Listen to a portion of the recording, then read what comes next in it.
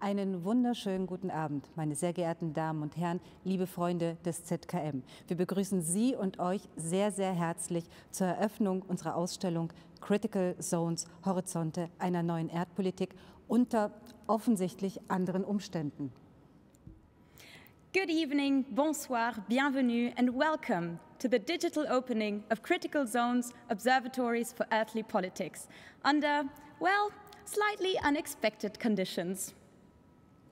Ja, und wie ihr sehen und vor allem hören könnt, sind wir heute Abend zweisprachig unterwegs. Wir freuen uns über ein sehr internationales Publikum aus den USA, aus Großbritannien, Frankreich, natürlich aus Deutschland, aber auch von der anderen Seite aus Südkorea und China. Und aus diesem Grund findet der Hauptteil der Veranstaltung in englischer Sprache statt, aber unsere beiden wunderbaren Dolmetscherinnen Sonja und Inga werden alle englischen Inhalte für euch ins Deutsche übersetzen. As you can see, we'll be hosting this festival in 2 languages. We are thrilled to welcome an international audience with guest speakers from Germany, France, the UK, the US, and even South Korea. This is why we will have this program mostly in English this weekend, but for those of you who need a German translation or who want to pick some German up along the way, our wonderful interpreters Sonja and Inga will be translating everything on the website and on our YouTube live stream. Ja, wir, das sind Barbara Kjölbasser and Dominika Schope. Und begrüßen Sie mit uns den künstlerisch-wissenschaftlichen Vorstand des ZKM und Kurator der Ausstellung Critical Zones, Peter Weibel. Wir freuen uns auch, dass der Kurator und Initiator der Ausstellung Critical Zones, Bruno Latour, auch bei uns ist, leider nicht hier vor Ort, dafür in seinem wunderschönen Landhaus in Frankreich. Bruno, herzlich willkommen. Bruno Latour, it's so nice to have you with us. You are joining live from Zoom, from your wonderful house in France. How are you? Are you fine?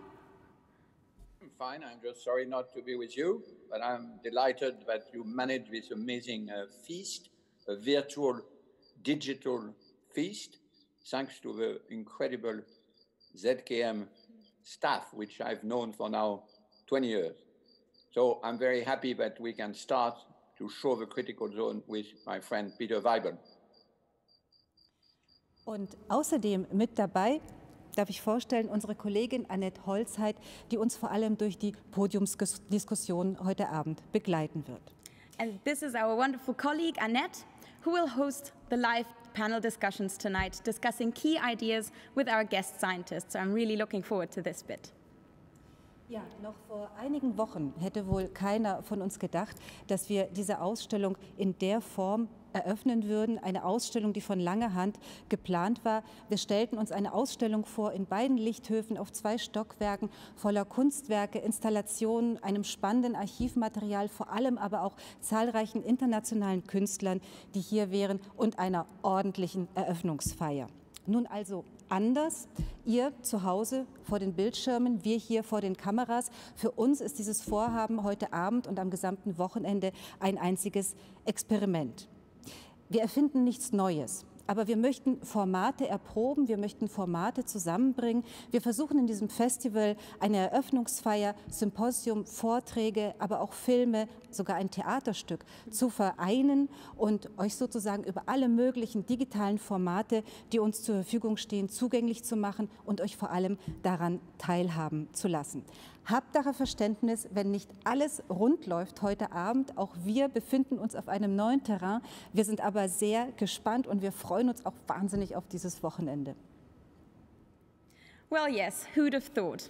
About 3 weeks ago, we were supposed to open this exhibition right here in the atriums of the ZKM, on 2 floors with numerous artworks, installation, international artists, and fabulous archival material. And now we are standing before cameras and you are sitting in front of screens. To us, this is one big experiment.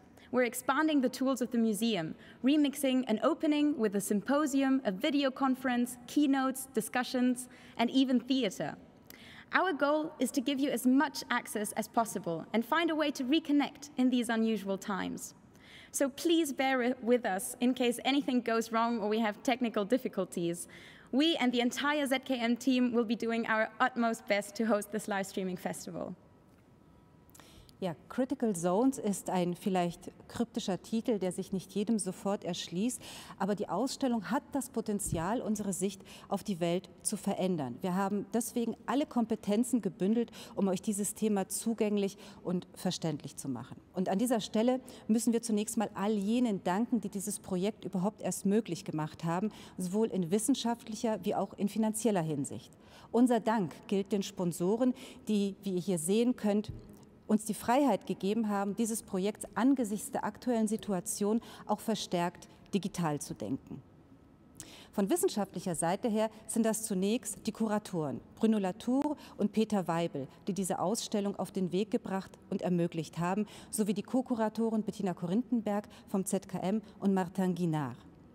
Ohne das Ausstellungsteam des ZKM, aber auch ohne das gesamte Team, das ihr hier nicht sehen könnt, das aber dieses Wochenende vorbereitet und durch dieses Wochenende begleiten wird, wäre all dies nicht möglich gewesen. Sie verstecken sich gerade hinter den Kameras und hinter ihren Masken, die wir aufgrund des Abstands ausnahmsweise mal nicht tragen müssen, damit ihr uns auch besser verstehen könnt. Aber an dieser Stelle ein ganz, ganz großer Dank an all die, die uns eben jenes Projekt hier ermöglicht haben. Before we begin and jump into our program, some thanks and congratulations are in order. First of all, we would like to applaud the curators of the exhibition, Bruno Latour and Peter Weibel, as well as the co-curators, Bettina Korinthenberg and Martin Guinard. Together with so many others and an amazingly large network, they have put together an exhibition that could potentially change the way we see and think the world. Second, we would like to thank everybody who made this project possible, scientifically and financially. Our sponsors were incredibly flexible in supporting our spontaneous digital reshaping of the project, so we thank them dearly. But last but not least, we bow to the incredible ZKM team, all of our terrific colleagues whom you at home can't see right now because they are hidden behind the cameras, hidden behind cables and face masks, which we don't have to wear because we're just keeping the safety distance. But hey team, you guys rule and we would not be here without you, so thank you very much. Ja, und es erwartet euch ein spannendes und sehr wissensreiches Wochenende mit sehr interessanten Gästen. Ganz wichtig aber, ihr seid immer mit dabei. Unser Telegram-Kanal ist ab jetzt für euch geöffnet. Hängt euch ein, stellt Fragen, gebt eure Meinung wieder. Die Redaktion oben im ersten Stock, die ihr hier nicht sehen könnt, die nimmt all eure Fragen auf, beantwortet sie so gut es geht, gibt aber auch ausgewählte Fragen hier runter zur Moderation. Und Barbara und ich werden bemüht sein, sie so gut wie möglich an die Referenten weiterzugeben, sodass sie direkt beantwortet werden können. In unseren Zoom-Sessions, beispielsweise in den Open Bars, habt ihr die Gelegenheit, dann direkt ins Gespräch mit den Referenten, mit uns zu gehen. Und wir können uns austauschen, wir können diskutieren, wir können all das, was hier verhandelt wird, sozusagen aus unserer Perspektive nochmal ansehen. Auf der Webseite des ZKM findet ihr alle notwendigen Informationen. Sollte es Änderungen im Programm geben, aufgrund von Verzögerung oder Ähnlichem, dort findet ihr immer die erste Information. Insofern jetzt einfach zurücklehnen, ein kühles Getränk nehmen und das Programm genießen. The next 3 days are packed with a mind-bending program and great guests. But most importantly, you are very welcome and invited to join the conversation. Join our Telegram channel and send us your questions. We have quite an impressive communications team, and they will try to forward us your messages so that Ika and I can try to pass them on into the live discussions. You can also join our Zoom talks and meet us during our open bars at the end of the evenings, where we'll have the opportunity to hang out a little bit, have a drink, and share some thoughts.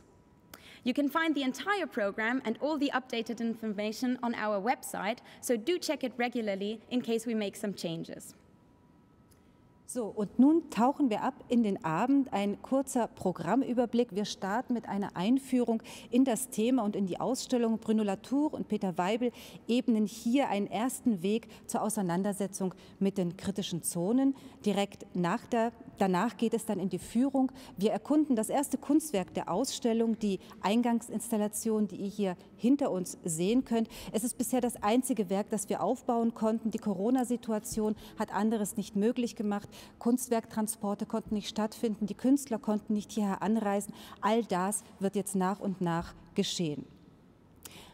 Die Installation hinter mir, Critical Zone Observatory Space von Alexandra Arène und Soheil Hajmir-Baba, dient den Kuratoren als ein Ausgangspunkt für die einzelnen Themenfelder und wird daher eine besondere Rolle spielen in den Ausführungen von Peter Weibel und Bruno Latour.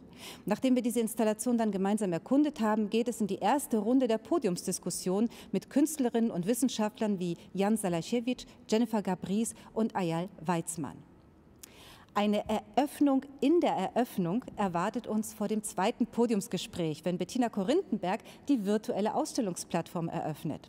Und die zweite Podiumsdiskussion mit Tim Lenten, Sebastian de Trey und Simon Schaffer schließt den wissenschaftlichen Teil des Abends ab.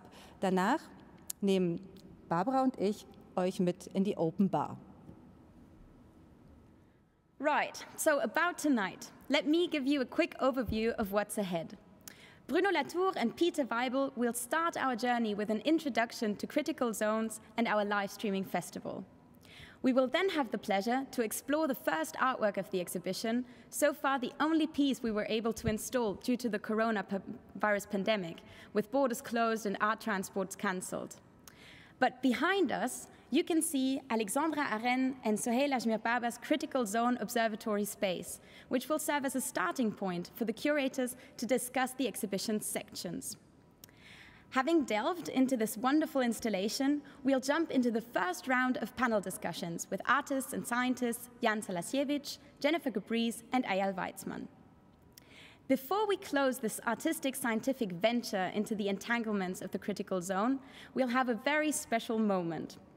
Co-curator Bettina Korinthenberg will show us the very first glimpse of the digital exhibition platform. So actually, this will be an opening within an opening, which is kind of remarkable. After another panel discussion, this time with scientists and thinkers Tim Lenten, Sebastian de Trey, and Simon Schaffer, we'll close the day with an open bar, which I'm really looking forward to, even though Ika and I still have to find out who here is on wine duty. Critical zones. It is an exhibition about the interdependency of every life form, be it human or non-human. All processes of life, all living beings, react and interact with each other, constantly recomposing and growing. Even though we're terribly sad not to be able to host an actual opening right here with all of you guys, it only makes sense that the exhibition will be constantly growing over the next few months. It is what we call a thought exhibition, or Gedankenausstellung in German, a term coined by philosopher and sociologist Bruno Latour, together with Peter Weibel, CEO of ZKM. Some of you might remember the exhibitions Iconoclash back in 2002, or Reset Modernity in 2016, which were precursors of our exhibition project today. Ja, die Ausstellung Iconoclash im Jahre 2002 oder zuletzt Reset Modernity 2016 waren die Vorgänger dieser Ausstellung. Auch sie waren Gedankenausstellungen. Wir setzen also diese Reihe fort. Auch damals schon waren es Peter Weibel und Bruno Latour, die diese Ausstellung konzipiert und kuratiert haben. Und beide fordern nun eine neue Erdpolitik. Kritische Zonen ist eine Ausstellung über die Zusammenhänge aller Lebensformen, seien sie menschlich oder nicht menschlich. Alles Leben reagiert und interagiert und befindet sich in einem ständigen Wechselspiel und Wachstum. Aber was ist nun eine kritische Zone? Was bedeutet es, aus einer kritischen Zone heraus zu sehen? Und welche Formen des Zusammenlebens müssen wir heute annehmen, um in diesen kritischen Zonen überleben zu können? With this thought exhibition, Bruno Latour and Peter Weibel, together with everybody involved in the Critical Zones project, ask for a new earthly politics. But what exactly is a critical zone? And what does it mean to think of our world as a critical zone? Inviting us to explore new forms of cohabitation and deal with the precarious situation of the earth, Bruno Latour, Peter Weibel, the stage is yours. Welcome to the critical zone. Thanks that you are involved and participating in our program. Thank you that I can be your guest in your homes. This is possible thanks to our TED team and our sponsors, which have been mentioned. Before I pass the word to Bruno Latour, who, as you know, is one of the most influential thinkers in our time, who is at the moment the most cited French philosopher.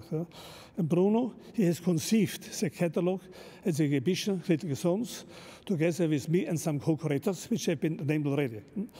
Before I ask Bruno and request him to explain us the title, Critical Zone, and the theme and the subject of our exhibition, I would like to comment why we have chosen a new way of opening a virtual vernissage and a streaming festival for 3 days and for 3 nights, with lectures, films, guided digital tours, live conversations, and your participation.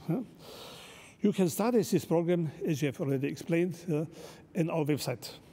The reason why we cannot be present tonight and today together in one space is at ZCAM is naturally the coronavirus, which prohibits travels and transportation in the name of so-called social distancing. That means we have to keep a distance. We cannot be body next to body in one space together. And therefore, this social distancing is precisely my question. How can we communicate at distance? And my answer is precisely, we can, as you see tonight, we can communicate by using distance technology. The Greek word for distance, for far, is tele. And since the middle of the 19th century, we have developed a new technology, which is called telefax, telephone, television, radio, internet. These are all technologies which can triumph over distance. They can banish distance. So we are living in a society of teletechnology, in a tele-society, since many, many decades. And today we can use this teletechnology so that we can communicate without proximity, without face-to-face. This is my answer to the crisis. With this technology, something happened in the history of mankind which has never taken place before. The first time, the message and the messenger have been separated. Normally, a message needs a messenger, the boat of a messenger, a person who brings the message, a boat, a bird, a car, or a plane. But now, the message is separated from the messenger. The message can travel by cable or by electromagnetic waves. They don't need the presence of a carrier, of a bodily carrier. This is what is happening and possible today. Therefore, we can start a new way to look at audiences.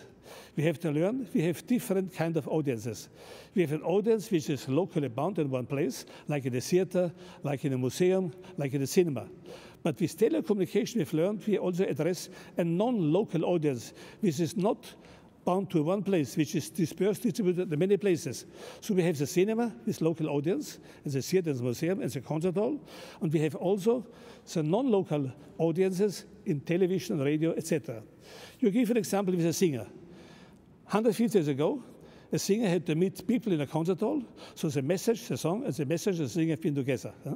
And today, the singer is at home, you are at home, nobody is moving, nobody is traveling, but we can still hear his message, the song. And this is precisely the future of the museum and also the future of television. Therefore, I think that all the sports stadions, all these concert halls, all the cinemas are the graves as pharaohs of the future. Look at the sports stadium, look at sports event. You have thousands locally bound audience, but the true audience is behind the houses in front of the screen looking as non-local audience. And who pays for the sport events? It is television, because of the non-local audience. So all these events take place, in fact, already for the non-local audiences because they pay for it. Therefore, it is very clear that we are not in a ghost situation.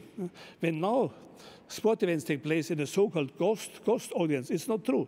We have real visitors, but this real visitor at home in front of the TV screen.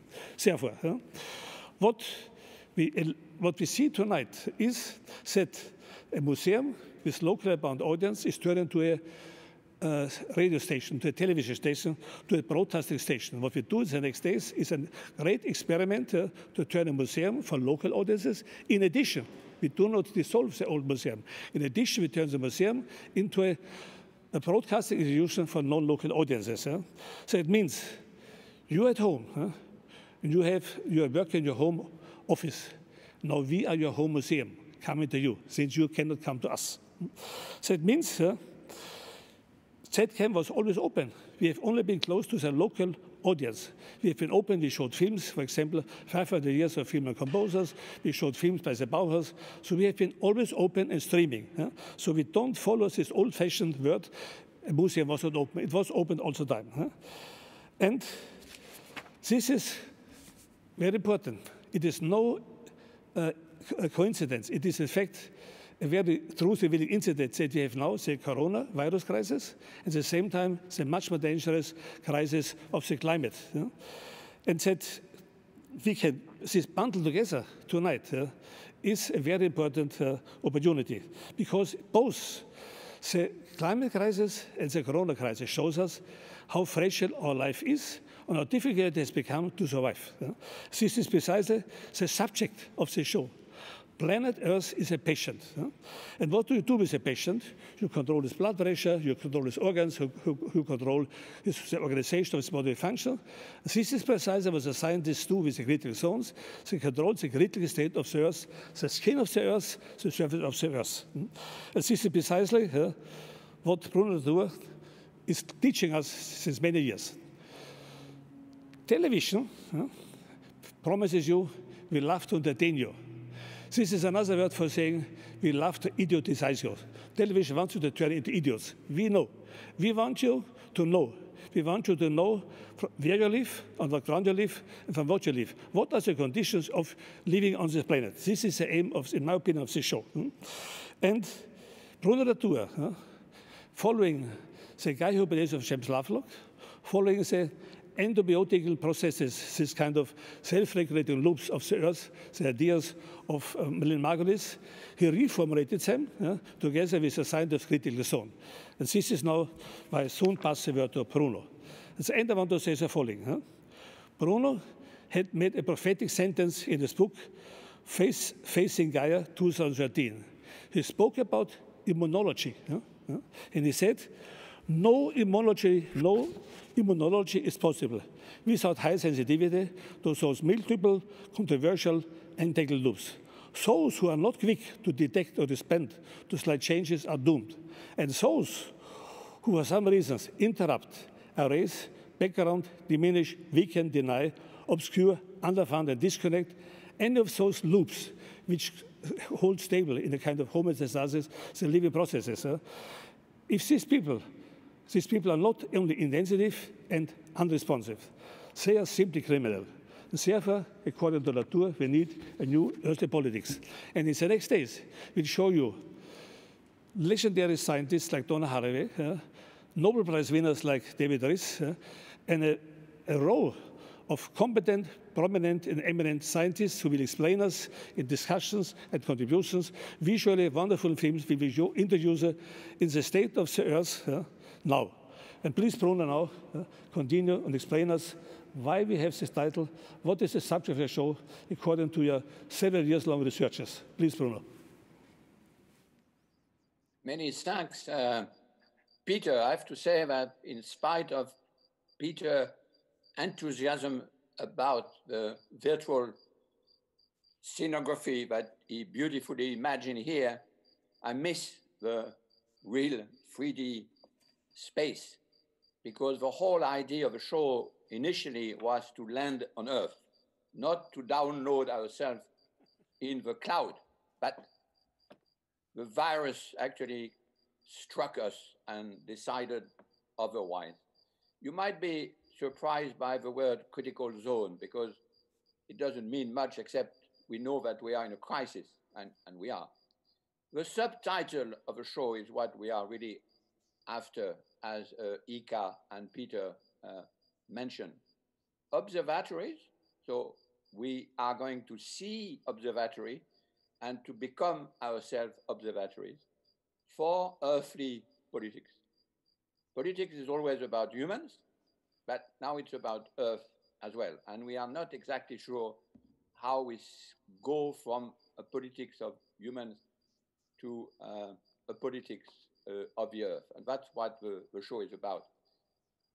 I got the idea by linking two different things. One, as many of you, I'm sure, is the sort of disappointment that the ecological politics is not taking up, so to speak. We don't have an ecological movement, even if things are better now thanks to the virus, which are at the scale of the phenomena we are supposed to counteract. So we always, those who are interested in earthly politics, worry about the lack of involvement. And I prepared this show for 2 years with a remarkable group of students at the HFJ, which is the school just by what I was going to say here, but it's actually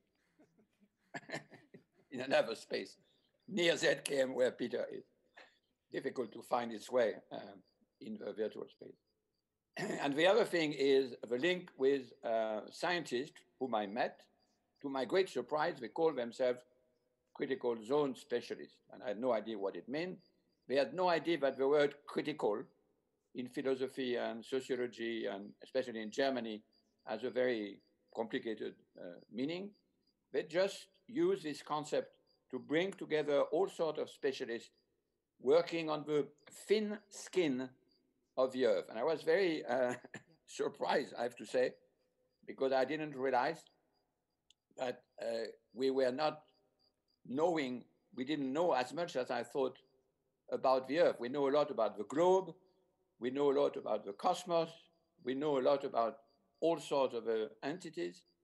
But actually, when you want to ask how much do we know about the tiny, tiny, tiny few kilometers up and few kilometers down skin on which everything which we experience is actually there. There is no other experience we ever had, we human, we plants, we earthworms, and inside this little tiny critical zone.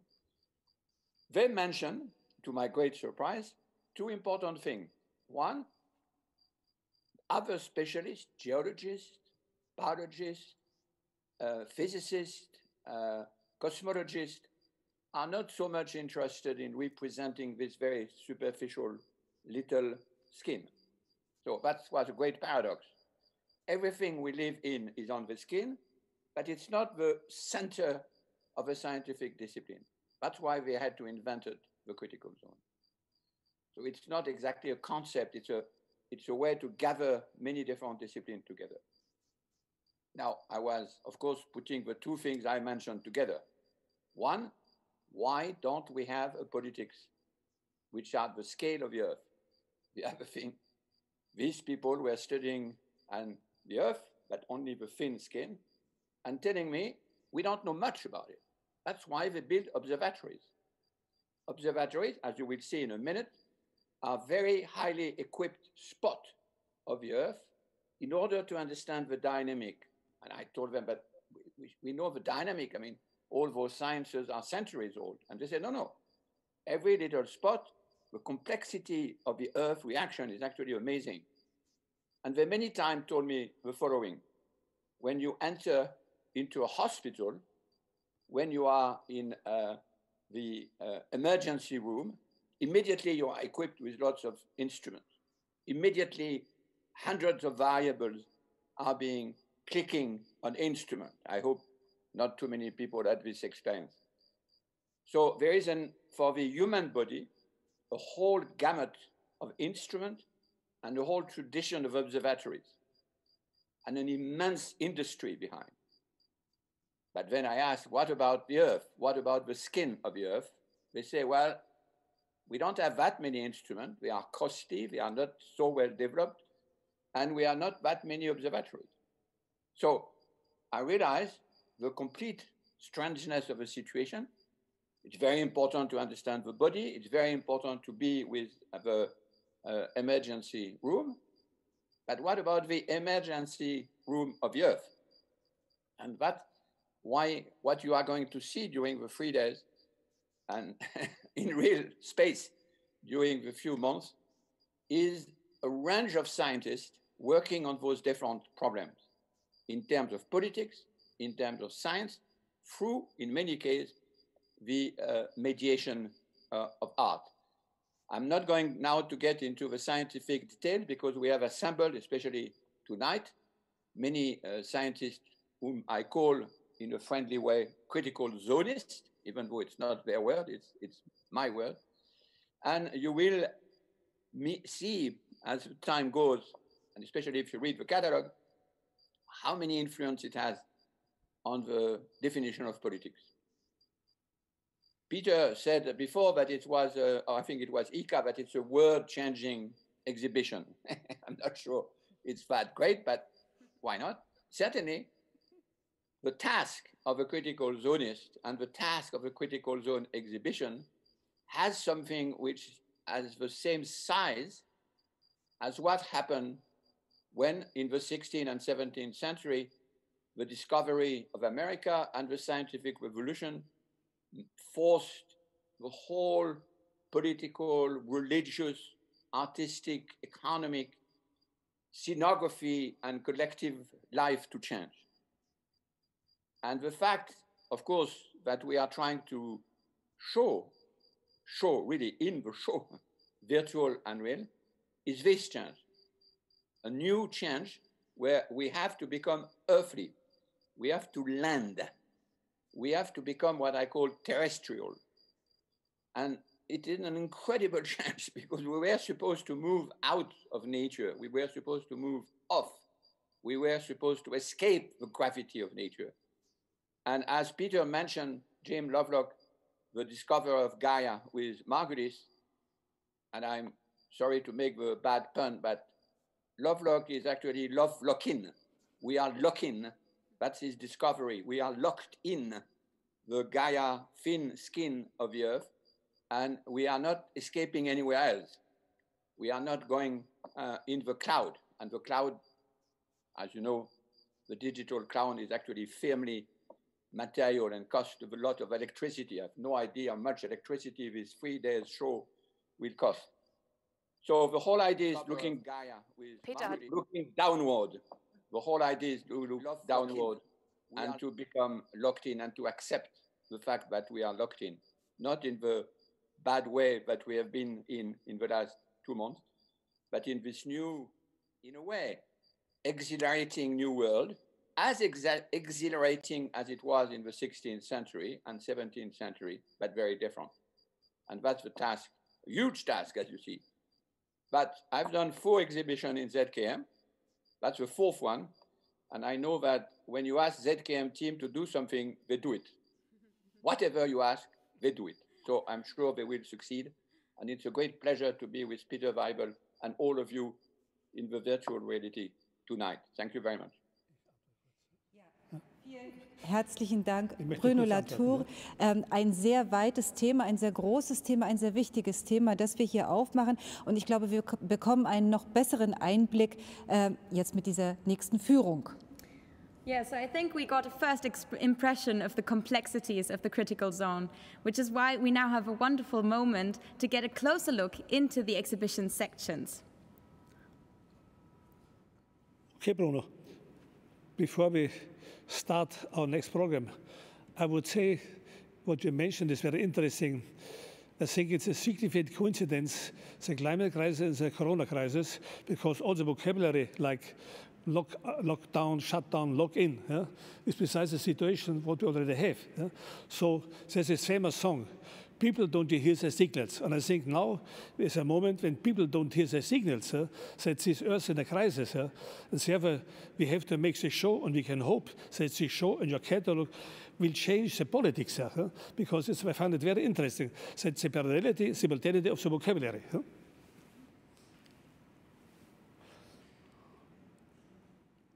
Okay, you did not hear me.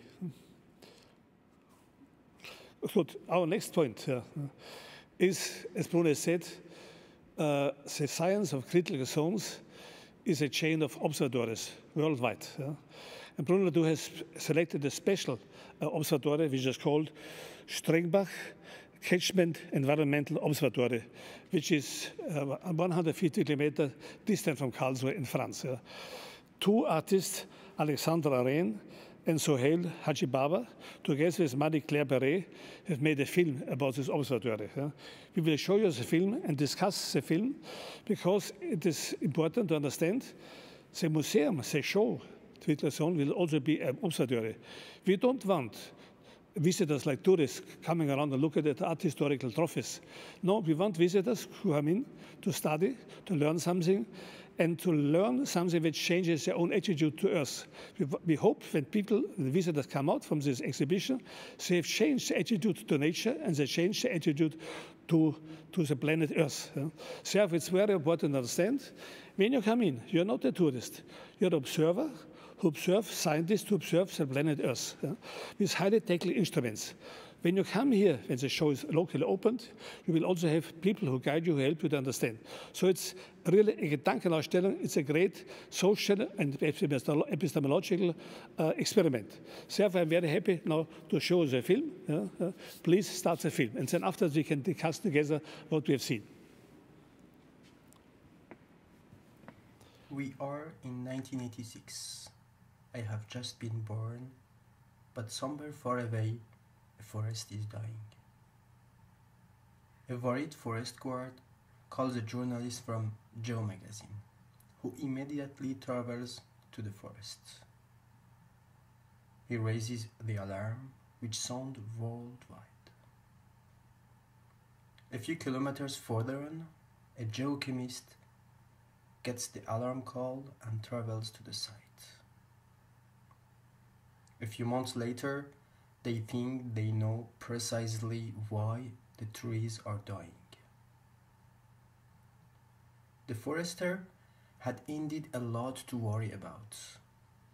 2 tons of sulfur were falling each year on the Vosges forest as acid rain. This was the starting point for the Strengbach Observatory.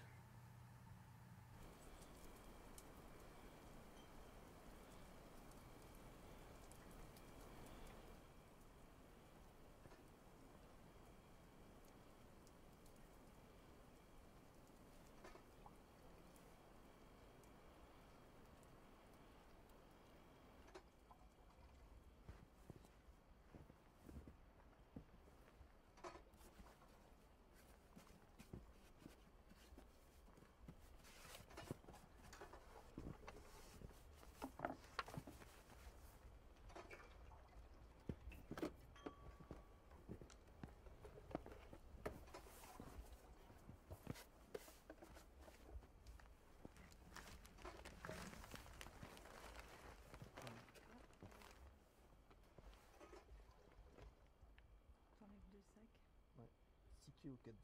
Ah oui, quand même.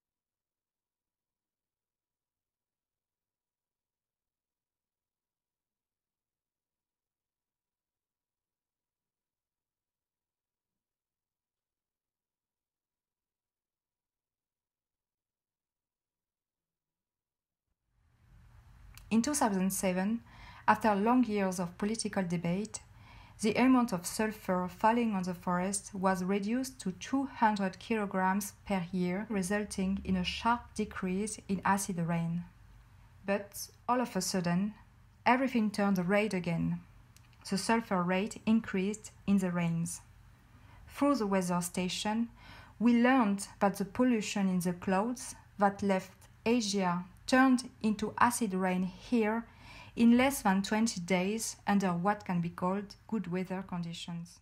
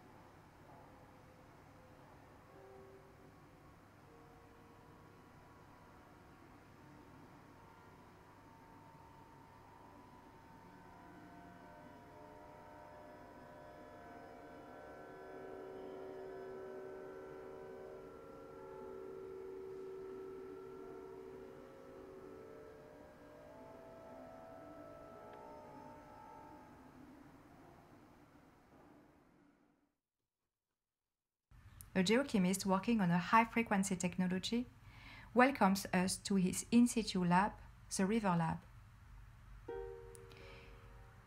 He shows us the chemicals in the river behaving in a turbulent way.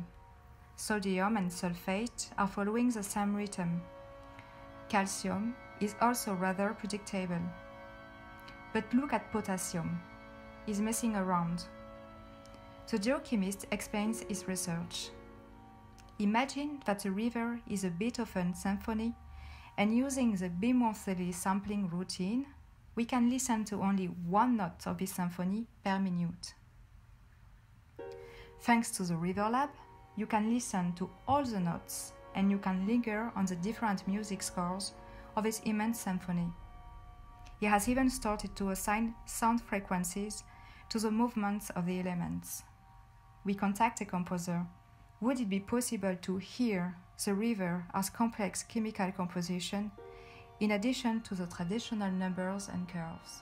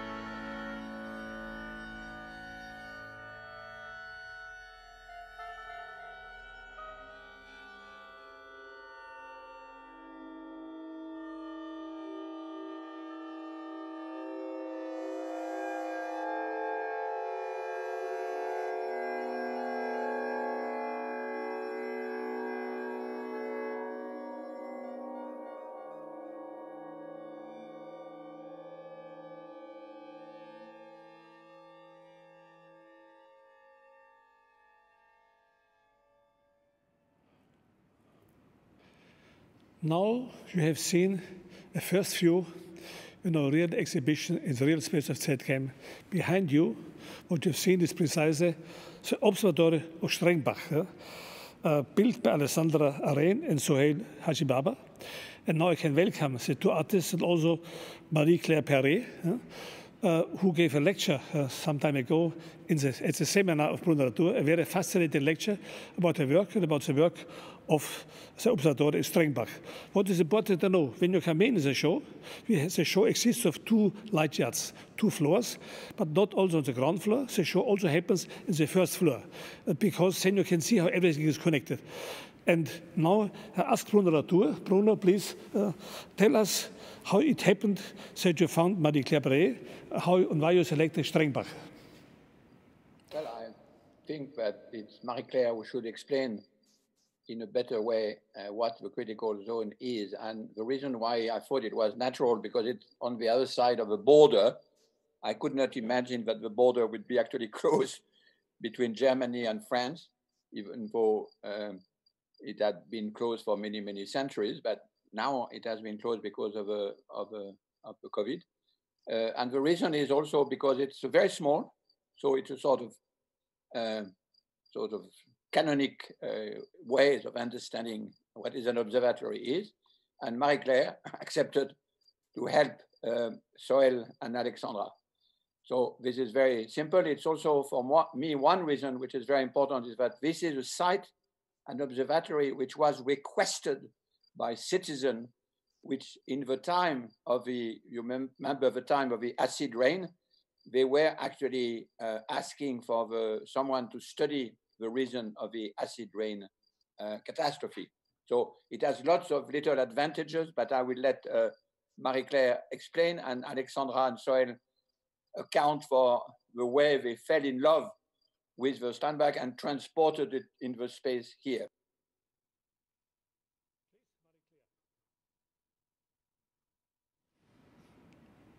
Okay, hello.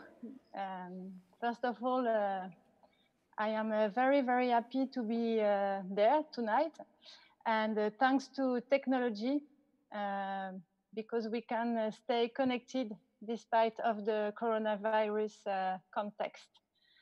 So the adventure began 2 years ago by the visit of first Bruno and Alexandra, and then Sohail came many times, but also many people from the ZKM, many artists, many other people came to visit the site, and we share many, many times together, and we discuss a lot together.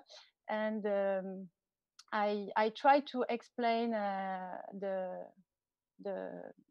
nature of the observatory. So that's true that this observatory is a little place, a small place, 1 kilometer square.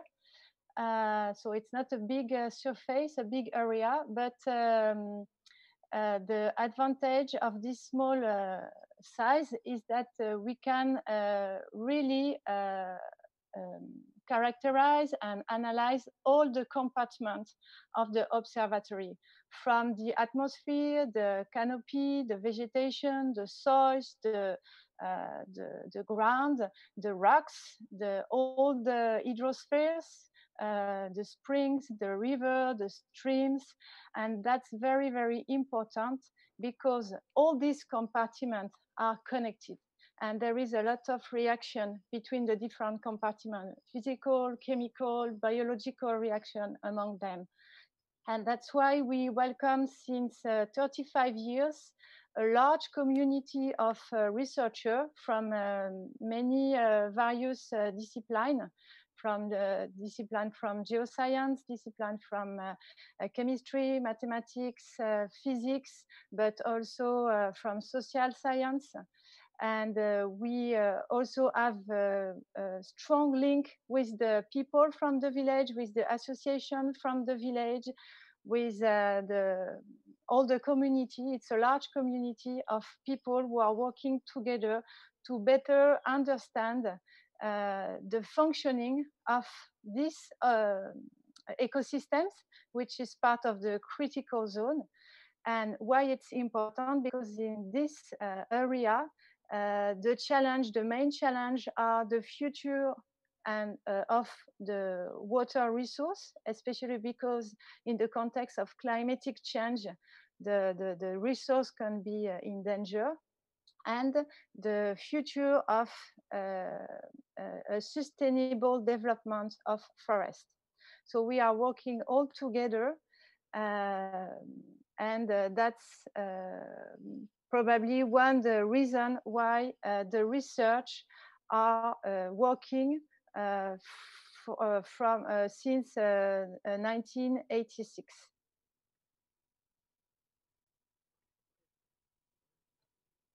Very clear. From where do you speak now? Where are you situated? Are you now in Strengbach? So the Strengbach is the name of a small river, and the observatory is located in a small village, the highest elevated village from Alsace. The name of the village is Aubure. It's a small village for about 400, less than 400 people who are living there. And the drinking water they use, part is coming from the site we are studied. How many people work in the observatory? How many people work in your observatory? It's a complex question. Bruno?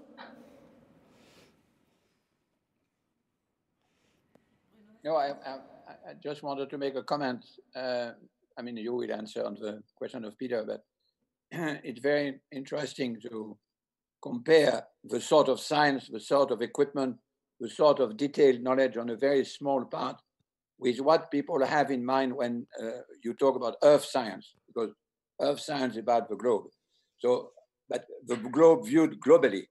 And what is interesting is what is done here is, of course, to do it at a very small scale to feed all of the models which are studying the Earth globally. This was just a comment. I'm sorry, I intervened in the conversation.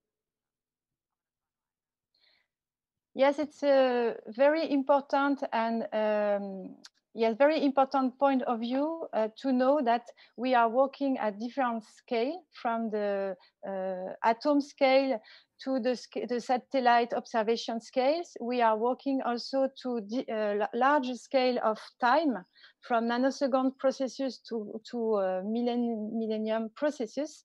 And Bruno is completely right. This small place, multidisciplinary research are working together in this small place where you can study in detail all the compartments of the ecosystems, all the processes. You can precisely characterize the processes, the nature of the compartment, their characteristics, and this is relevant because in this small piece of land represent the reference of all other similar systems around the world. So the Strengbach catchment is a reference around the world concerning the middle altitude forested place, where the sustainability of water and the sustainability of forests, because without water all the year or without good health forest, the life is not possible. The people could not stay in a place where in the future there is some risk concerning the availability of water. That's why it's very, very important, and it's one of the societal challenge for what we are working. And so, hey, do you hear me? Alexandra and Sohey, do you hear me? Alexandra and Sohey, critical zone is a highly complex scientific subject. So my question is, how could you conceive to turn it into an installation that people will understand? Do you hear me? Yes. So at first, before answering to your question, I have to say a huge thank to everybody who helped us in this long and fantastic journey of fieldwork, encounters. It's 2.5 years of work, of passionate work. We met many people who are scientists, artists, and curators. You, Peter, Bruno. We discussed a lot, and we have to say thank to all of you, and thank to all the people who hear us now. ممنون از همه ایرانیایی که ما رو میبینن, and merci à tous les Français aussi. So the first issue was to the project. Well, when we started, the project began with one issue. How can the Strangeback Observatory be shown in the museum, in the space of the museum? That was the first issue. And when we started working on it, a second issue arrived, and it was how to share, maybe. Yeah, it was how to share this field experience, because as you said, Peter, it's a complex. The critical zone observatory, the critical zone science is very complex. And it was a big challenge to be able to show it in an understandable way. So I don't know if it's work with a digital tour, but what you see basically in the video was the Strangeback Observatory, so the watershed, which is a geological unit that you see behind us. Yeah, we work on models, and so to put this landscape into the space of the ZKM. And it fits pretty well because of the shape and the altitude, and we can keep, in a way, the altitude and the instrumented station. And what was important is not to show the landscape as the traditional way, with the shape of a river or the shape of a tree or a mountain, but to show it through the lens of the instruments and the monitoring landscape. That's why you don't see basically the geomorphological profile of the terrain, but you see in the space only the instruments and only where the scientists can understand what is going on in the depth of the critical zone, or what are the atmospheric movement, or where is the water. And it's a very composition with artistic materials and scientific images. And I do say the challenge was to put it into the same space and to see what happens. It's a huge assemblage. It's a huge composition. And what you see, Peter, Barbara, Dominica, and Annette, what you see just behind you, this huge skeleton hanged behind you, it comes from where Sylvain or geophysicists see what happened under the soil. And the idea was, our aim came from when you enter in the Natural Museum. At first, when you arrive in the central hall, you see something majestic, something fascinating, a whale skeleton or a dinosaur skeleton. And what you see just behind your back, it's the skeleton of the Strangeback.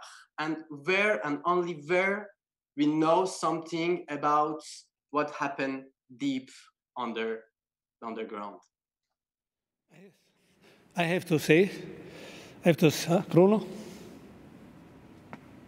I have one question for the collaboration between Marie-Claire, who is on the scientist side, and the artist side, where simultaneously we have an architect who is actually doing sociology of science and the other one who is doing architecture, because we have a series of models here. And I'd like to know the very audacious idea that Alexandra and Sohail had, which is to say, we are not going to show the landscape in the traditional way, landscapes which, by the way, is shown in another part of the exhibition through 19th century and 18th century painting.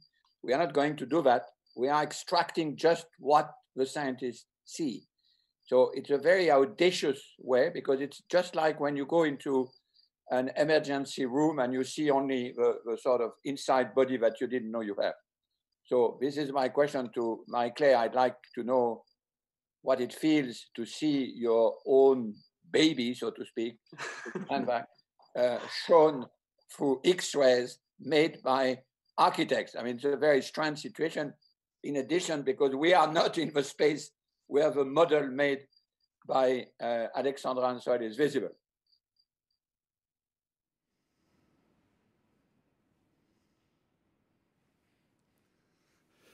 Alexandra, please answer, Alexandra.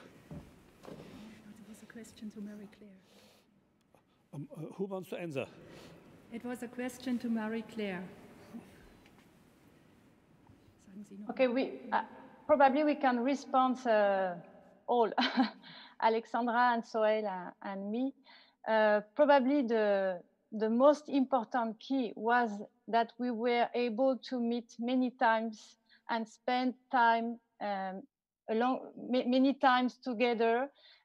We were going to the site, we discussed a lot, and this is probably the first most important point, to be able to have time together, to be able to discuss, to be able to go on the site several times and feel the things, feel the situation, feel the ecosystems, feel the respiration of the things.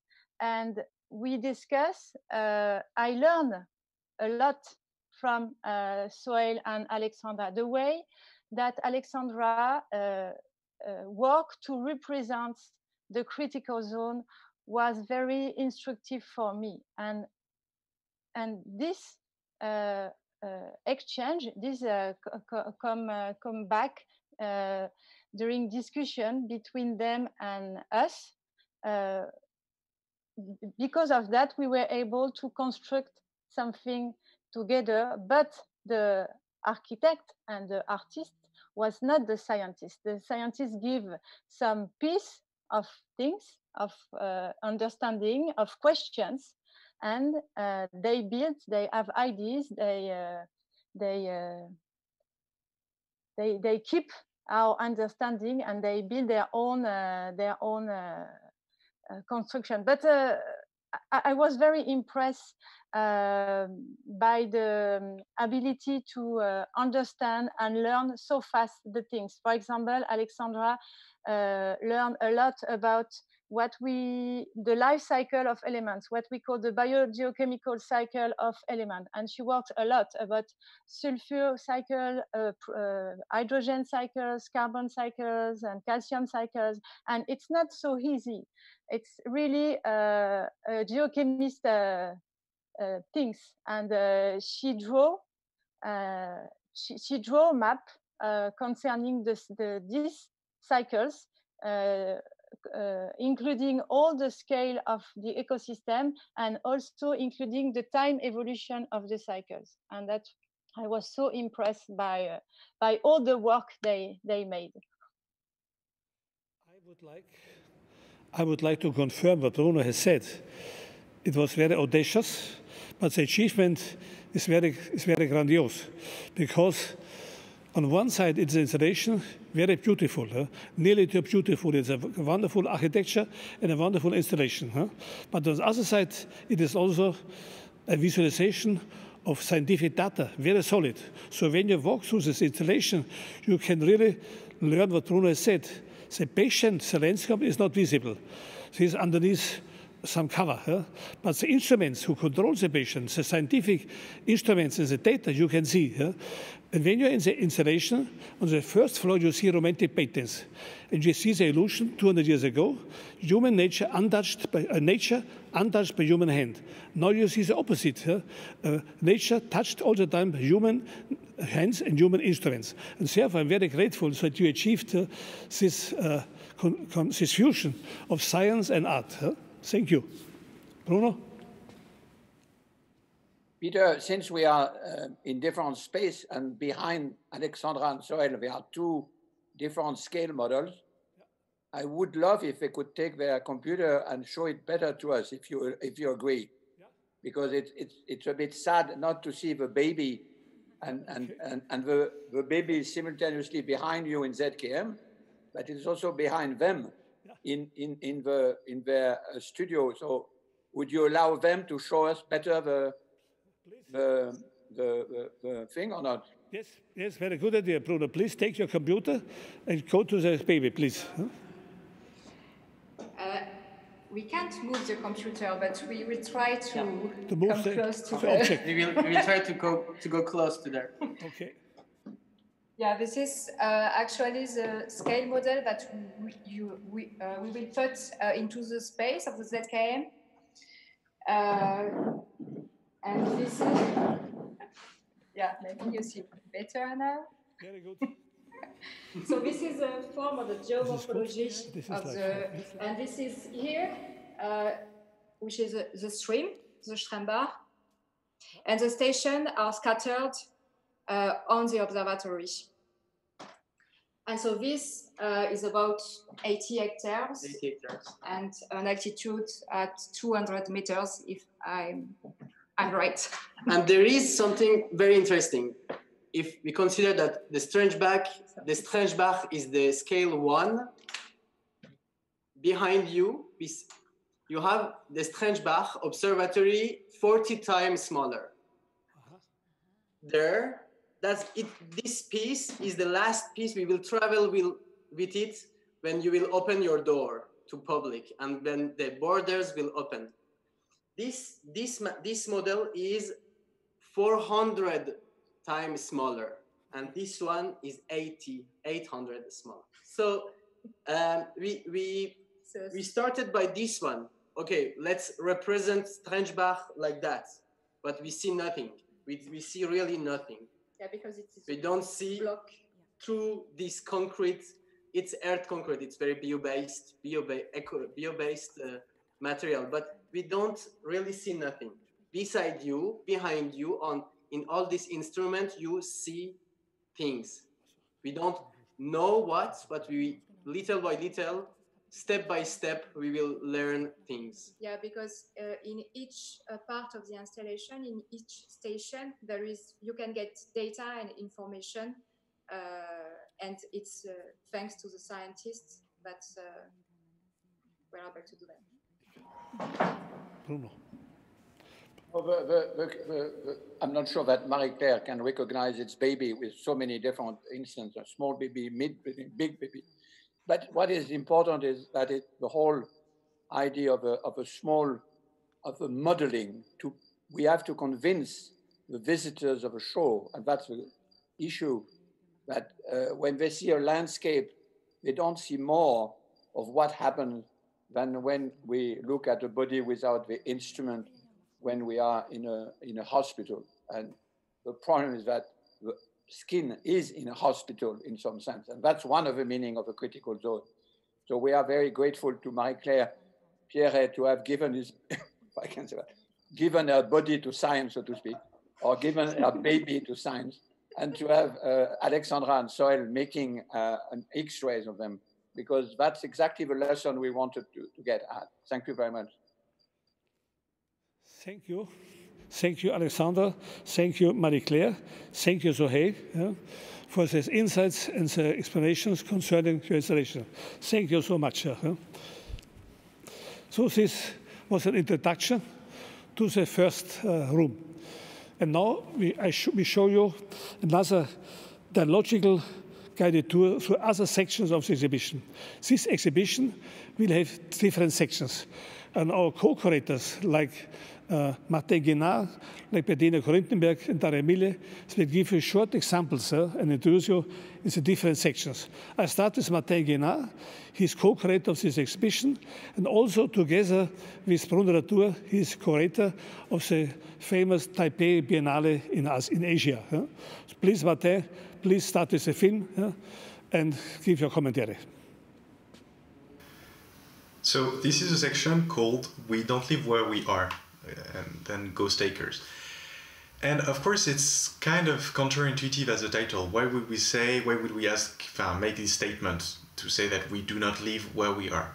Well, it's because there is a kind of disconnection that we want to emphasize, which is the disconnection between the place where our body physically is, the territory where, let's say, we go for our groceries, where our offices are, where our house are.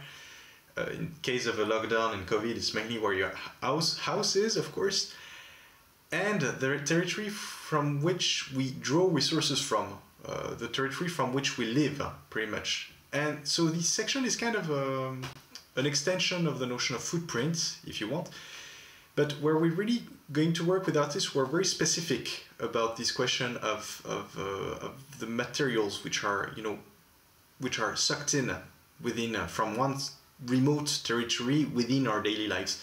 Whether it's with Uriel Orlot, for example, who's working on the colonial history of agriculture, mainly how between France and Germany there were colonial agricultures which were put within Africa in order to feed Europe. He's retracing that kind of lineage from there to this day. Or with the work of Julien Charrière, which is actually a prospective work, which is dealing with how rare earth minerals, which are used to fuel our kind of digital technologies, are likely to launch some sorts of exploitation and intensive extractions within the future in Bolivia. So we're kind of doing this bridge between our past and our future with different artworks, which are all kind of trying to articulate this notion, which was very useful for us, of this notion of ghost acres. And so ghost acres, it's a term which was coined by the historian Kenneth Pomerantz, who explains how in the 18th century, Britain, which was pretty much like approximately at the same level as Japan and China, completely took off in terms of development, because it was capable of benefiting from, on the one hand, the coal, but also from its colonies, from like vast amounts of lands which were pretty much providing it with like cheap goods and cheap work. And so it's a term that which he coined because the British, who, you know, on a domestic level were kind of model of democracy, etc., were benefiting from these colonies, from kind of like ghost lands, which were very far away, but which were fueling their prosperity in the present, which were invisible and yet were present into their daily lives. So the connection with the critical zone, of course, is that if we need to relocate ourselves, if we need to draw the new coordinates of the space in which we are, it's absolutely essential to kind of figure out what are the boundaries of the territory in which we're nested.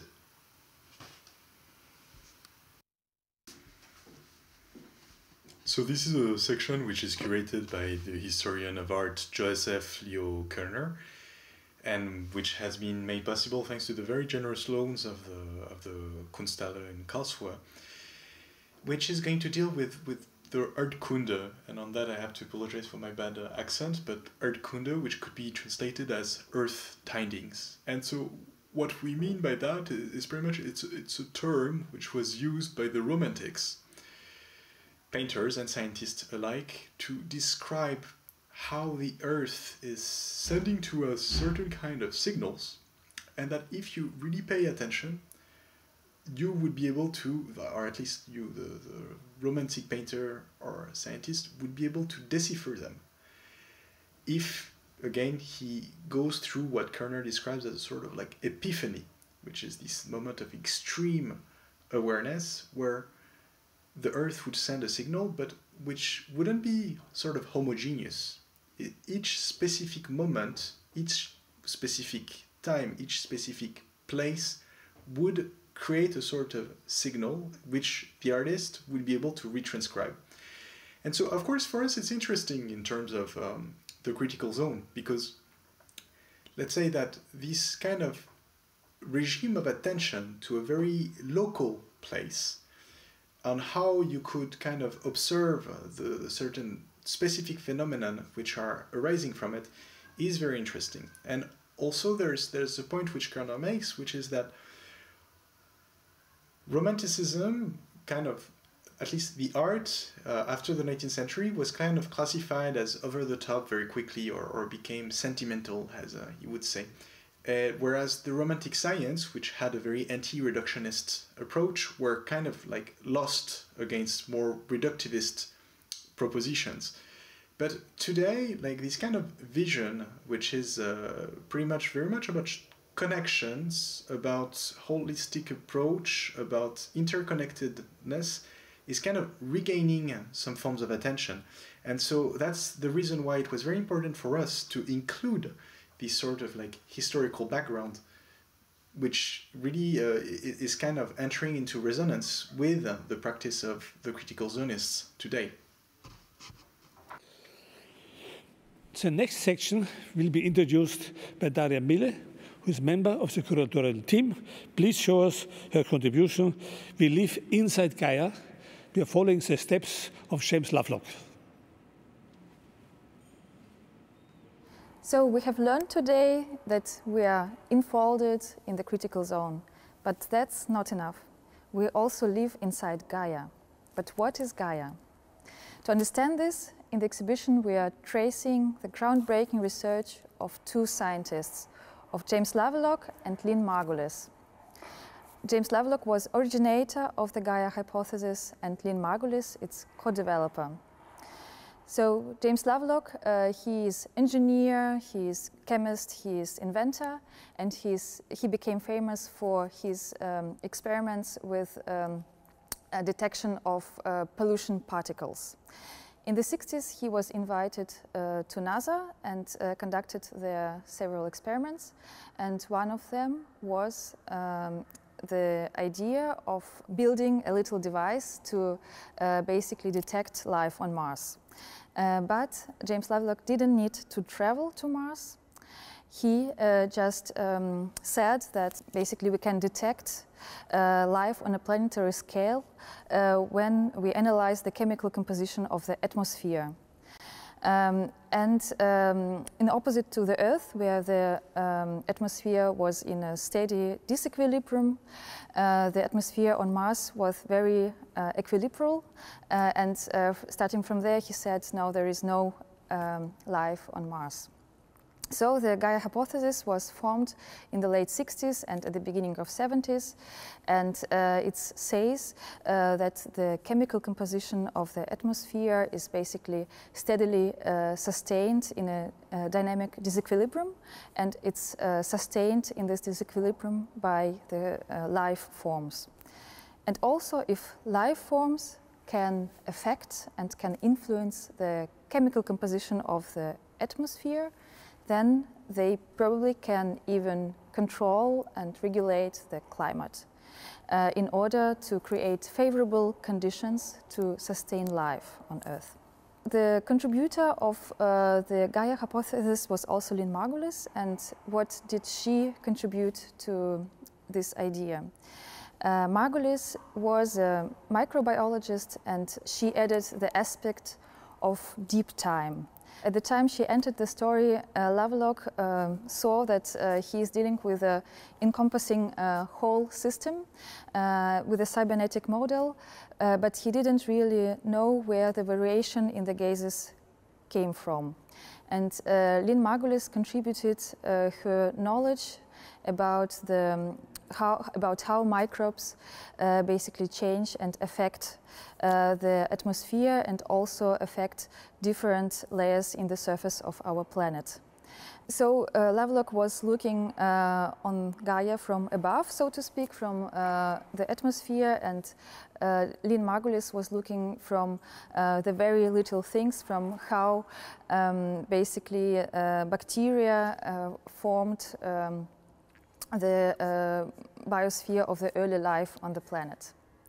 So Gaia is quite a surprising concept because now we really understand that in order to study, in order to understand the material world in the critical zone, we have to understand how life forms behave.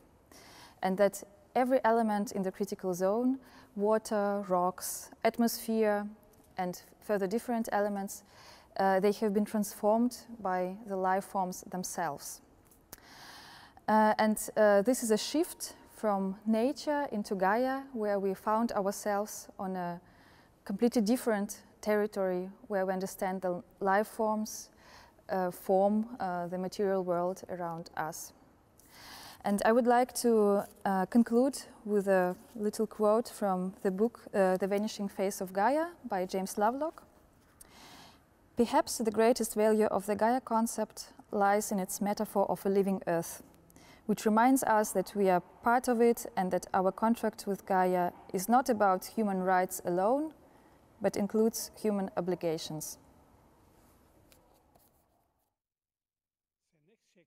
The next section will be introduced by Bettina Grüntenberg, another co-curator, and she will follow the ideas, especially of Bruno Latour, becoming terrestrial, a natural history today. With the arrival of the Gaia theory by Lovelock and Margulis, life itself comes into focus to understand what makes the Earth so unique and so different from all the other planets. And to think alongside Lynn Margulis means to rethink the basic assumptions of life and evolution. And herewith, we move into the section we have called Natural History Today, in which Margulis and her thoughts and practice are key. Margulis' rediscovery and further development of the endosymbiotic theory in the 1970s introduced a major change in evolution theory, questioning natural selection, gene mutation, and adaptation as the main drivers in evolution. The endosymbiotic theory now has ample evidence to show that all animals, fungi, and plants descend from a series of bacterial mergers, thus the coming together of previously different bacteria to form complex nucleated cells. Margulis emphasizes symbiosis as the major force to introduce novelty in evolution as co-evolution. Margulis' view of the Earth as a symbiotic planet, as she herself writes, opens up a totally different understanding of the world we live in and ultimately of ourselves. No single entity exists sealed in itself. Everywhere are symbiotic connections that make life possible. For example, more than 10,000 different bacteria live inside a human gut and help to shape our experience of digestion and nutrition in the world. And for this symbiotic state of being, Margulis coined the term of the holobiont to describe and to understand life forms through their interdependencies and entanglements as consortia rather than as individuals. And within this section, we also revisit natural history museums as artifacts, which played a decisive role in mediating and popularizing our perception of and our relation to what we are used to call the natural world. And in their foundational period, natural history museums were informed by a modern scientific view, promoting a nature-culture divide and localizing man apart from and hierarchically above nature. Specimens from all over the world were collected and put inside the museum space, extracted from their environment, and presented in a mute way, categorized in a taxonomic order. And in times of massive extinction of species and their habitats, it comes into question what is the responsibility of natural history museums today. Might there be a change from an articulation and understanding of conservation of species, from displaying extinct species to a practice of care and custodianship to preserve species from extinction? Those are questions that the artists in this section are posing. They also reflect on the history of the natural history museums, as well as on a holobiontic existence, which narrates vital codependencies and entanglements, including humans, and calling for different stories and prospects to come. And to commonly collect and make up alternative stories, stories of earthly survival, as Donna Haraway puts it, as well as practices to inhabit the earth with an awareness of its sensitivity to our actions, informs the last section, Becoming Terrestrial. Becoming terrestrial means a process of becoming with, and it is a task that only can be done collectively with a multiplicity of agents and voices. And herefore we have joined forces with a lot of local initiatives, public and private actors, activists, entrepreneurs, scientists and artists, as well as the participants from the Critical Zone Study Group at the Karlsruhe University of Arts and Design. And collectively, we try to find ways to build up assemblies and modes of becoming terrestrial. And we invite the visitors to participate in this process by shared actions and activities that will run during the course of the exhibition and hopefully beyond that.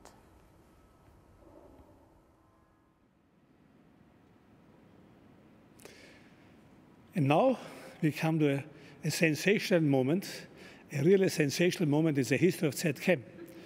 Because normally ZKM is famous that the exhibitions are perfectly optimal, open and finished. But our catalogs come always later, and horribly dicto sometimes 4 years later. But tonight, thanks to Bruno's energy, to Bruno Latour's energy, and thanks to his orchestration of an international network of writers, scientists, etc., which he made available to us, we have this historical moment that the catalog is finished, but not the exhibition. So we have now the paradox situation. We have no exhibition, but the catalog. Normally it was the opposite. We had an exhibition, but not a catalog. Now you give you a glimpse to this wonderful, magnificent work. Then I ask Bruno, with gratitude, to explain us how long he has worked and what is inside in this catalog. Please show the film, and then we discuss the catalog.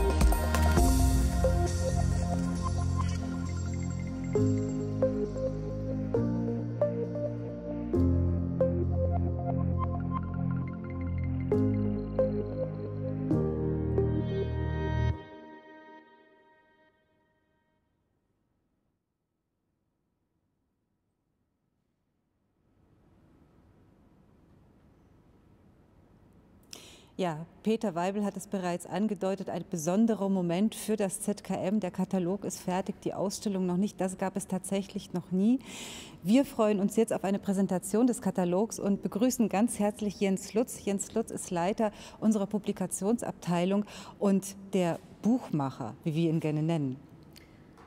Right, so this is the moment to launch the brand new catalogue of the exhibition, hot off the press, so to speak, and as Weibel and Ika already said, for once, on time for an opening.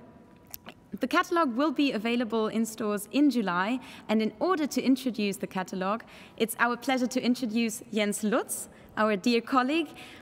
He's head of the publications department at ZKM and our bookmaker, as we like to call him. Bruno, I think you have started since 2 years ago to work at the catalogue, and we are very grateful that you have worked, that you made us available your international network for great scientists and writers. How difficult was it, and what was your conception? Please tell us a little bit about the catalogue.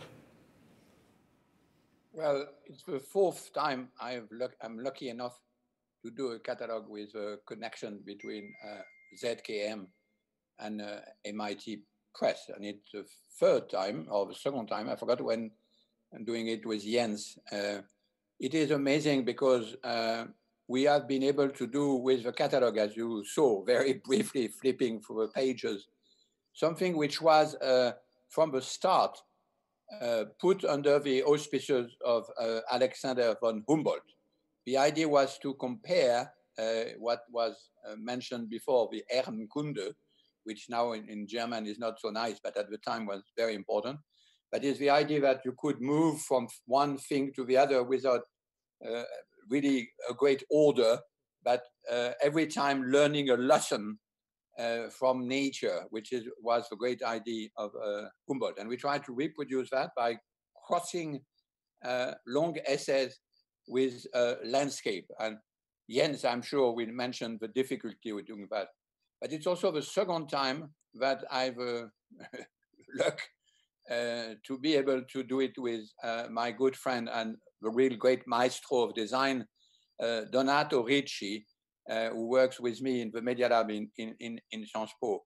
And the connection between Jens' staff, Donato, and the vast numbers of scientists, artists, and activists and philosophers, starting with Chakrabarty and ended with Donna Haraway, and you will meet some of them tomorrow, was a great occasion to see the path from where we are, what Martin mentioned before, the sort of disconnection between the world we live in and the world we live from, to the terrestrial, nicely mentioned by Bettina. So it's actually, in a way, another exhibition through the visual and through the amazing skill of Donato Ricci. And I agree with Peter, it's fairly funny to have a small-scale exhibition on paper, which is before the exhibition in real life. And no matter what we do with the cloud and Zoom and virtual reality, there's nothing like a paper catalog, especially when it's designed by Donato and produced by Jens. So it's a long, successive landing through slowly back to Earth. So in a sense, it's an admirable, how should I say, conversion movement, where we suddenly realize how much we ignore of the critical zone in which we have. It has a slightly different title, because this time it's called the Science and Politics, the Science and Politics of Landing on Earth. So it's absolutely explicit. Every chapter we land closer and closer and closer from Earth. It's a great moment, and I cannot not mention my disappointment, because I have not seen the book, and only Peter has it, and it's a great disappointment, but I'm delighted, and I'm sure it will come soon to me. Thank you. Thank you, Bruno. It's always a pleasure to work together with you as editor of our publications here at ZKM. And to be honest, it's only me and Donato who have a copy of it. not even Peter. Because it's hot off the press, but it's hot off the digital press. We still have to go into printing, which will take about 3 weeks. So I'm sure the book will be ready latest for sale, ready latest by beginning of July.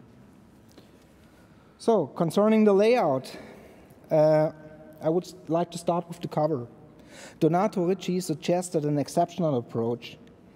He proposed to print the whole text on the front cover.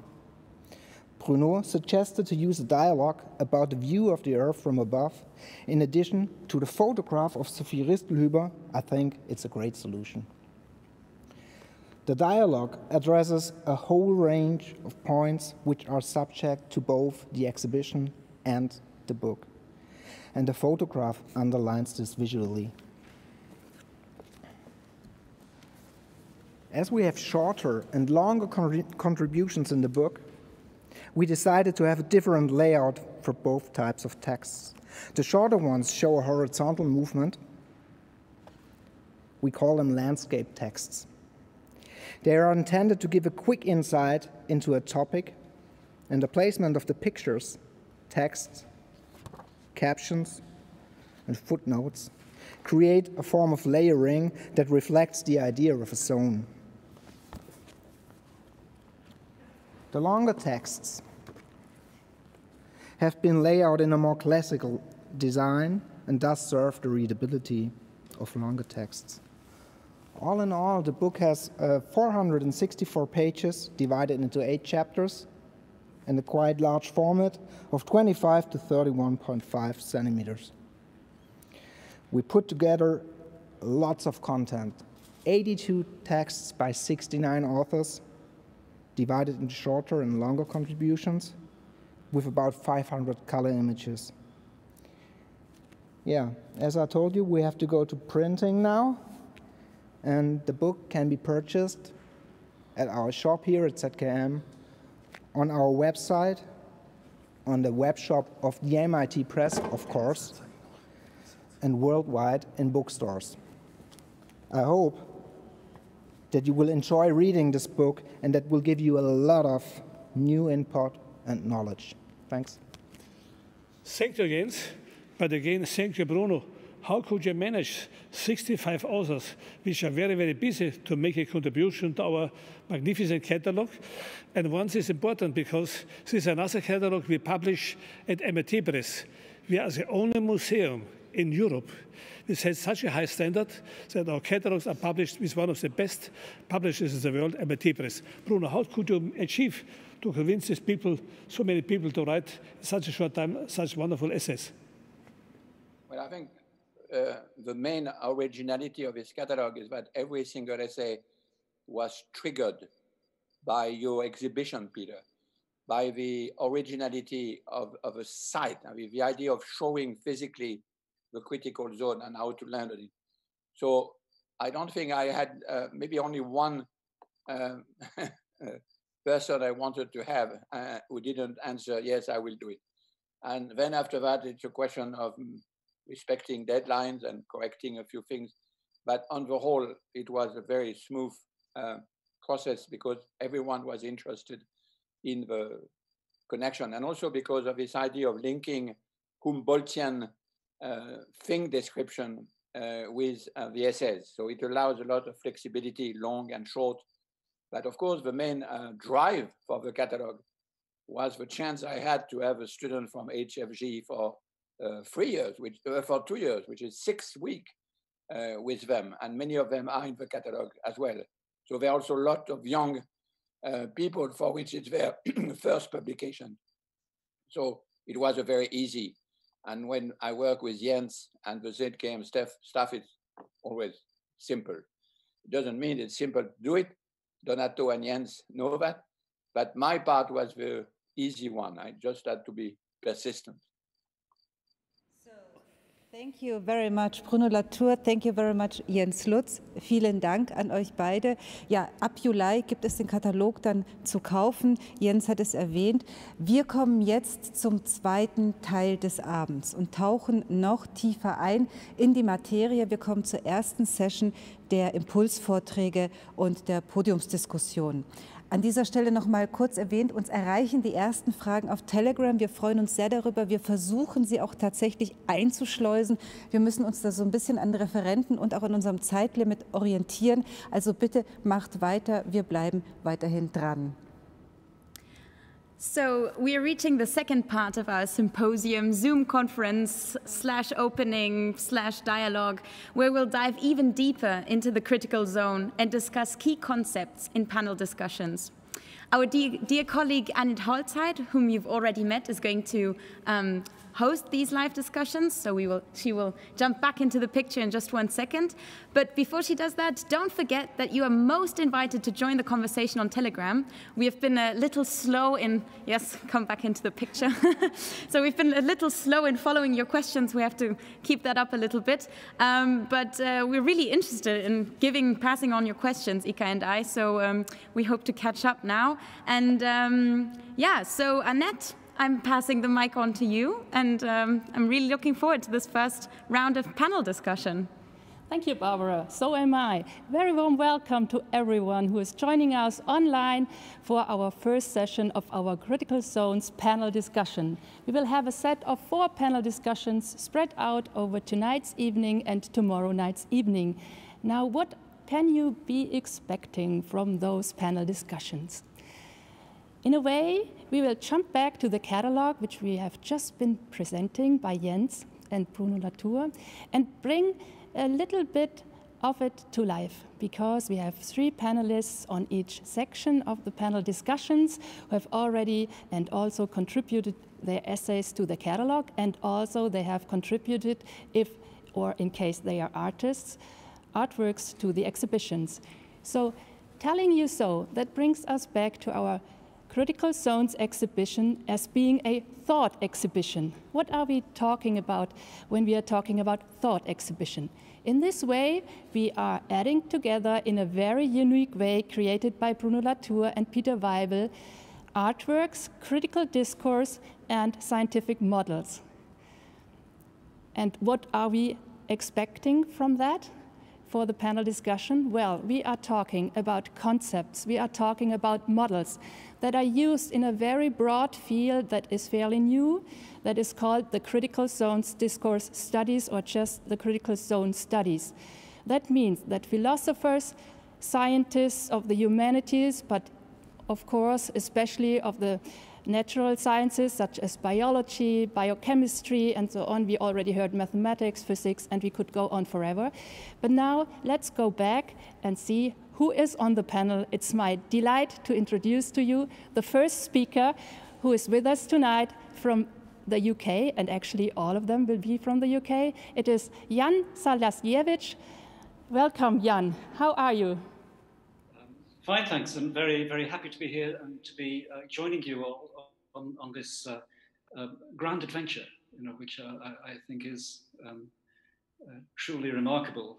And as Bruno said, something like one of the 16th century voyages, just as difficult and dangerous and significant. Let me tell you a little bit who Jan is.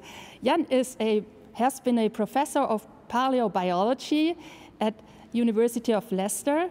He has just turned into emeritus and now has time for different passions, because he's also a stratigrapher and a field geologist. And what is very important for us tonight, besides, he's a member of the Anthropocene Working Group of the International Commission on Stratigraphy. So Jan will be our first speaker, and he will present to us a talk on the Anthropocene square meter. Before we start with that talk, let me introduce to you our second panelist, which will be Jennifer Gabrys from Cambridge University. Hello, Jennifer. It's great that you are with us. I can already see you, but can you see us and hear us? Yes, I can see you. Thanks very much for organizing this panel. I'm looking forward to our conversation very much, and I wish I could be there in the exhibition, which looks stunning, really. So I'm looking forward to it. Wonderful. Jennifer Gabrice is Chair in Media Culture and Environment at the Department of Sociology at Cambridge University. What is really great is she leads citizen science projects and is about to start yet another project called Smart Forests, Transforming Environments into Social Political Technologies, which is a project founded by the European Research Council. And I also highly recommend to have a look at her website. You will find it easily on the net to learn more about her projects and books. For tonight, Jennifer has prepared a presentation for us entitled Sensing a Moving Planet. And as you have heard already the two topics of our experts, I can also tell you what the session is about. It will be connected to our first chapter of the exhibition, which is all about observing the Anthropocene and observing the critical zones. And now let us introduce Eyal Weitzman. Eyal Weitzman is with us from London tonight. Eyal is an architect and director of the research agency Forensic Architecture at Goldsmiths University of London. He has been working and collaborating with ZKM before, and it's our great pleasure to have him with us again for this exhibition, because he had a special project on cloud studies, which he added to the artworks here and the exhibition. And he will be telling us more about it tonight, about this project that has been part, or has been becoming part of the exhibition. Dear Eyal, we are delighted to have you. Can you hear us? I'm almost heartbroken that I cannot see the opening and the installation, but I'm really happy to join you remotely. Looking forward to the conversation. Thank you. And having to ask Bruno, you hear us all right as well? I'm here, and I'm delighted to have three friends of mine and also three authors of a catalog and three ways of developing observatories, to the extreme case, in the case of Jennifer, because of the study she does of a mass of instruments, as we will just hear. And of course, with the inventor of forensic architecture, which has pushed the empiricist look at an amazing level of detail, which is exactly the sort of detail we need to study the critical zone. As to Jan, he knows that he is Mr. Anthropocene, and actually the inventor in many ways, not of the word, but of the concept. So I'm delighted to be with them tonight. Wonderful. So we are ready to roll the first prepared speech, the impulse speech by Jan Zalasiewicz. The Earth is changing as we move from the Holocene of 11,000 years of stability into the Anthropocene of unknown scale and duration, but certainly something different and something more complicated for us to live in. How do we understand it? The Earth is very big, very complicated, big relative to us, complicated even in relation to almost anything else in the cosmos.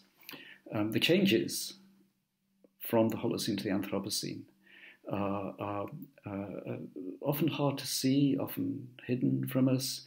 They vary greatly from place to place around the Earth.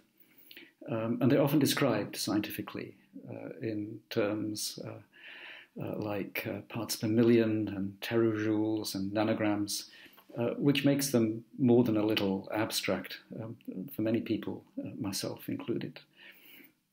So, how can we bring it home, make it more understandable?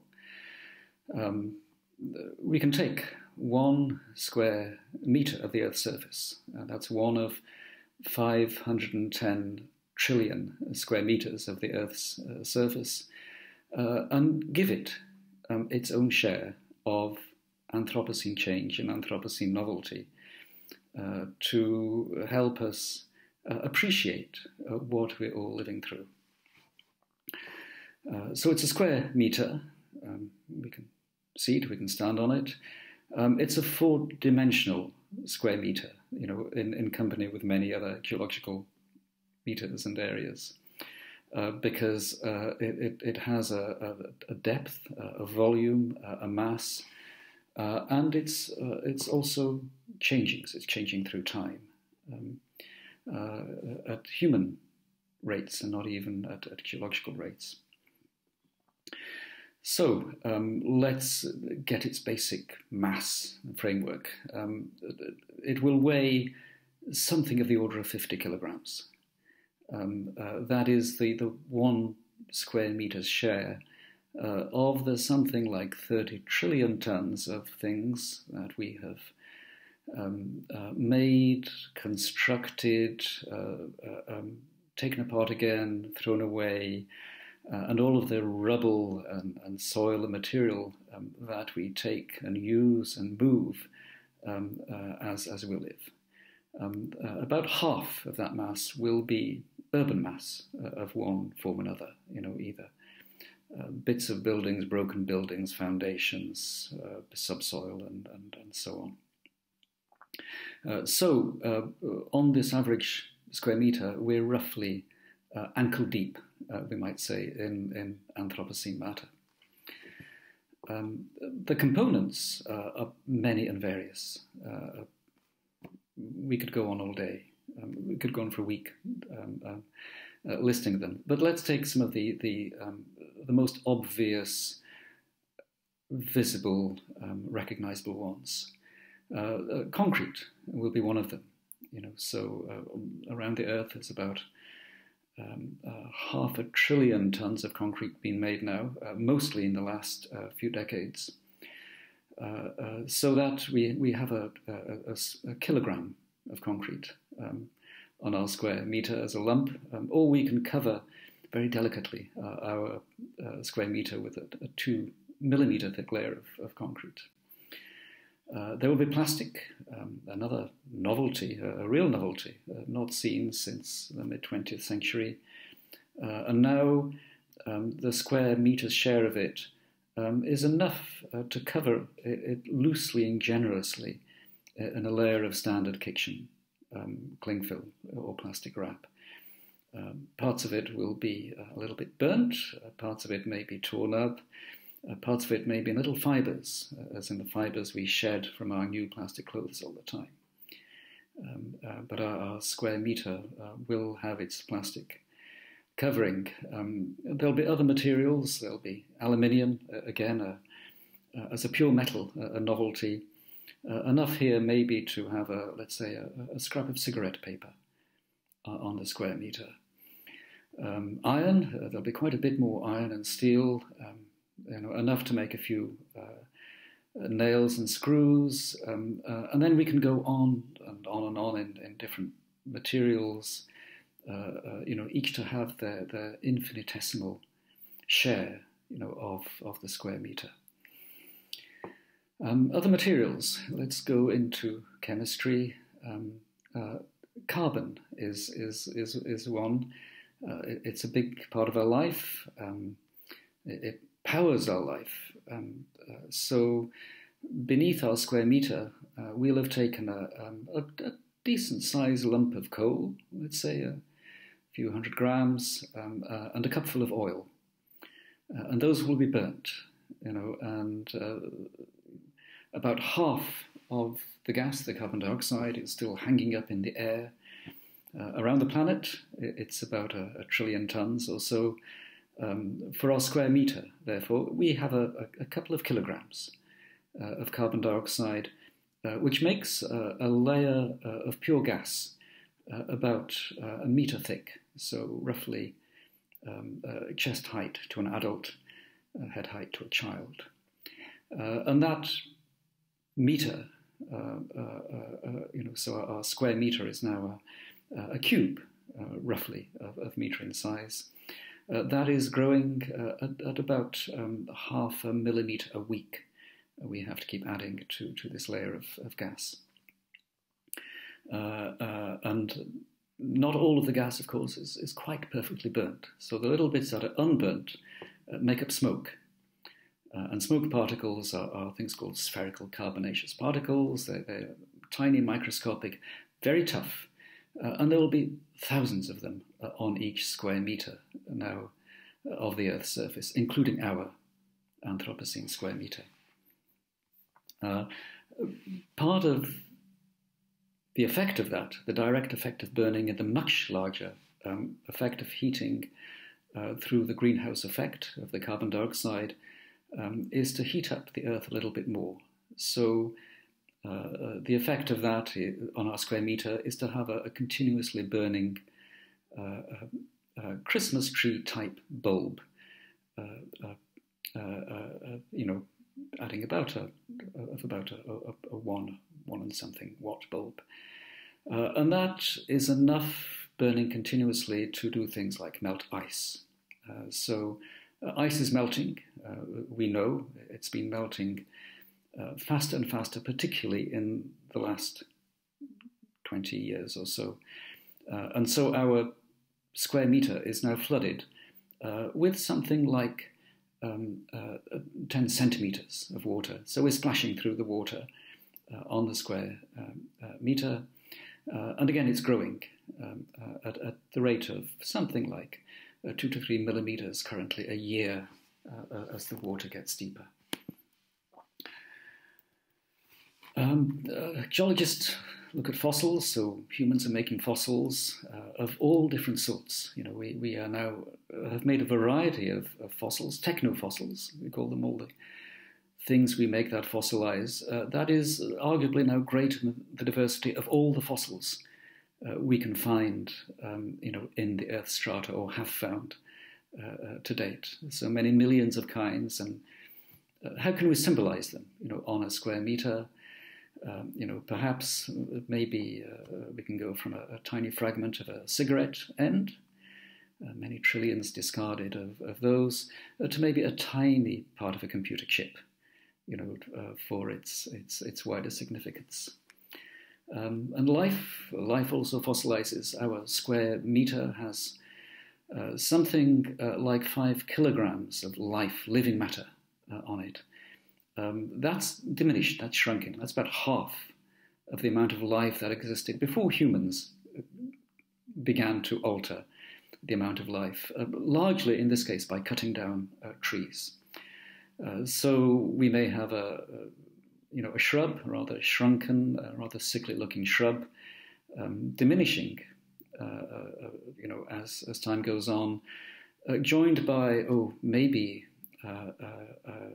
the ghosts of vanished insects above, and perhaps things like a fragment of a supermarket chicken bone below as a new Anthropocene animal, by far the commonest bird in the world. So we have a square meter. We can keep on tending it, measuring it, modifying it almost infinitely. And if we keep looking at that, perhaps we will have a better idea of how this planet of ours is changing all around us. Thank you.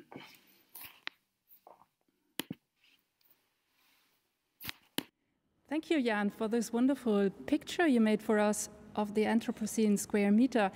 Since I have read about it in the catalog and have watched your video, I always take it with me when I'm somewhere. But now let's ask Bruno about his thoughts on the Anthropocene square meter and questions he has to Jan. It's very great to see Jan in both video, one in video and one in another video in real time. The traditional motto is that man is the measure of everything. And I'd ask Jan to summarize the opposite version, which is a simple scale to measure everything that man does. And he actually managed to do a square meter, which is the scale that you see when you do a cartography, and you need a little scale to get an idea of the size. Well, that's what Jan did. And I have one question, Jan, because in your paper, in the chapter, and what you repeat, you don't mention too much the entity which is now bothering us, namely the microbes, and they are said to be very, very heavy as well. I mean, have you factored them inside your scale? Well, that is a wonderfully complicated and significant part of the square meter. You know, as with many other hidden small creatures, like the Maya fauna, little creatures the size of protozoans, but fully grown animals, which teem in soils, and we don't really know how they're changing. Microbes have played to different rules than normal animals and plants, if you like. You know, they have this thing called horizontal gene exchange. They exchange genetic material. So even as we uproot forest, dig gardens, build cities, trying to find out what the microbes are doing is, again, I think one of the big questions for the critical zone work, because what the microbes do ultimately drives everything else. Yes, you have, within our own skill, hit upon part of the square meter that needs to be built up, developed, and elaborated for sure.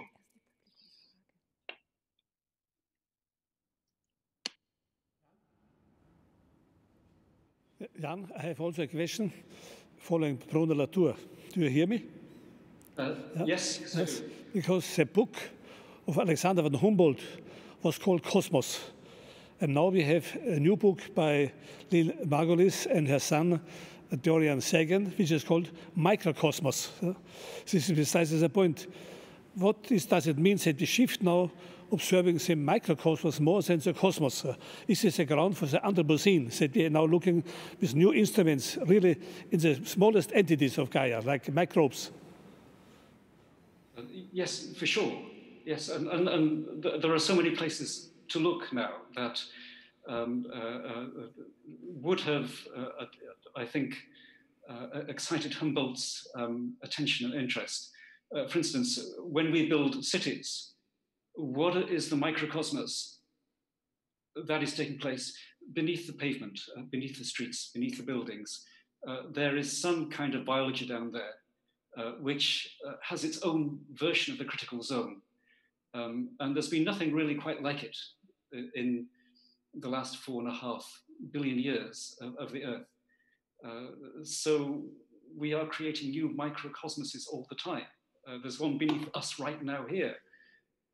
So again, something to explore. Small question from kind of an under microcosm, which is our Telegram community, and apparently it has triggered kind of a conversation there. So I'm just going to put it back into the conversation and see also, maybe it's a question to all the experts. I'm just going to read it out. It's by Anna. She says, many speakers today have been using medical metaphors in relation to the role of critical zones investigations. That is very interesting, but potentially troubling in the way it evokes power inequalities, the power of experts, how it configures the investigators. It would be interesting to hear the speakers reflect on that a bit more, especially in the light on the war of the virus today. And she's asking, what are other metaphors, not medical and not military, which we could use to inform our attention to Gaia or the critical zone? So she's asking what other metaphors we could use. I think that's a very interesting question. Maybe Bruno, maybe you want to start with that.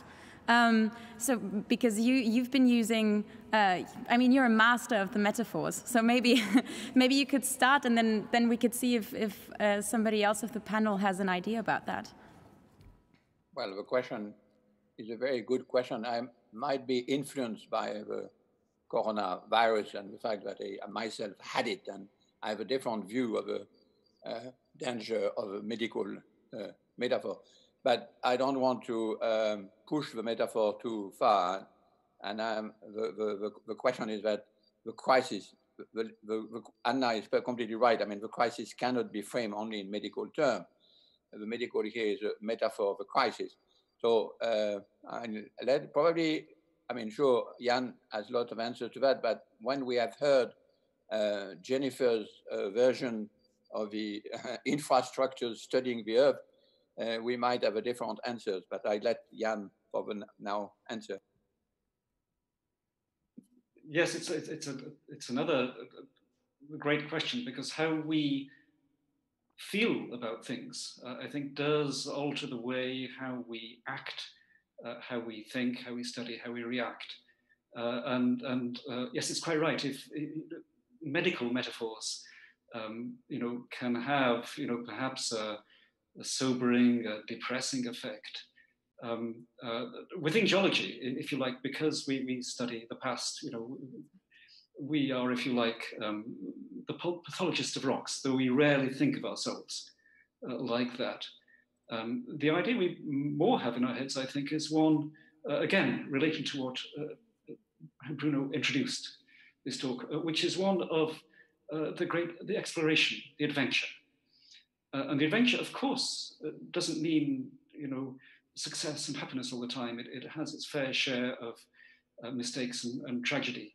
But it gives a kind of flexibility and adventure of approach, and one can have good humor as part of it too. Bruno, you want to answer right back? No, I don't want to answer, but I'm thinking that the one who pushed the metaphor, mythical metaphor, the furthest is actually Eyal, because the very notion of forensic architectures is exactly in that direction. So maybe we will have the answer when he has the time to speak. Maybe he wants to answer now. I don't know. You are. I don't want to. I don't know. I usually am wary of the very formation of taking metaphors from the literary to the political domain, and in particular, seeing things historically when things were starting to be seen in terms of epidemiology and viruses, we are ending up with controls of different types, controls of revolutionary ideas, controls of migration, race-based control, etc. And I think it's best, sorry, to leave that issue to be handled in its own terms, in the medical terms. Think, of course, at how it intersects with other things.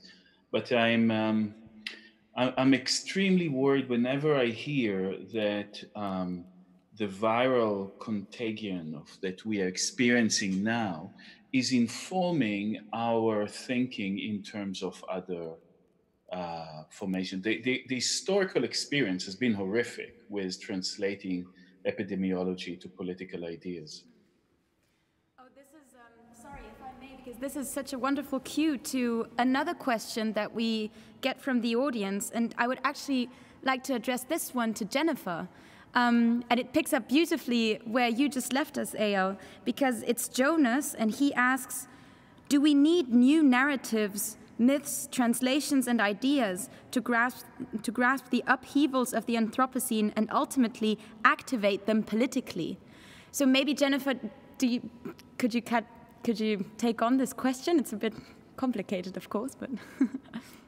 Yes, well, absolutely. I would say we need new narratives and new stories. And in fact, I don't really even need to do that much work to make that case, since I think in the introduction to the Critical Zones catalog, that's very much where the introduction leads, which is to refer to another speaker who will be presenting in a few days, Donna Haraway, who has spoken exactly to the ways in which stories can generate forms of worlding.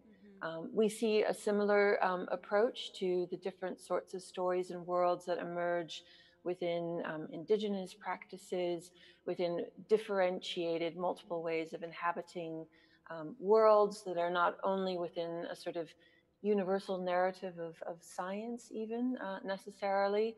So this can be a way to think about how to pluralize the narratives that we might draw on, so that we're not only referring to medical or militaristic registers, but in fact thinking about entirely different registers of being. So I would say absolutely we need different stories, and we probably need different ways of composing and thinking about the authorship of those stories also as something that goes beyond the human. Absolutely. So I think this is a wonderful moment maybe to dive more also into your work and have a look at your lecture and your impulse for this panel discussion. So please invite Jennifer.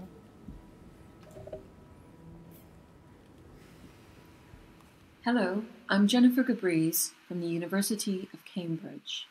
Thank you for the invitation to present work on sensing a moving planet as part of the Critical Zones exhibition and Mosaic launch event.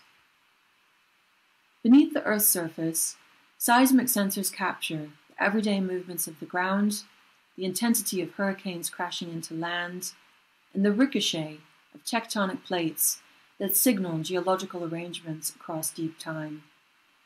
EarthScope is a research project that studies the moving Earth through such sensors installed in a portable array across the US and parts of Canada. The Earth is on the move, and sensors are capturing its activities. There are now billions of sensors operating, not just in the bedrock, but also across cities, forests, oceans, glaciers, soil, aquifers, rivers, lakes, and air, along with any number of sensor-carrying organisms. If you were to take a transect through the planetary critical zone, you might find sensors installed in every milieu. Sensors observe, assess, synthesize, and manage measurements of Earth processes. They typically operate as networks to detect, analyze, and actuate responses to environmental events. In this way, they materialize as larger ensembles for tuning in to planetary troubles, as well as acting on them. I will traverse a hypothetical transect through these domains to consider how sensors describe and propose ways of inhabiting a moving Earth. Are these propositions best suited to building collective, just, and sensitive planetary relations? Layers of soil and rock burst with sensing activity. The threat of major earthquakes has led to seismic sensor installations in multiple cities worldwide, along with early warning systems and citizen sensing apps. At the same time, there are many zones not monitored by sensors, including oceanic spaces, where data gaps can lead to a less rapid response to earthquakes and tsunamis, as happened in Southeast Asia in 2004.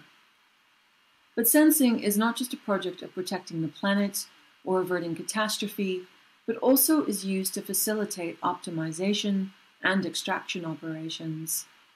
Subterranean spaces are monitored for the presence of oil and gas, minerals and water. Remote sensing and LiDAR techniques have become a way to address water shortages and to use technological infrastructures developed through military research to sense resources underground. Here, the movement of sensors across domains requires political work to contend with the thorny relations that form as these technologies constitute the resource of planetary materials. Waterways are sensed for elevation changes, currents and circulation, salinity, pollution, and underwater activity. Oceans have become observatories so full of sensors that scientists can monitor them remotely. From their laboratories and living rooms, onlookers can watch the unfolding drama of ocean acidification and biodiversity collapse. The movements of ships across watery spaces can also mobilize activist practices of countersensing, where vessel sensing techniques meant for shipping and military activities are instead used to locate and rescue migrants. Communities are also installing sensors for early detection of floods and for monitoring water quality. As we move through the transect of this critical zone, the sensing of watery spaces becomes evident less as an act of gentle fluidity and more as a condition of inundation and bordering, contestation and collapse. Organisms are also on the move as they migrate, respire, and transform. Their activities are multiply tracked and monitored through sensor processes. Migrating animals carry GPS collars and RFID tags that communicate with satellites. Humans carry wearables and pollution sensors, and nanoscale and wearable sensors adhere to vegetation to detect plant traits. Components from the natural world are made into sensors so that eels, lichens, elephant seals, and many other organisms can be monitored as biosensors, which record the effects of pollution and changing weather in their movements and patterns. These more organismal modes of sensing, however, demonstrate just how pluralistic the many ways of experiencing and navigating planetary zones are, whether monitoring the journeys of migrating animals or observing the carbon capturing capacities of plants. In forest locations, sensor networks form as Internet of Trees installations, which as a modified version of the Internet of Things, monitor wildfires and drought, as well as tree growth and sap flow. Forests are becoming smart through the use of sensor networks, machine learning, datafication, and participation. These projects are meant to watch sensors as they breathe in real time. Along with smart forests, there are now smart cities, smart oceans, smart agriculture, all operating as configurations of sensors and data analytics, machine learning, and networks to sense and actuate, manage and optimize the operations of ecosystems. Yet these sensor installations are not just ways of describing environments, they are also ways of bringing them into being as socio-political worlds with often disparate power relations. From ground-based sensors to wearables, drones, and satellites, multiple sensors are drifting through more atmospheric spaces to capture pollution levels, temperature and humidity, the circulation of air, light levels, and more. Satellites monitor global distributions of air pollution, while citizen sensing projects use infrared sensors and particle counters to create alternative maps of pollution as it is experienced within the environment. Geiger counters track radiation levels from nuclear fallout, and citizen data from grassroots projects present new formations of facts while transforming the environmental problems under study. In these spaces, sensing tracks the transience and destructiveness of polluted and changing atmospheres, which in turn contribute to the need to sense human bodies, where ecological destruction returns in the form of disease and pandemics. By taking a transect through the Earth's critical zone, this short summary of sensors outlines how a moving Earth becomes sensible, and yet sensors capture the moving Earth only partially at best. The smart digital planet that materializes here is one that requires addressing the ways in which environmental data and monitoring might also foreclose as much as propose different planetary habitations. There are just as many events, interactions, and relations that collide with the descriptive ambitions of these monitoring and experiencing technologies. And yet, by tuning into the experiences of multiple organisms and environments across the critical zone, it might also be possible to expand the registers and operations of sensation that become evident. Such descriptive and sensing practices demonstrate how any project to sense a common planet will arrive at all that is uncommon about planetary relations and inhabitations. These planetarities signal how practices of observation involve ways of experiencing that are also propositions for how to collectively inhabit a moving, as well as a differentially unequal Earth. Thank you for your attention, and I look forward to the discussion now that will follow.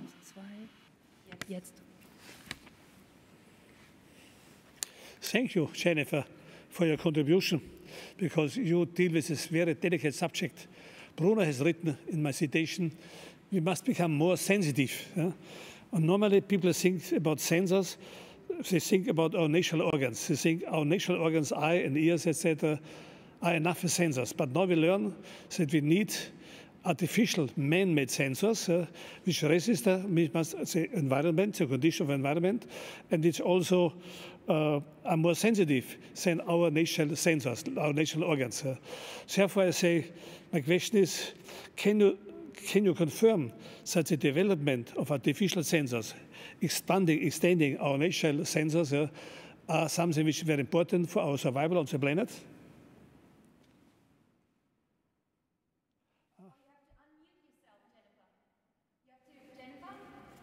Jennifer? You have to unmute yourself. No, please start again. Sorry, I was too caught up in the question, so I was talking right away, forgetting the technology that's here.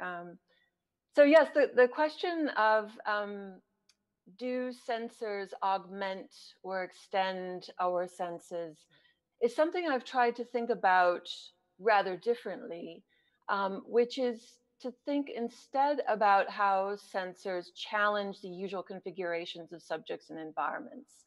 So rather than think of a discrete human with the proverbial 5 senses, how do sensors actually remake our relations with environments, with other entities, so that we might tune in to the capacities of a migrating bird or to a polluted waterway or atmosphere, so that we think about our relations to these entities differently, not only through our ability to see or hear them, but also by our ability to be affected or have different registers of sensation because of the pollutedness of environments, because of the warming up of the planet, and so on. So this is a way of thinking in that kind of holobiontic mode that the critical zone might force us to encounter, which is how we are not discrete individuals with fully formed sensing apparatuses that can merely then be augmented by technologies, but rather our very environmental and habitations are differently configured along with the technologies that we use, and that those are always also bound up in power dynamics. So the ability to sense is not merely a sort of universal generic process, but in fact, it's something that's always shifting in relation to these different configurations. Bruno? It's very interesting and slightly funny to hear Jennifer talk with in between the man who invented the Anthropocene and the man who invented forensic architectures, because both of them, certainly I'd like to hear what Jan think of the possibility of making his square matter completely equipped with all the instruments that Jennifer talked, but I'd like to hear Elia as well on what he means, what he makes of this incredible amount of data which is provided by the instrument Jennifer talks about, but also, as he's always very worried, about the mass of surveillance which can be added to the already massive surveillance. Does it help his job or not? I'd like to hear both of them about that. So, Ayal, could you first answer? Yeah, I'm always fascinated with Jennifer's conceptualization of sensing, which is in fact connected to the way that Bruno taught us to rethink aesthetics. So in a way, how do we aestheticize a particular situation? And I think that what it requires us to do is not only to use those electronic prosthetic sensors that we are locating in places, but to look at any material transformation as a sensor of a phenomena which is outside of itself. So you'd have analog sensors, you have digital sensors, and the capacity to describe a situation comes from the relations between them, i.e. from the way that, you know, in our forensic investigations, when something happens, it's the relation between the capacity of the brain to register something that has happened, the capacity of concrete on a building to register traces, perhaps of bullet holes, etc., the capacity of grass to register what vehicles have passed over it, or to what extent toxic materials were used, the capacity of air to hold information. And in a sense, what one needs to do is to have the imagination to compose something with them. So it's not only a matter of volume, but a matter of how you are actually relating sensors that are completely ontologically different, digital, human, material, gases, etc. And this is somehow the kind of condition we are living in. So, for example, from the forensic architecture perspective, since you asked Bruno, we were used to a kind of a situation like in the Arab Spring, or the kind of the wars that happened after the collapse of the Arab Spring, but you would have about 10, 20 videos of an incident, and with which we would try to reconstruct something. We are working now with activists in Hong Kong. In fact, we were asked by several members of the protest movement to help them build a case file against the repression by the authorities. And the amount of data that exists there simply by phones is impossible to humanly process. The amount of environmental data that exists, registering tear gas quantity, is enormous. And we need also a capacity to process, to rely on artificial intelligence and machine learning. We need a kind of a human machinic way of composing and understanding these. Okay, yeah. We have a question from the audience, I just heard. Yes, we have a question which would actually, it does lead back to Jennifer, because it's how does sensing sensitize those who are sensing? And how does it become political or lead to care? I really like that one. No, I think that's a really great question in terms of how we become sensitive. And sorry, I'm having a little bit of a sensitive moment with a more than human here. But I think this is a political question, because the sort of arts of noticing that Anna Singh discusses are not necessarily given. So how does something come to attention? Is that something that occurs through technological apparatuses? Is that something that requires certain relations to take hold? And then what is done with that noticing? How is evidence mobilized? How does that form different collectives who are able to become mutually sensitive to situations that can generate forms of care?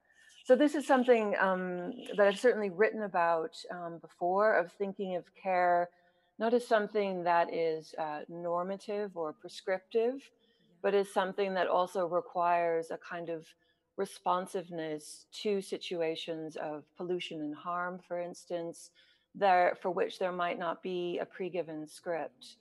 So I see this very much as a kind of processual way to understanding sensing, not nearly as making something visible, which is the usual way of understanding, for instance, how to act on pollution as a way of becoming sensitive, but perhaps to draw in conditions of health, environmental justice, asthma, pollution, more than human toxicity, as conditions that are emerging and require arts of noticing that are still in the making. So how do we develop concepts, stories, vocabularies, practices, and interventions for working with these conditions?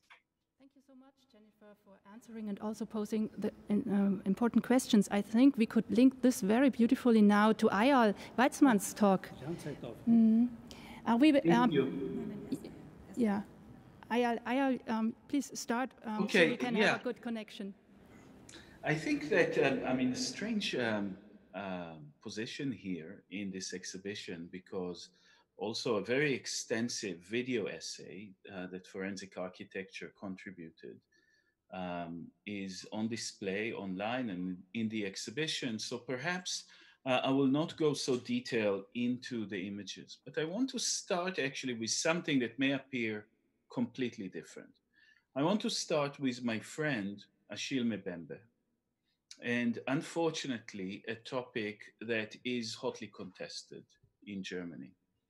And I do not invoke Achille Mbembe because of the offensive and ludicrous accusation against him, something that could simply be dispelled by anyone that wants to read news from the Middle East and from Israel in Arabic and in Hebrew, would see that this is absolutely the language that is being used to discuss the situation. but because of an essay I read this morning by Achille that is titled The Universal Right to Breathe, where he reads the COVID-19 crisis against a backdrop of the attack on breathing. And this is what Achille Mbembe is writing. And I think in many ways, it's an answer to his critics. Before this virus, humanity was already threatened with suffocation. If war there must be, it must be against everything that condemns the majority of humankind to premature cessation of breathing, everything that fundamentally attacks the respiratory tract, everything that, in the long reign of capitalism, has constrained entire segments of the world population, entire races, to difficult panting breath and life of oppression. To come through this constriction would mean that we conceive breathing beyond its purely biological aspect, and instead as that which we hold in common, that which, by definition, eludes calculation, by which I mean the universal right to breath. And I think that what is interesting for me in sharing with you is, in fact, the project that Forensic Architecture is presenting here in the exhibition is a project called Cloud Studies. So I think Bruno already introduced Forensic Architecture as being a forensic agency, perhaps of a different sort. We are only looking at human rights violations. We are working with communities that are suffering repression of different kinds and bringing cases against states using analytical and scientific means. But whereas most of our cases really engaged with things like police violence, reconstructing the way in which police abuses its weapons and power, sites of bombing. We talked about Hong Kong and Syria. Something that was always a limit problem of forensics for us were clouds. And increasingly, we started seeing the weaponization of the air affecting populations in risk. This particular image, I think, speaks somehow to what Achille Mbembe has termed the right to breathe. These are American soldiers on the border to Mexico firing tear gas. And what we could see is that the tear gas cloud, in fact, forms in the US and crosses the border. So the territory, the common territory of the cloud, something that we could call a negative commons, that cloud does not read really international border. However, law does. If it is used in the US, tear gas is an allowed substance. The police can use it in their own country. The minute it crosses international border, it becomes a chemical weapon. And I think that we need to look at the way in which law and space, the old divisions of borders, do not really contain, are unable to contain the logic of clouds. So tear gas here in Tahrir Square, white phosphorus used by Israel in Gaza, another type of what Peter Sloterdijk would call airquakes, events that make us understand that the clouds today that we are experiencing are not simply meteorological or natural, but are technological, or a certain hybrid between an environmental and technological. They are kind of forms of assembly. Clouds are a limit condition of forensics because forensics is based on a simple principle that every contact leaves a trace. Cloud studies is forensics without a trace. It is the attempt to understand an object in metamorphosis and transformations. So when we speak about the critical zones, and this is forensic architecture presenting an analysis that effectively managed to contribute to banning white phosphorus use in Gaza by Israel. It's a presentation in the UN in our evidence. We need to understand that the critical zone is a zone of life, of course, but being a zone of life, it is a zone of conflict. And being a zone of conflict, it's a zone of politics. And politics is what requires those commons to emerge. Here, another type of clouds that we are mapping in a different way, herbicidal drift, methane, another project that we've undertaken and presenting in the exhibition. So commons, the idea of negative commons, and an understanding that in cloud studies, very much like in the history of art, clouds were always between shape and fog. The problem of drawing clouds from the beginning of modernity was that simply clouds were moving faster than the painter hand could capture them. They had to be imagined rather than described. There needed to be different techniques in order to describe them. And it is interesting that Ruskin, who was kind of the patron saint of the Cloud Appreciation Society, thinks that modern painter, the contemporaneity in painting begins when clouds descend from the air, from the skies to the ground, when they become screens of refraction. And for us also in undertaking cloud studies, we always try to negotiate and move, meander between shape and fog, between the experience of being in something, of being in a cloud, the way to which it affects your physique. This is chlorine in Aleppo, in Syria, the way it blurs your vision and create a kind of anesthetics, the opposite of an aesthetic sensing. It numbs your ability to smell, to see, sometimes to hear, and the necessity of describing. But working on clouds across scales, it makes us sometimes think that those conflicts that we map, tear gas and white phosphorus and all the other cloud weapons that we are using, are almost like the smoke in a wind tunnel that allow us to understand a much bigger condition, or in fact a condition that cuts across scale, that is non-scalar.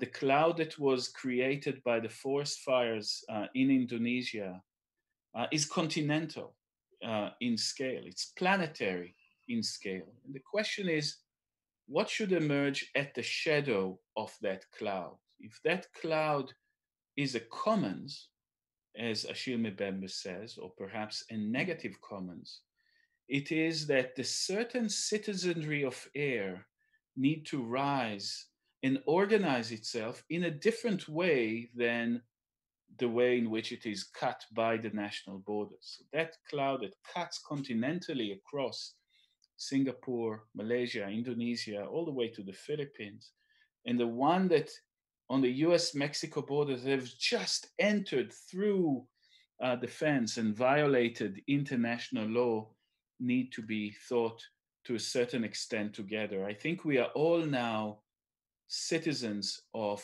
the toxic cloud, whether it is here, a protest in Hong Kong, or in other places. It behoves a certain type of solidarity. And another issue that we encounter in forensic architecture when we are describing clouds, and this is perhaps a photograph of a mushroom cloud that is perhaps the most controversial image in the entire Syrian civil war. It is a cloud that was created by a sarin bomb in a town called Alatimina in 2017. And bombs like that are also information bombs. So this is a term by Paul Virilio. Information bomb. The minute they hit the ground, amazing amount of media, arguments, counter arguments, negations, and debate appear online. So we need to also think about the cloud as a certain kind of epistemological fog. These are the Twitter debates simply about chemical strikes in Syria, but you could do the same for climate change, what the responsibility for the forest fires in Australia, etc. There is something about cloud and about the way in which this optical blur turn into epistemological fog that requires that sticking with a problem, that require us to create associations between different types of investigations, those that the people that experience these clouds firsthand, the people that are affected optically and physically and bodily by it, people, the scientists that can map it from the outside, the journalists that could disseminate these ideas, the lawyers that perhaps could litigate them. We need to create these kind of alliances in order to act within and against that kind of violence that we are subjected to. That's it. Thank you so much, Ayal. I would like to pass on the word to Jan directly because I think there's a good connection between the two of you. And Jan, don't forget to unmute yourself. That's the tricky thing. Yeah, there you go. Thank you again. That's right. Yes, I think, because clouds it's a visible movement of air.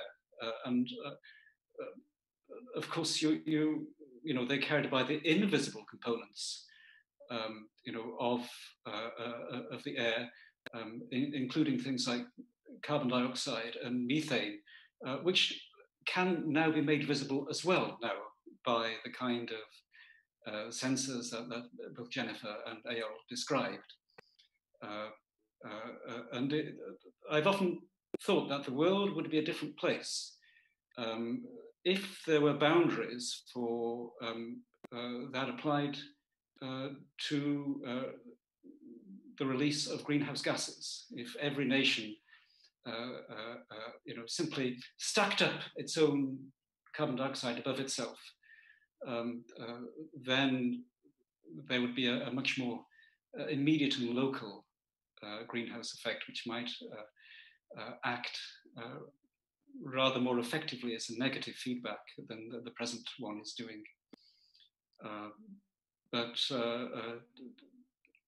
Yes, I mean,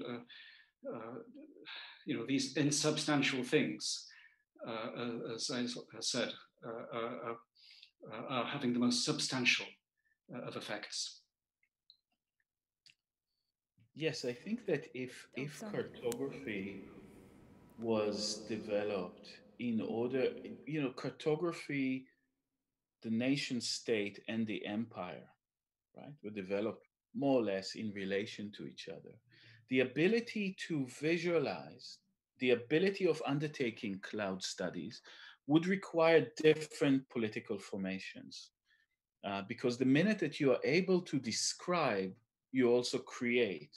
You create different kinds of communities. And I think that this is, there's always a relation between the capacity to describe and kind of political formations that are very interesting. In Hong Kong, we're speaking about Hong Kong continuously. We worked with the activists that were actually measuring levels of tear gas across the city. And they have looked at the way in which the political map in Hong Kong changed. And in fact, people that were bodily exposed to breathing and sensing tear gas have changed their political affiliation or had more inclination to do that, to the extent that the shape of the cloud redrew the political boundaries in Hong Kong in a really interesting way. Well, thank you so much to all the participants up until now. I love how we've gone from the very scientific data to the cloud to even an art historical kind of background from cloud drawing, and then also the political aspect of sensing. And now, of course, we obviously, unfortunately, have to wrap up this discussion quite soon, but I wanted to do that with a lovely question from the audience that kind of opens up a lot again, but we could use it for a poetic kind of end. It's a question by Oliver, and he says, how do we develop our sensing capacity? What could guide us in that process? And how do we develop curiosity and search for novelty going from there? And I would like to pass this question first to Jennifer, and then maybe Bruno, maybe you could give us a closing statement as an answer. Jennifer, please. Well, I think this is a really challenging question about how to develop sensing capacity. Is that something undertaken as an individual pursuing a sort of project of self-betterment? I would say probably not. I think instead this is perhaps thinking of different ways of tuning in across collectives, relations, and environments, and rethinking subjects exactly in those sorts of ways we heard in the opening to the session tonight in terms of Lynn Margulis's work on holobiance.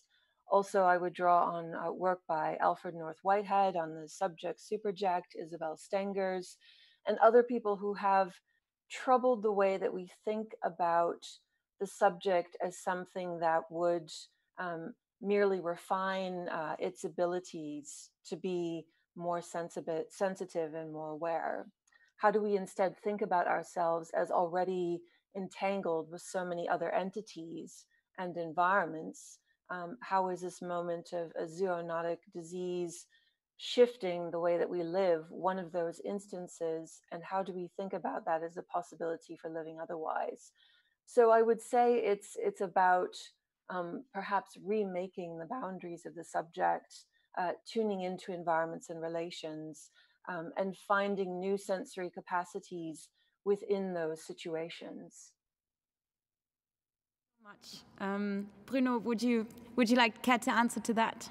I mean, this was a great panel, and I'm very moved in a way because what the three of them describe is the whole situation that we try to materialize in the catalog and in the exhibition. In a way, Jan provided us with the big question, which is this introduction of this cloud, so to speak, which is the Anthropocene, which we have to live in. And we are a bit short of breath since Jan introduced it. And I think Eyal provided a marvelous description of what we try to do, which is to say that if we get out of a cartographic state, which was invented basically with cartography, is perfectly right. If we begin to map like Jennifer tried to do with all its instruments, we need another state formation. And of course, this is the great question for the next decade, which is how do we manage to, with all of these instruments, to manage the state which absorb the shock of the Anthropocene. So I think it was a great panel, and I hope it's recorded. And we are very grateful for you to have accepted to come. Many thanks, and I hope we will pursue in the space, hopefully inside the space, in a few months. Thank you very much. I would like to link the comment at the end to make a link to Bruno Latour. 2 remarks. In the exhibition, you will have both. We will have the cloud studies of forensic architecture. We will also have romantic paintings. And then you see precisely what happened. In romantic paintings, we had clouds untouched by human people, untouched by human hands. We had an idealized image of nature. Today, we have cloud studies. We show what happens with clouds. The clouds even can become information bombs, they can become clouds where we store data, and they can become toxic. So we see the change, we see the effect of the industrial revolution of the Anthropocene. And a second remark to Jennifer. When I understand you correctly, you said sensors are redefining our relationship of our human people to our environment. And if I understand you correctly, it's very important to understand, because when I did with Bruno years ago, the exhibition, making things public, and when he developed this idea of Parliament of Things, he has a question, how do we represent human interests in the Parliament? That's fine. But how do we represent the interests of non-human actors? For example, do we hear the voice of a river? And then we showed 2 installations that with artificial sensors, because our eyes and our ears do not hear the voice of the river. But now we have developed different sensors, artificial sensors.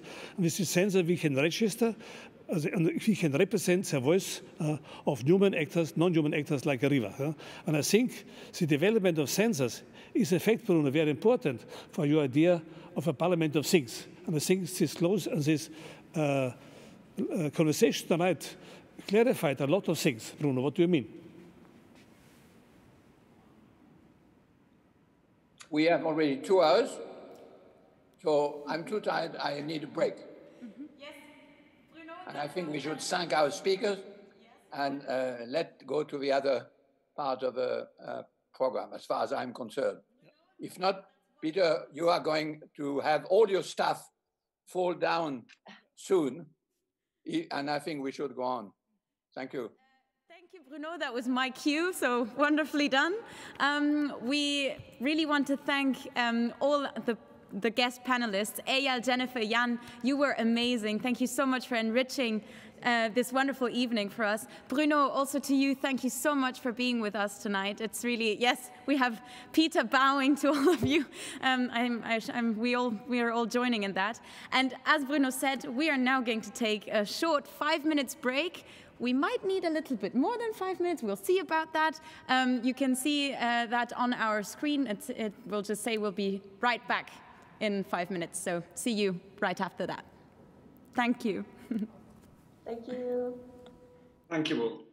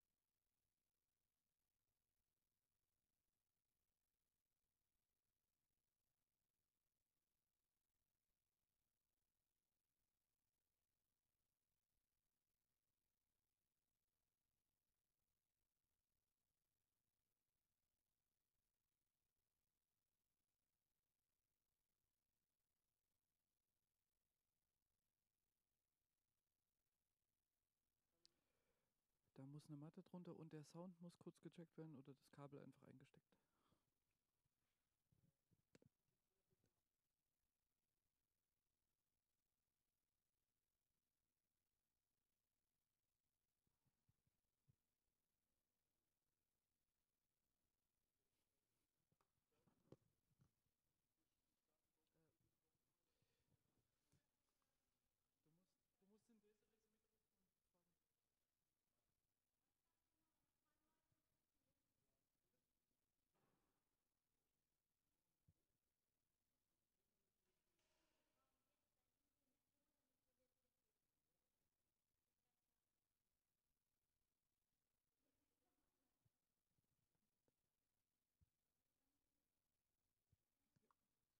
kein Problem.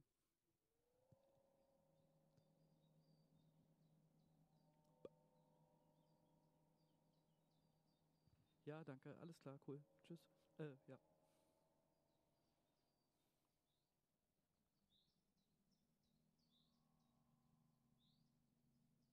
Ja klar, das Problem war, ja, das einzige Problem ist, dass in diesem Ton auch ein bisschen gesprochen wurde. Ich habe das ja vorhin so gemerkt, ne? Ja, aber das ist kein Problem. Klar, das geht.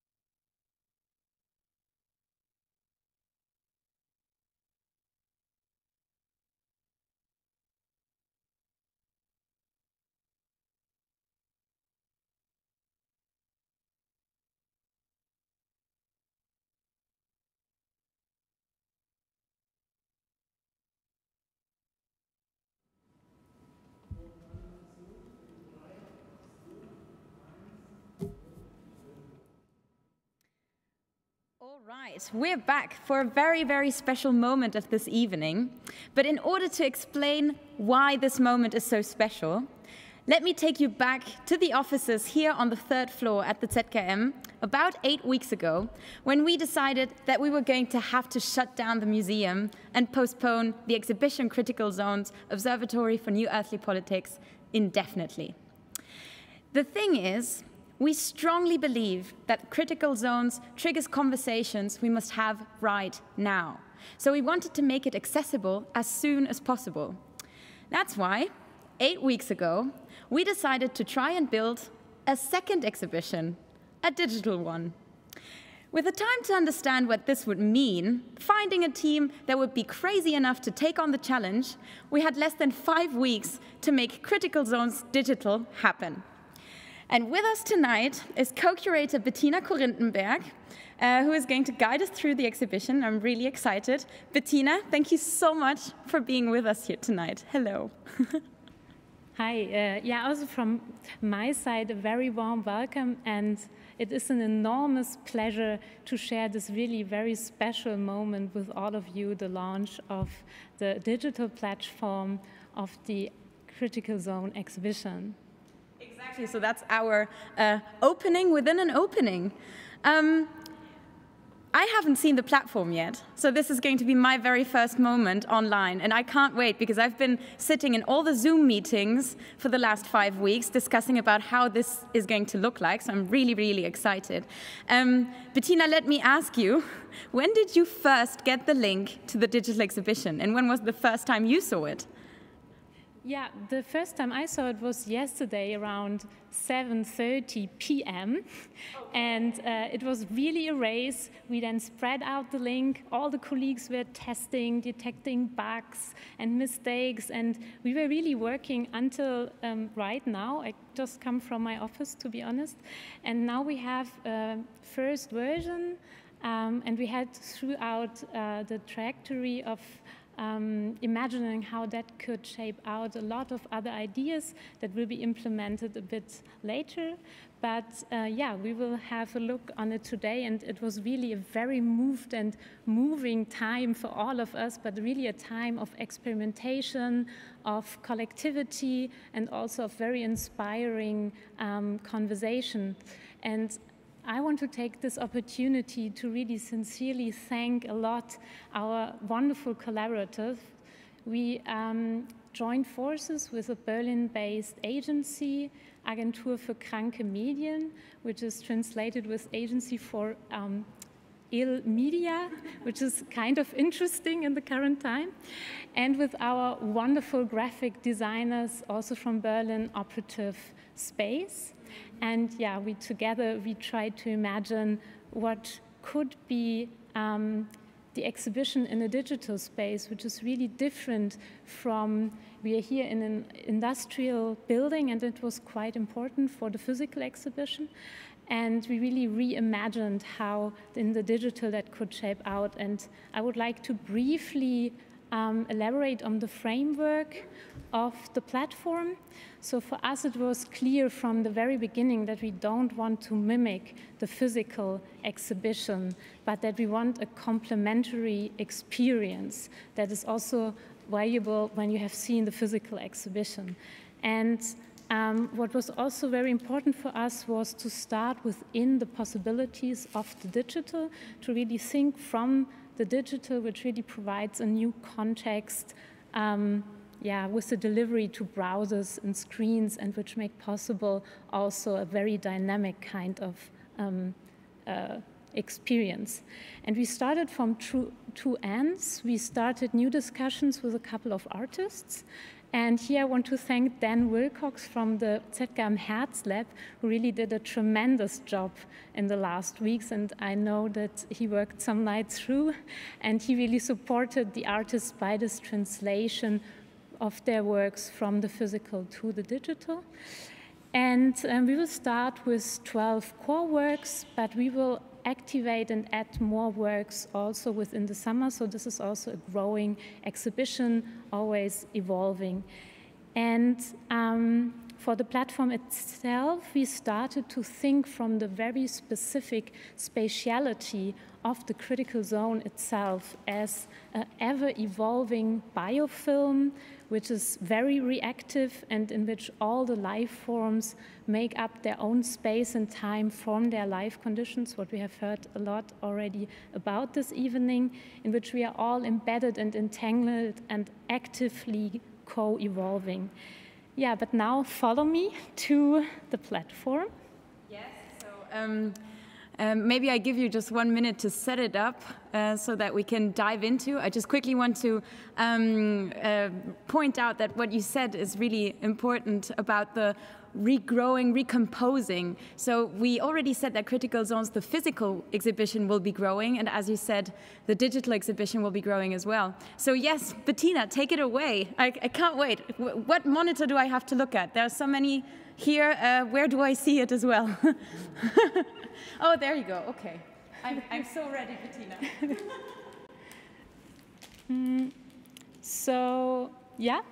It's a simple look at the first glance, but this is already a very special moment, because if you would be right now in Mexico City, Ciudad de Mexico, then you would see a different background and a different color scheme of the typography, because this website is responding to the local time you are entering.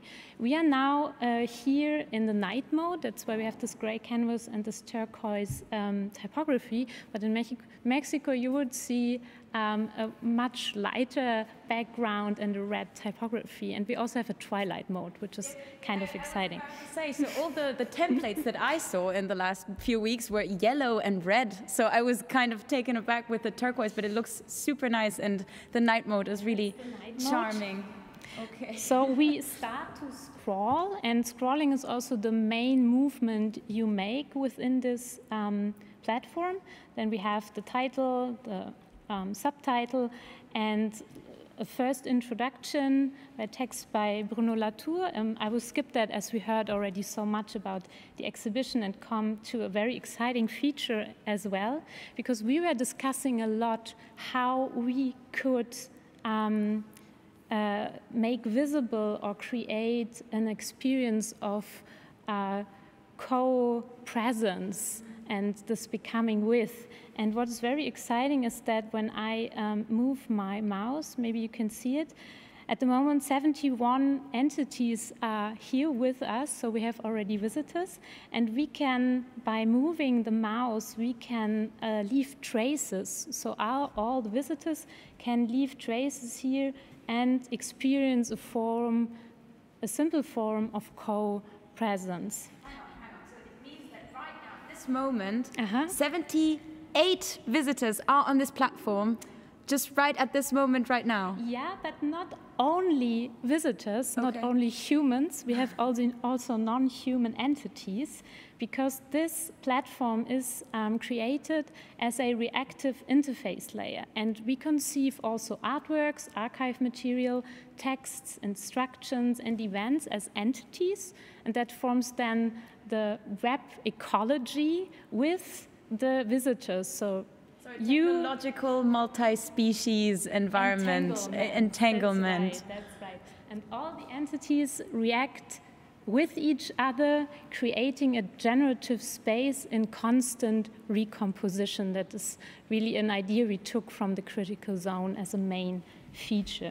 So the exhibition is constantly evolving, and we invite visitors then to start their field trip by choosing a tag, and the tag system is like the backbone of this generative system. So we put thematic tags to all the entities, the artworks, the texts, and this is the backbone. This is constantly evolving in the background and always recomposing this reactive like the layer. Translation of entanglement within code, within tags that kind of make hyperlinks entangle stuff with each other. Yeah, that's pretty impressive. So, and here you can also ask the system to show another path if you like to, what I now kind of try. And then we have really a great moment of recomposition. So every time you enter, you will never see exactly the same situation. You will always encounter a different recomposition. And of course, also with the artworks we will activate, this platform will constantly evolve. And what is interesting, now you're in the reactive critical zone interface layer, which is in the first glance kind of disorienting, which is also a very important moment for us in the exhibition critical zones. And you start to encounter the different entities, the texts, which are the sections of the the physical exhibition, as well as translations of the artworks. All right, hang on. Apparently we have a question from the audience, Ika. Well, no, it's not from the audience, it's my question. So you remember we had a lot of discussions about the number of the tags, so we have a lot of tags, right? Yeah, we have a lot of text, even if we kind of reduce that at the moment, but right now we have a bit more than 50 tags active. But the interesting bit about the tags is that you don't really see them, right? The public doesn't really see them. It's really the backbone ecology, the entanglement, really, that the soup, as we internally, we always spoke of the soup, and the tags are organizing the soup, but you don't really see them because the soup is kind of opaque. Yeah, and this is also, we discussed it a lot. We didn't want to have the idea of control. You can't control the system. You can only register it, like Anat Singh, the art of registering. So. And for your orientation, you have here the localization. You can always look where you are. The first term is the section you're in. We are in the section, we live inside Gaia. And this is the active tag, which is Keir. So you kind of can orient yourself. Okay, so that's our compass.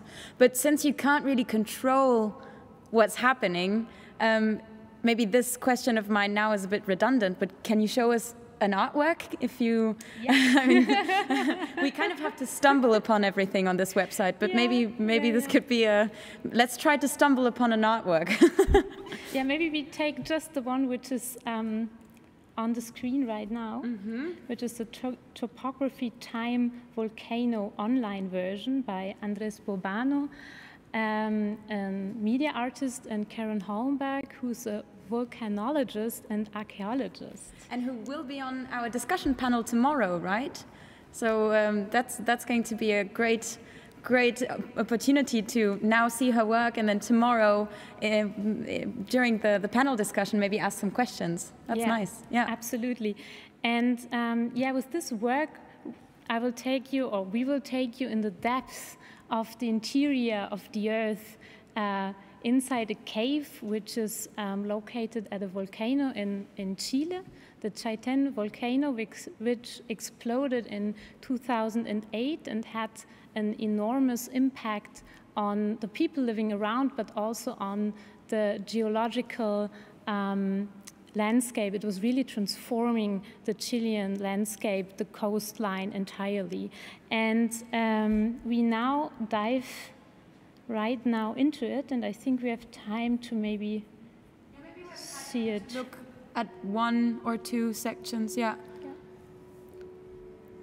Topography, time, satellite surveillance, unexpected Patagonian explosion are concepts of the world and what lies beneath the surface, so even now the explosion unknown. Of the volcano, all coalescing into the global, the round orb and blue marble of the environmental movement, and of that which we see better, the outer of space, suspended, suspension, tension.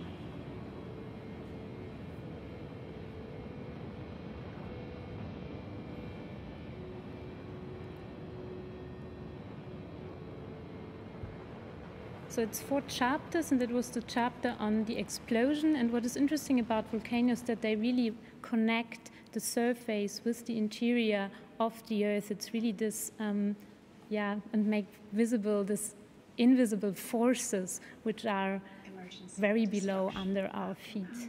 And now comes the section where you see a bit the destruction which happens due to the eruption of the volcano. Topography after the event, a different place. Natural pyramid, distance, beacon, the cycle of waves, never starting, never ending. And afterwards comes a very interesting section, which is really an immersive environment built with 360-degree photography and photogrammetry, which will take us inside this cave, so inside the interior of the Earth.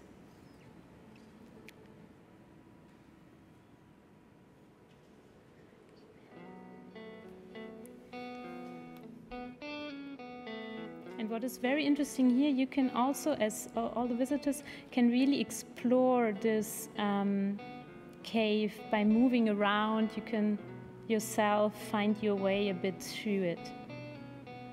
Down, down within, the telluric, the deeply internally earthly. Technological, but not cold. Yeah, maybe we can also make a little break here. And it's only a side story, but very exciting to me. The sound is composed by the grandson of Yoko Ono. Bettina, about this little skit that we just saw, so you said it's a 360-degree video where the visitor on the website, on the digital exhibition, can move around and look around. Yes. Was that originally thought for Karen Helmberg's work here inside the Critical Zones exhibition as well, or is that a new feature? No, this is really a new feature. Here it would have been a projection in a smaller space, which we also now have to rethink because of the corona hygienic measurements. And they were super happy to also have this moment of further thinking and experimentation with that work. And they also kind of made 3 chapters out of it, which were also before not. And Karen did also this voiceover is a new feature, so it was really kind of a new work, and they were very excited. We were so lucky with all the artists who really pushed us a lot, and they liked a lot that we took this initiative to make up a new thing. Yeah, because that's something that I imagine quite difficult as curators. You know, you've been working on the exhibition for, I don't know, a year nearly already, in contact with the artists, and suddenly you call them up saying, okay, so the exhibition is not going to be able to happen. Let's reinvent everything and start from scratch. So that's kind of interesting. Did you, can you show us another artwork? I think we have time for another one. So I would have a question. I'm not sure what was mentioned before, but are the artists in the real exhibition, or will the artists of the real exhibition be the same as all the artists in the virtual exhibition? As we won't have new artists, but we started the discussion with now more than 20 of them already, and we have already new works in the pipeline to go online already in June. Very exciting work by Armin Linke, Barbara Marcel, who's a Brazilian very young artist. So we have already produced new works which just need a bit of fine-tuning, but in the end we would like at least to give the opportunity to all the artists to have a discussion with us, and maybe to see what is possible in the digital for them, because they really perceive it as a great opportunity. So this sounds great. The exhibition also there is growing. Yeah, it's this constantly recomposing element of Critical Zones that we have now adapted and translates so beautifully, actually, in the idea of Critical Zone. I'm seeing now that we actually are approaching our last minute, so we unfortunately won't have the time to delve into a second artwork. But the nice thing is that obviously tomorrow and on Sunday we're going to have some more looks into the digital platform and discover other works with some other members of the curating team. So yeah, and anyway, every time you click on the website, it looks completely different. So it's always a new experience. Bettina, do you want to maybe close off this first glimpse, this first virtual guided tour with a last comment? Yeah, I would like to finish with a quote by James Lovelock, which I like a lot and which was an inspiration also for the platform. Gaia is an evolving system, a system made up from all living things. It is an emergent domain, a system that has emerged from the reciprocal evolution of organisms and their environment over the eons of life on Earth. Self-regulation emerges as the system evolves. No foresight, planning, or teleology are involved. Yes, no foresight planning. I just noticed that we have about 30 minutes delay in our program. It's going great. But that's still a moment where I wanted to say thank you, Bettina, for joining us here. Thank you so much. Again, also to the programmers of the website. And later on in the open bar, we will welcome Dennis, one of the programmers of the IFKM. So stay tuned. There we'll have some behind-the-scenes discussions. Now we're going to take another 5 minutes break and see you after that for the second round of panel discussions. So stay with us.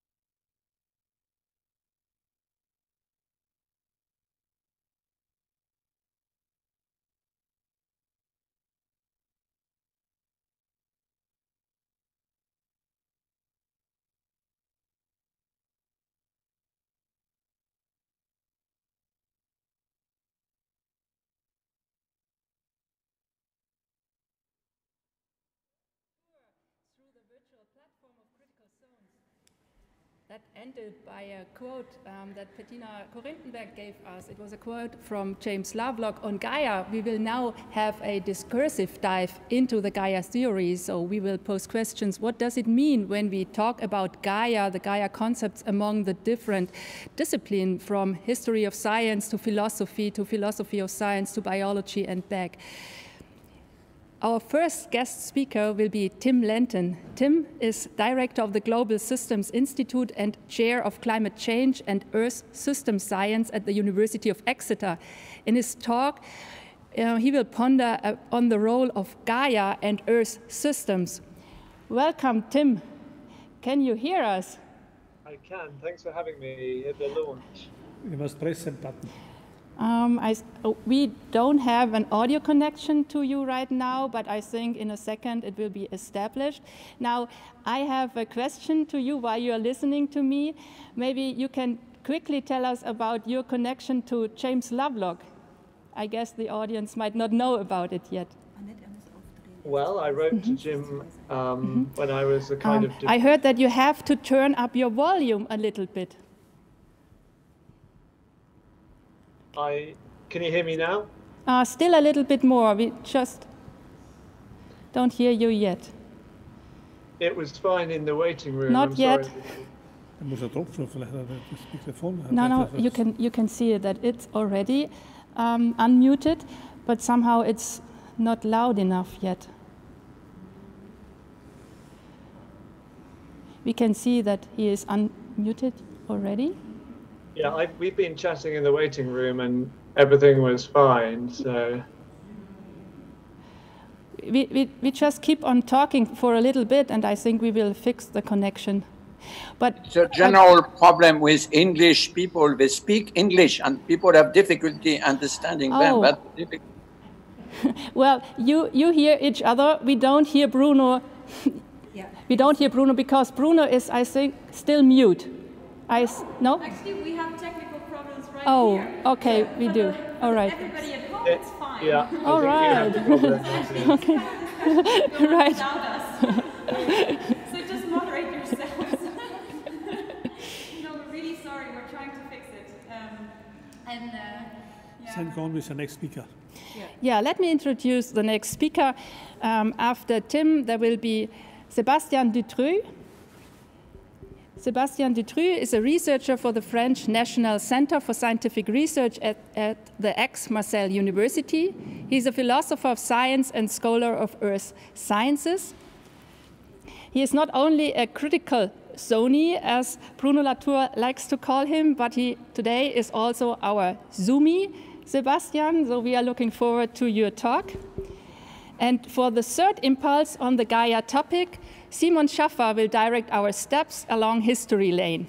Simon is Professor of History of Science at the University of Cambridge and, among others, a member of the advisory board of the Scott Polar Research Institute at Cambridge. He is inquiring the discourse on climate history, and his findings are, as I can tell, as exciting to read as they are profound. Simon contributed 2 essays to the Critical Zones exhibition catalog, which I would highly recommend you to read. Tonight, he will share his research on animating the Earth with us, which is closely connected to the Gaia theory. Hi, Simon. We are so happy to have you. Hello. Wonderful. I will simply talk fantastically loud that you can all hear me, because unlike Tim and Sebastian, I have no images to show. If I'm allowed, I might insinuate an image, but otherwise I'm extremely honored, very happy, and extremely surprised to find myself in this company. So thank you very much. Thank you. Thank you so much. Now, I think we should just have a test that we hear Tim Lenton, and then if we hear him well, we could start with his talk. And if not, we just start with another speaker. Right, that's what we do. After that. So we'll try to find the technical coaching. Good evening, everybody. Yay! Wonderful. Well done. It's not me you've got to congratulate, it's your technical people.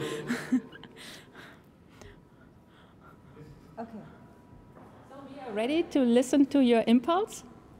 Okay, let me try and share the screen. Ja, was ist los? He is starting to share the screen with us.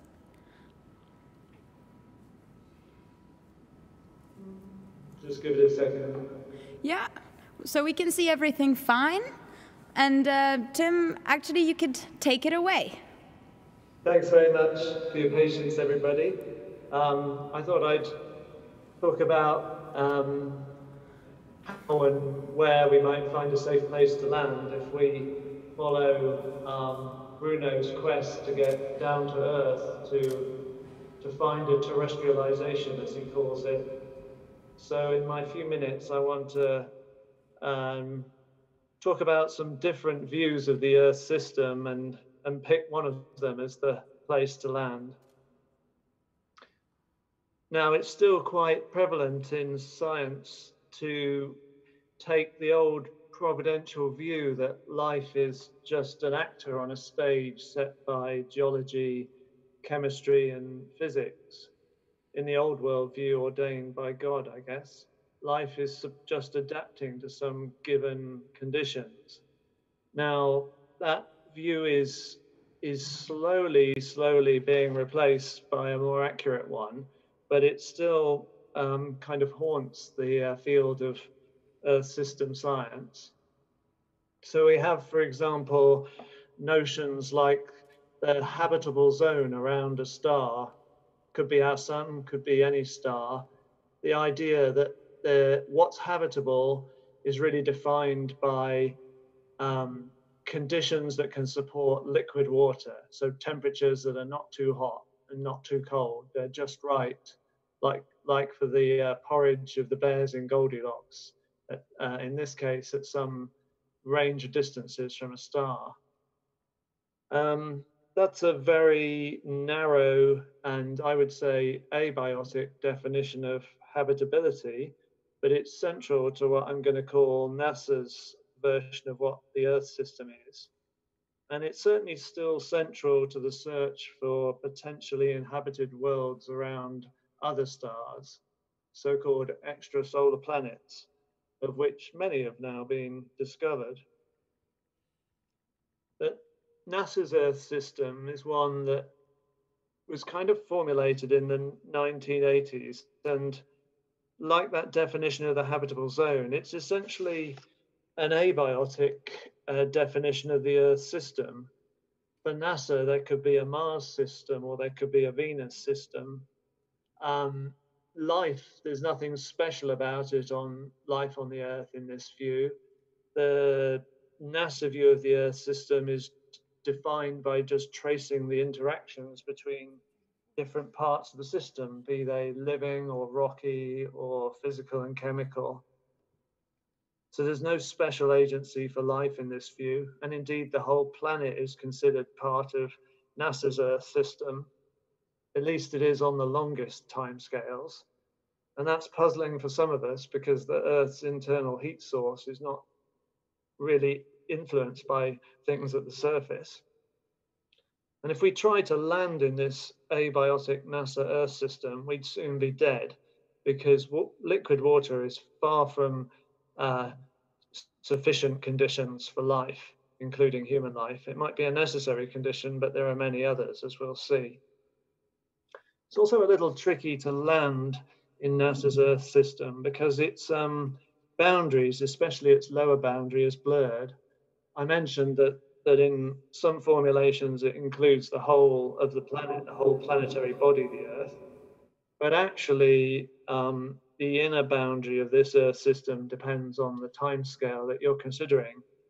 And on shorter time scales, it becomes restricted to and captured in this diagram, which at least in my field is quite famous. It's called the Brotherton diagram.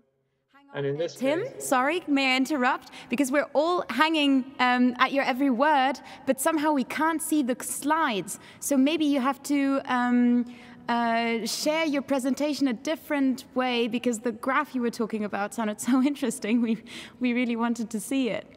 Well done for interrupting. Can you So I think maybe you have to, so I don't know, I'm not really good with technical stuff, but I think if you start the presentation, this might help. Let's try, maybe we get a... Okay, now start the presentation. Let's see if we can...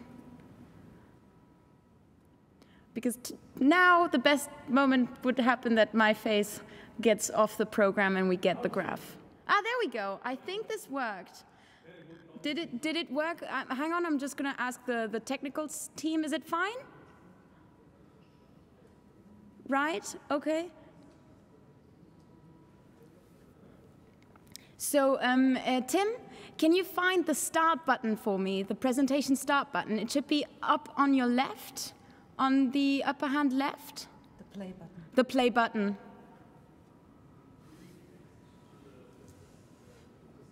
So the one next to the disk button, three dots away from the disk button. Hang on, I can't really see. I think almost. You hit it almost. Sorry, everyone. You make it. Yes. Oh, there you go. Yes. So you see the disk, right? That was one. Go back. Okay. So you see the save button, right? Makes sense. Sorry. So I was running away from the... so either you press F5, or next to the saving button, there is a, you know, like a little play symbol. Maybe that if you push the little... Oh, I think that was great. Was that great? Was that right? No, that was not right. Tim, we're going to get there. Don't give up. I'm sorry. I apologize, everybody. Everything no works worries. when we tried this beforehand. I know we can do it. Everything worked when we were in... Can you press F5 for me? Yeah.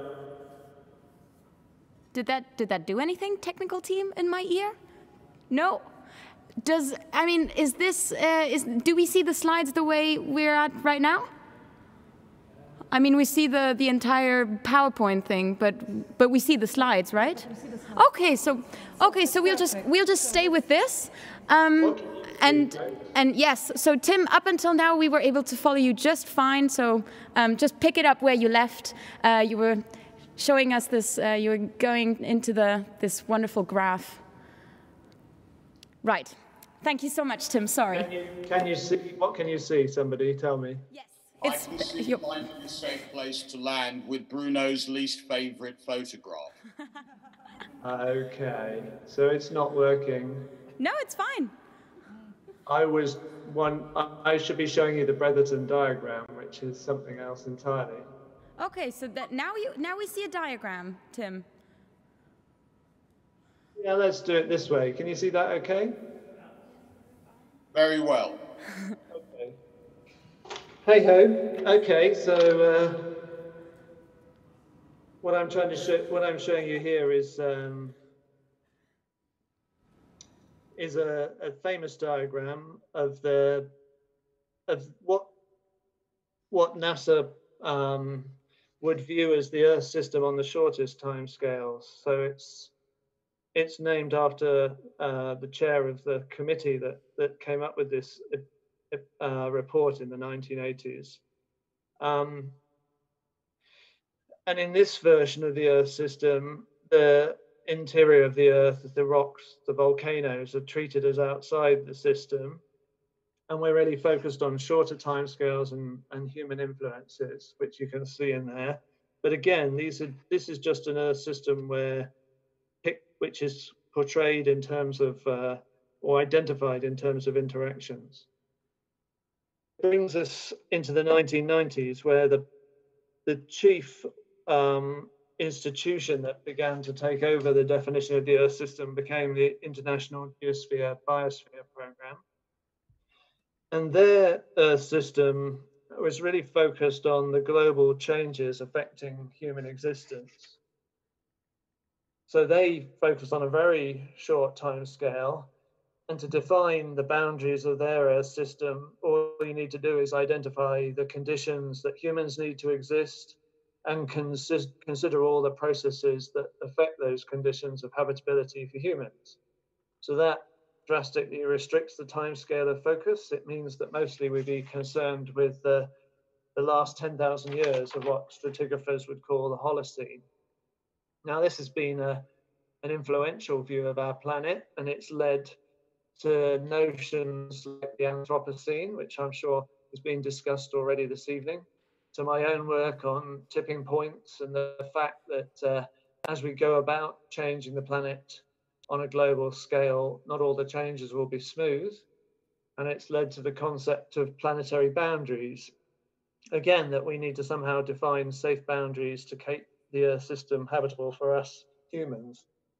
All useful stuff, but if we tried to land in the IGBP's Earth system, we'd soon be in trouble, because by focusing just on what's required for human life, this takes for granted several of our conditions of existence, such as an oxygen-rich atmosphere, which they're actually there thanks to a long history of other life forms and are continually being maintained by other life forms. And this view readily, well, looks over that, if not ignores it, which brings us to the third and the oldest of the three views I'm going to talk about, which is Gaia.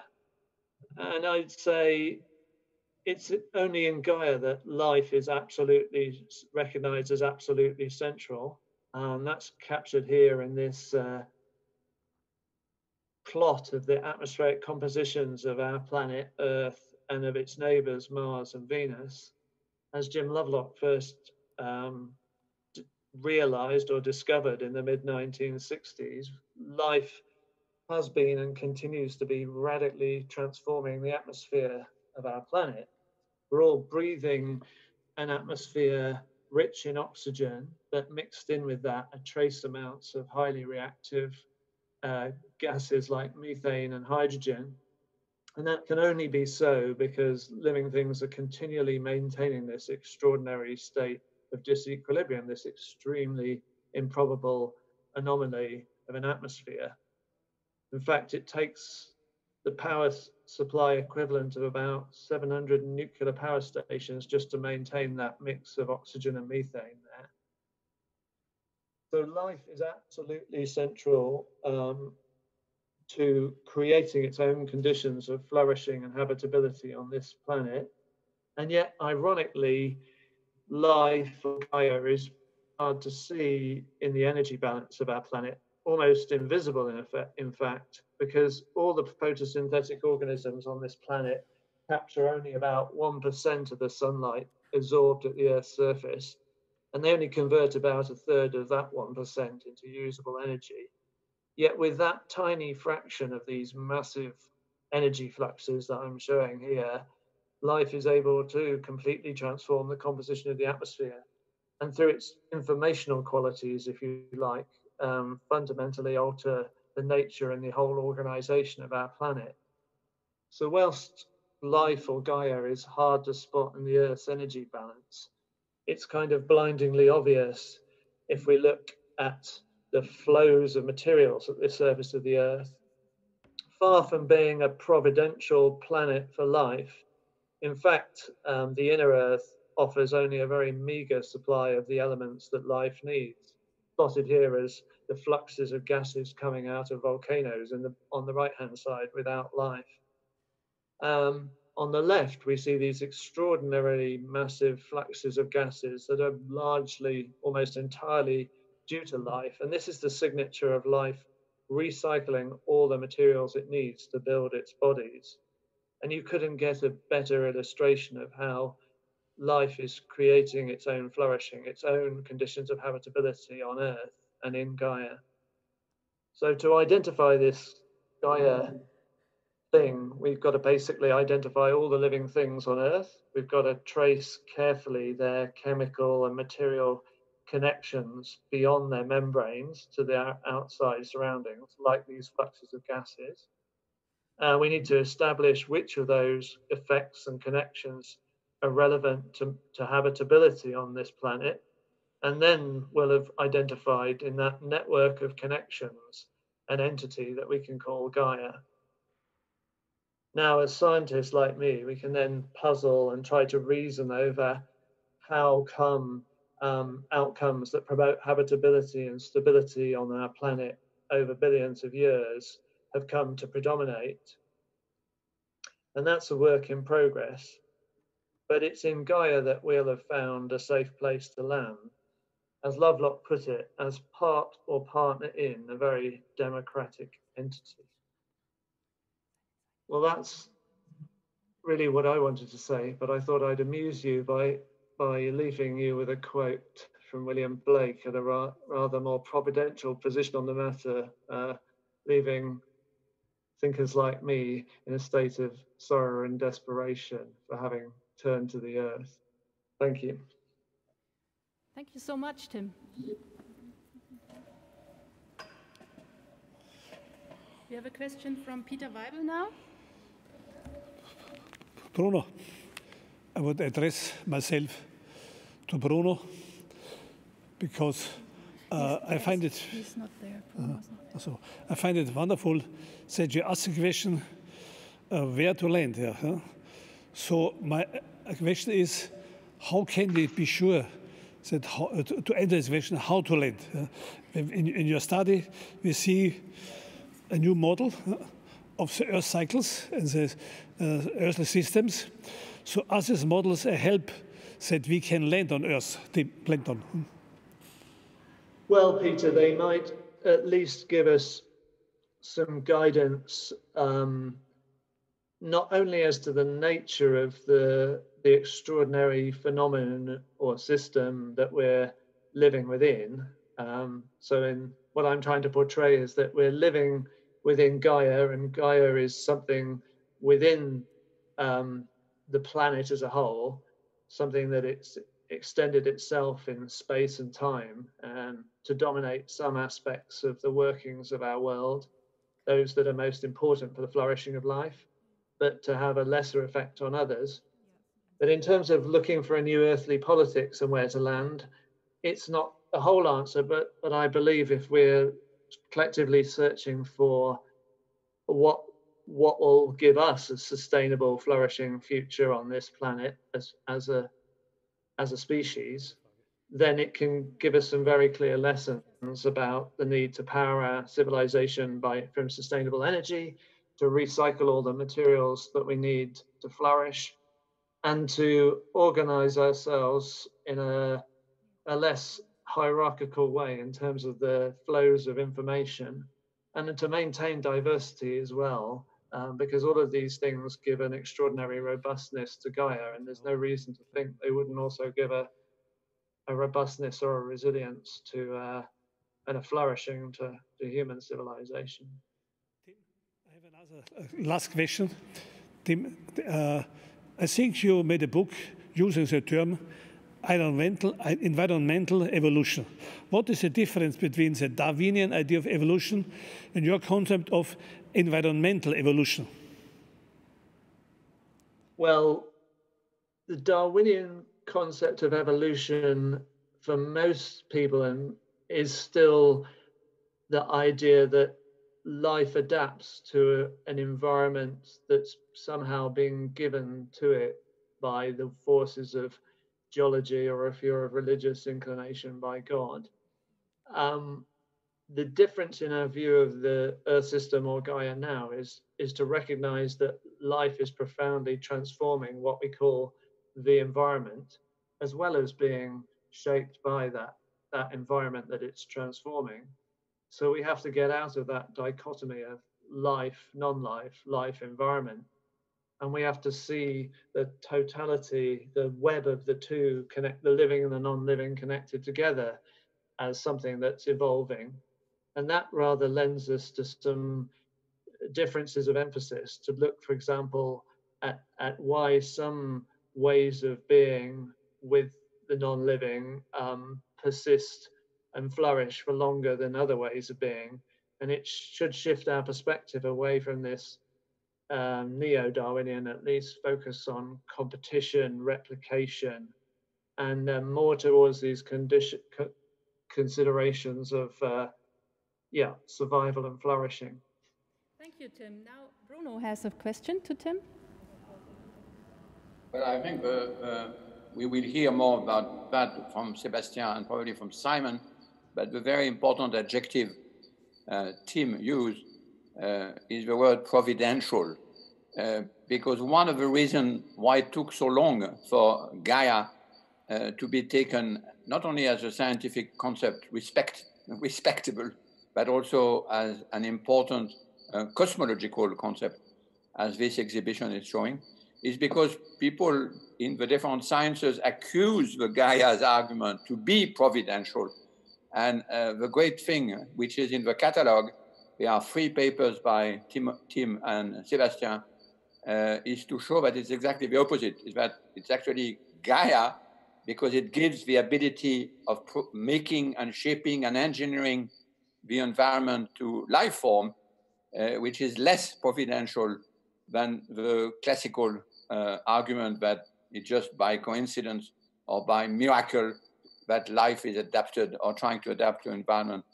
So I'm very pleased, of course, to have Sebastian and Tim here. But I just want to underline that the catalog is also providing a novel view of Gaia. And if I'm not mistaken, it's the first time, Simon will tell me if I'm wrong, that Gaia is also at the center of a major exhibition in art, which is an interesting, it proves the concept which was discovered 40 years ago is now mature, so to speak. Thank you, Bruno. That is a good connection to just roll now Sebastian's film.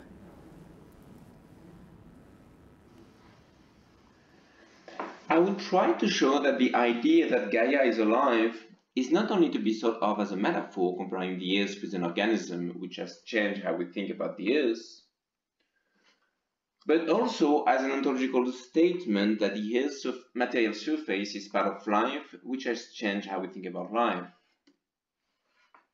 So I'll start with some detail on the common view that Gaia is a metaphor.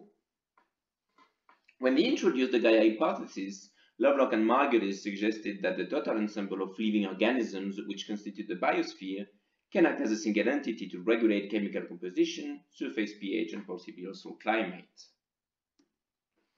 The importance of the idea of regulation led Lovelock to compare the functioning of the Earth's surface with that of an organism, and also sometimes with a thermostat or with a cybernetic system with feedback loops. Organisms and thermostat are indeed the 2 paradigmatic examples of regulated systems. But instead of considering Lovelock and Margulis' major discovery as a metaphor, I think we should see it as an ontological statement recognizing the existence of a new entity which remains to be studied. Standard biological objects include organisms, cells, communities, populations, ecosystems, genes, and biologists study their boundaries, how they grow and spread, reproduce, die, and regulate.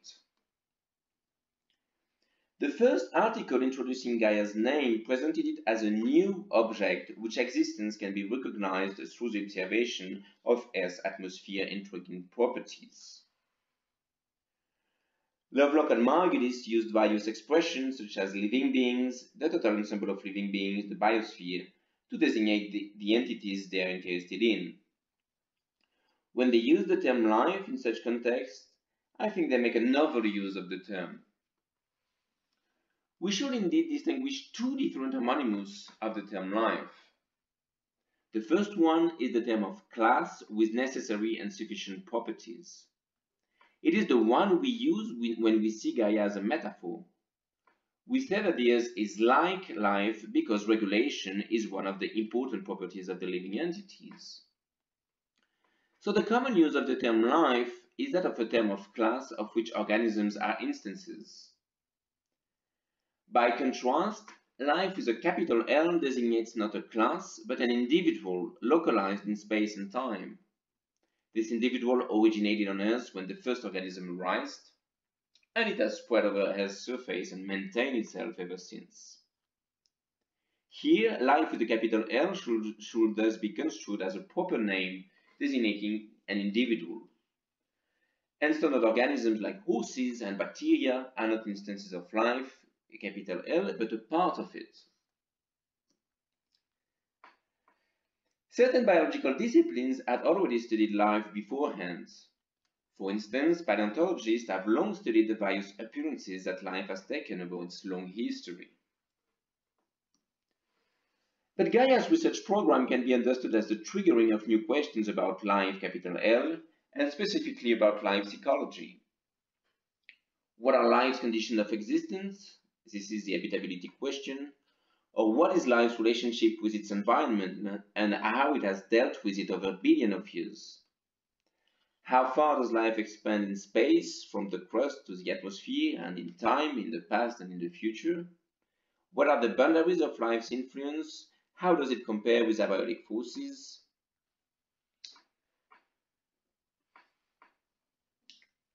Gaia's research program hinged on a conception of life which brought important shift.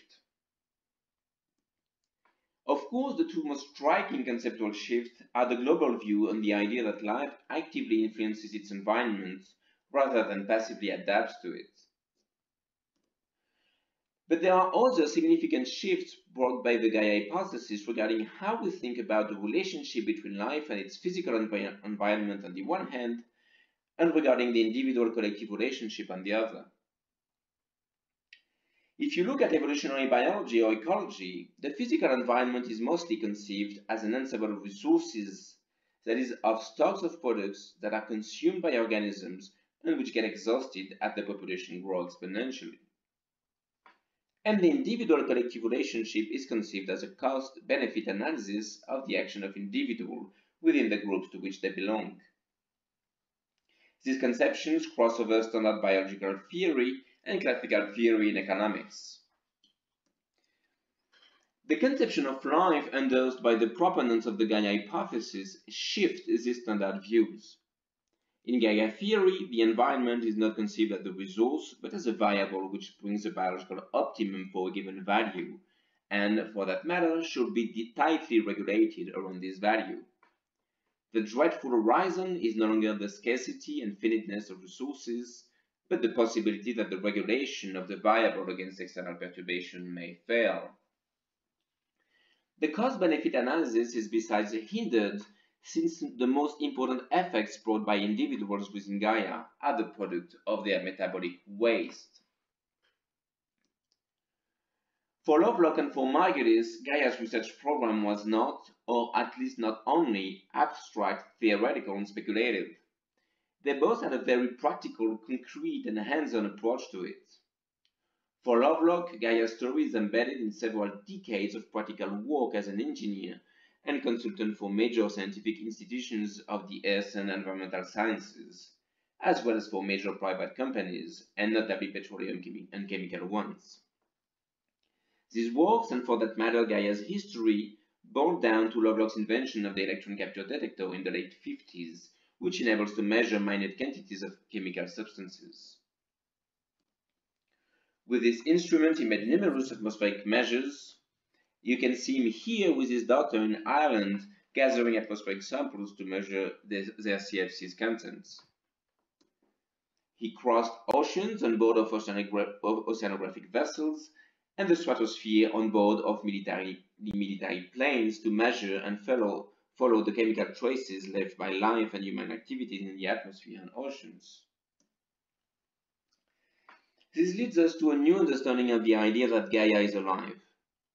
By that, Lovelock meant not only that the Earth's surface functions like an organism, he literally meant that the atmosphere, the oceans, and the Earth's surface are a part of life, capital L. Let me start with a familiar example. When we look at the physiology of termites, we see that they live in a particular environment, namely the termite mound they have built. In the mound, the temperature and gas concentrations, such as CO2, are controlled by the termites. They can modify, for example, the aeration and orientation of the termite mound. So if we are interested in the physiology of termites, we must recognize that the most important physiological activity, that is to say the regulation of certain vital variables, is not only exercised within Claude Bernard's milieu intérieur, that is to say within the material boundaries delimited by the exoskeleton of each of the termites, but that it is also exercised outside these material boundaries at the very level of the termite mound. Hence the conclusion drawn by the physiologist Scott Turner: the termite mound corresponds to the extended organism. Hence also the ambivalence of the idea that the termite mound will be alive or an organism. We can understand this idea either in the form of an analogy or a metaphor. The termite mound is living because it is regulated as organisms are, or in a very different way. The termite mound is a part of termites. It is a vital extension, and we were simply misguided in localizing the termite within the boundaries of the exoskeleton. Between termites and the termite mound, the flows of matter and energy are incessant, so that it is no longer possible to isolate a termite from the living conditions it helps to create. This is exactly what Lovelock meant when he said that the atmosphere can be seen as a component part of the biosphere, rather than as a mere environment for life, and when he compared the atmosphere to the fur of a mink or the shell of a snail. As Tim Lenton shows in his conference, life's influence is pervasive on parts of the globe that we were used to consider purely geological, physical, or chemical, such as atmosphere, oceans, soils, and rocks. So much so that just as for the termite mounds, it becomes impossible to stop the boundaries of life at the membrane of cells or at the epidermis of standard organisms. Their vital activity expands to the Earth's surface that they literally have contributed to construct, built, and maintained. The interaction between life and its global environment is so intense and dense that for Lovelock, life and its environment constitute an entity or a system which he called Gaia. So Gaia as an entity is life, capital L, plus the environment with which it actively interacts. In order to clarify further the distinction between the metaphor and the ontological statement, it is useful to think about other planets. Mars or Venus can have climatic and chemical conditions which are regulated in the sense that they do not vary too much against external perturbations. If so, they would share properties with organisms of thermostats. But contrary to the Earth, they would not literally be living, since there is no life on it, so their surface would have been entirely built by chemical and physical forces. Thank you, Sebastian. And now we will go to Bruno. Bruno has a response. Well, it's certainly not a response because I learn from Sebastian quite a lot, especially since his thesis. It's the first thesis completely on the history, cognitive and practical history of Gaia theory by Lovelock. So I'm not going to comment, especially because with Tim, they wrote a series of very important chapters, again, in the catalog. But I would be interested now to hear what Tim says about the reinterpretation that Sebastian is doing of the notion of life, because one of the big issues we encountered when we started to develop again the notion, or clarify, let's say, the notion of Gaia, it was not clear why the biologists had missed the argument. And of course, the great virtue of Sebastian's argument, which is recapped just now, was to make this distinction between life and life. And of course, Tim, coming from another discipline, would have another view of that shift in the definition of life. Biology is a diverse subject in itself, Bruno, but Seb is quite right that most biologists have been focused on life with a small l, the organisms and the processes of life at the organismal level. I think it's extremely valuable to be able to identify this totality of life with a capital L in it, and as what biologists would call a clade, or perhaps the biggest clade, the grouping of all things that have left descendants into the present. One of the ironies for me is that one of the arch critics of Gaia, a character called Ford Doolittle, a famous microbiologist, has gone from being obsessed with life with a small l to recognizing the same thing that Seb has shown us, which is the importance of life, the totality and the collective.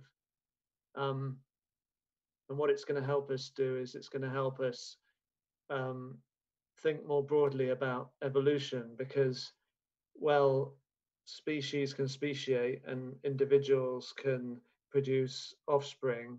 Clades don't claydate. They don't. Life as a capital doesn't make copies of itself, but that doesn't mean that it isn't profoundly important in shaping our world. And it makes us think in terms of evolution of being about the relative persistence and flourishing, if you like, of different clades, and in this case, the biggest one.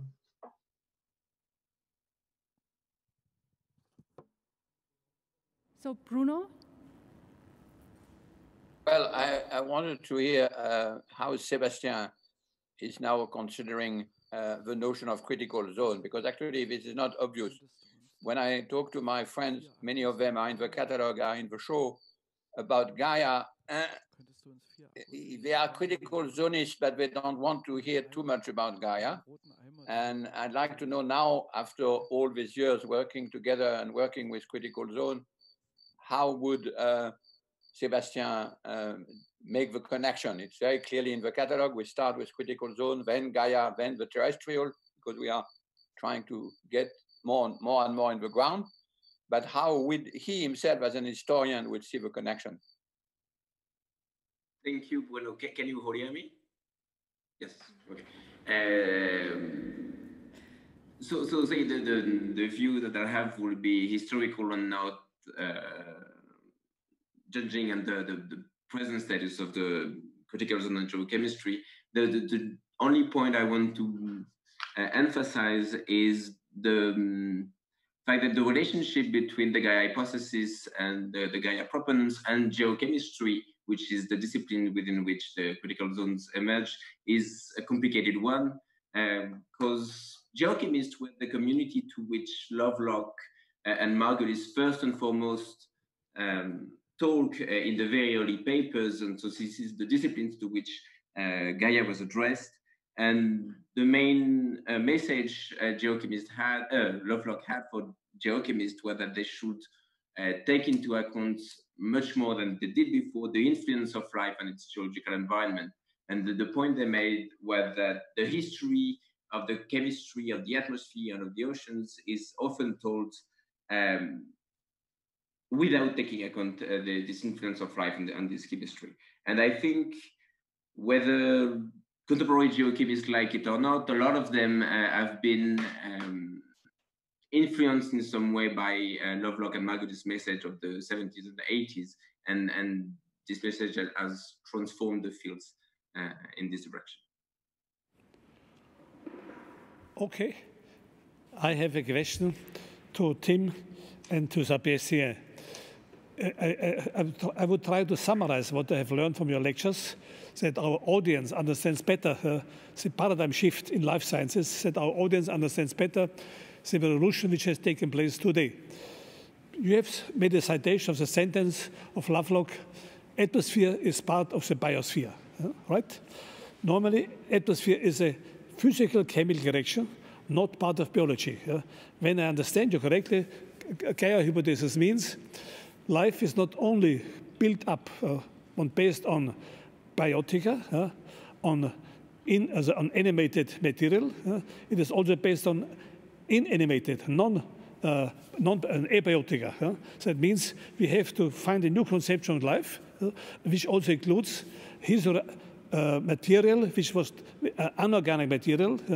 For example, a rock, as you have in the example of the termites, a rock is not normally part of the life cycle. But now we understand a rock, which is a physical chemical process, is also an abiotical material, is part of the life cycle.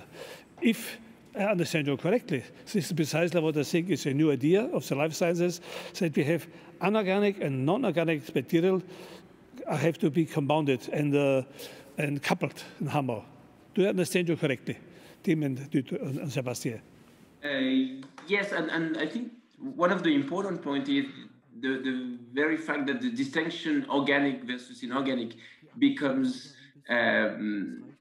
very hard to pinpoint. I mean, if you just take the example of the atmosphere again, if you look at the composition of the atmosphere, it's a common claim and fact that all of the oxygen of the atmosphere, which is 20% of atmosphere content, has been produced by living activity. Another fact, which is less often mentioned, but sometimes discussed, is the fact that living organisms may also have influenced atmospheric pressure by modifying the oxygen and the nitrogen content of the atmosphere. So there is no more physical parameters as atmospheric pressure, and yet this atmospheric pressure may have been influenced and transformed by living activities. So the point was really that the biotic, abiotic, or organic, inorganic distinction becomes extremely fuzzy if you look at the connections between what you think were the living beings on the one hand and what you thought were their environment on the other hand. In cybernetics, we speak about loops and feedbacks. And I think there's a good example to understand what you mean. Some plants and some algae in millions of years have produced the atmosphere, the oxygen. No? So they have changed the environment. And now this new environment, the atmosphere, allows the rise and the birth of new species. So that means without the work of the algae and the plants, we would not have an atmosphere.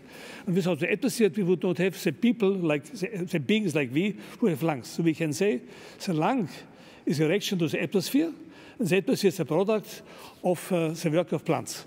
And I think this is that model what you explained to us, Tim and Sebastian. That's right, Peter. Yeah.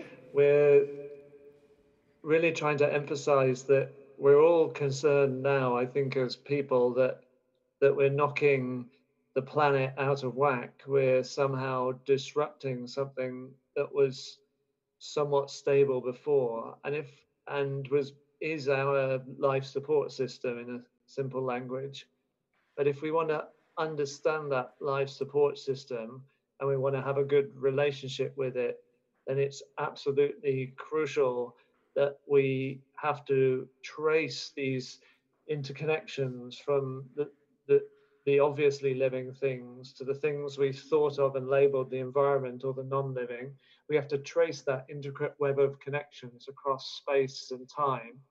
And then we'll see this extraordinary entity, Gaia, in that network. And then we'll be staring at our life support system. And we need to find the right relationship, in simple terms, with that life support system. But you can only do that if you recognize it properly first. All right, so I think now is a good moment to pass on to our next guest speaker. But before we do that, could we please take a moment to acknowledge that thanks to you, Bruno, you are giving us the voices of a completely different species, the voice of crickets.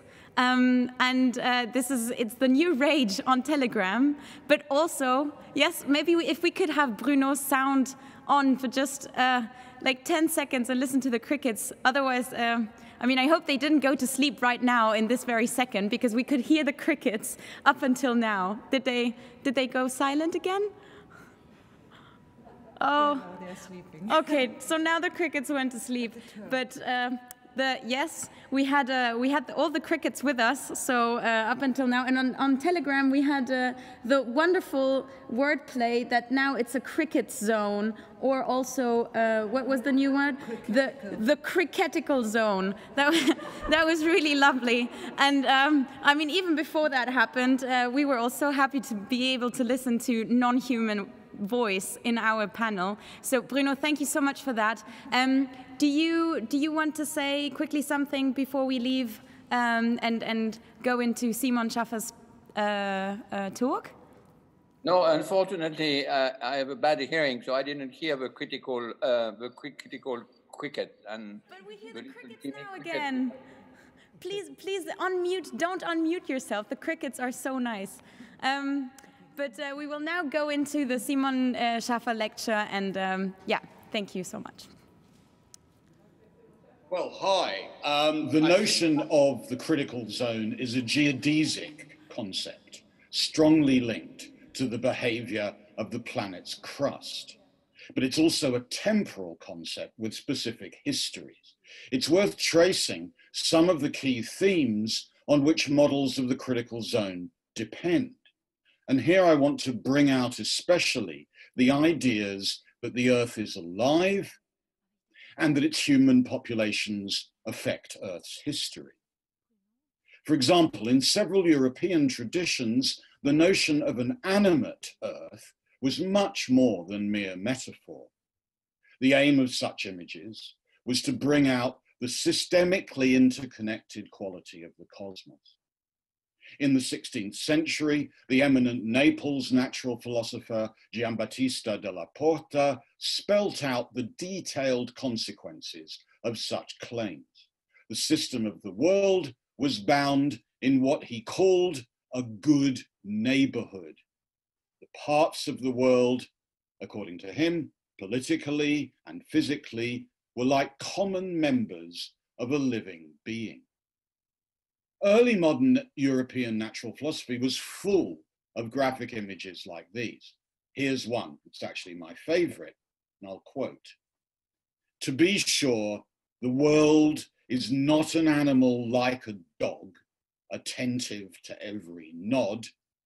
It's an animal like an ox or an elephant, slow to anger and all the more violent when it's been aroused."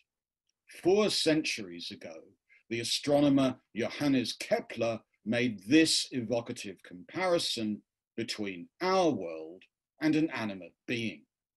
In his 1619 book, Harmonies of the World, he was addressing a great problem in early modern astronomy, the question of the close causal relationships linking humans dwelling on Earth with states of affairs in the world. Kepler also wished somehow to emphasize how variable and tricky were these causal connections.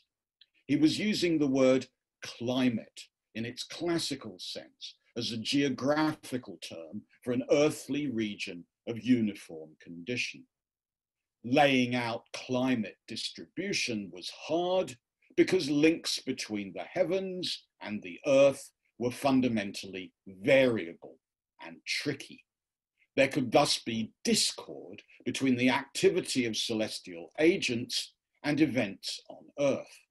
But when these principles combined properly, the effects might then be very dramatic and violent, and yet explicable and so predictable. Hence emerged a fascinating model of causal action. It's a model that's much richer than that normally defined by the very familiar distinction between organic and mechanical models of the cosmos. Kepler was explicitly violating the received boundaries between the affairs of the earth, which was the world of physics, and the celestial dominion of the heavens. He argued that, and I quote, "The earth is a body like that of an animate being," unquote. Weather on this planet was moved by exactly the same causes that were exerted by the human soul inside the body. Kepler developed the connection in physiologically exhaustive and self-absorbed detail. Under a list of activities of the Earth's soul, he compared trees with the planet's hairs, insects with its lice, thunder and lightning with its inflammable farts, rain with its sweat.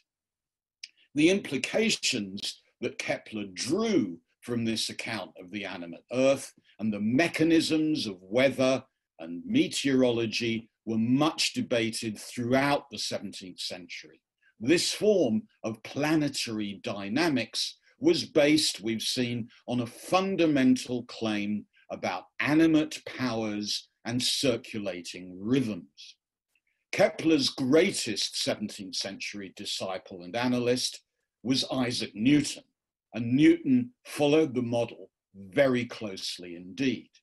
In an important document summarizing his own alchemical cosmology, Newton described a universal circulation in the world.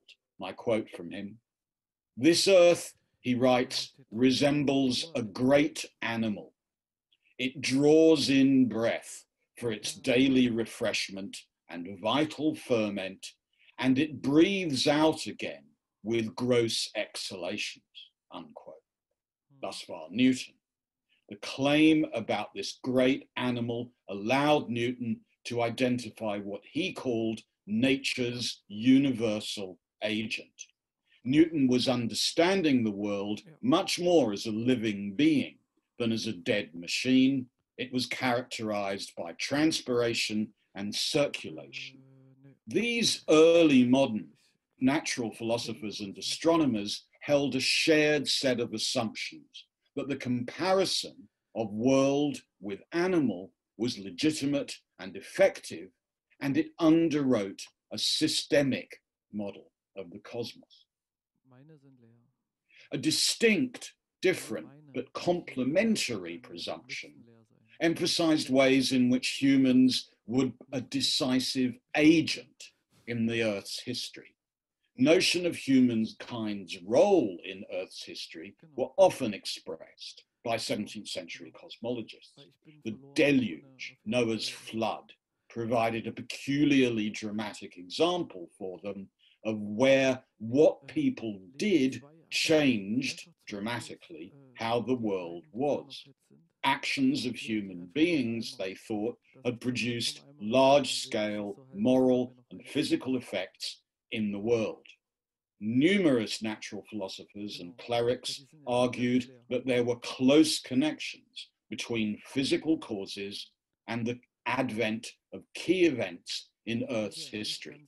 At the very same moment as the appearance and publication of Newton's own cosmology, naturalists publicized claims that the history of humans was responsible through physical causes under the guidance of providence for the crises of the globe.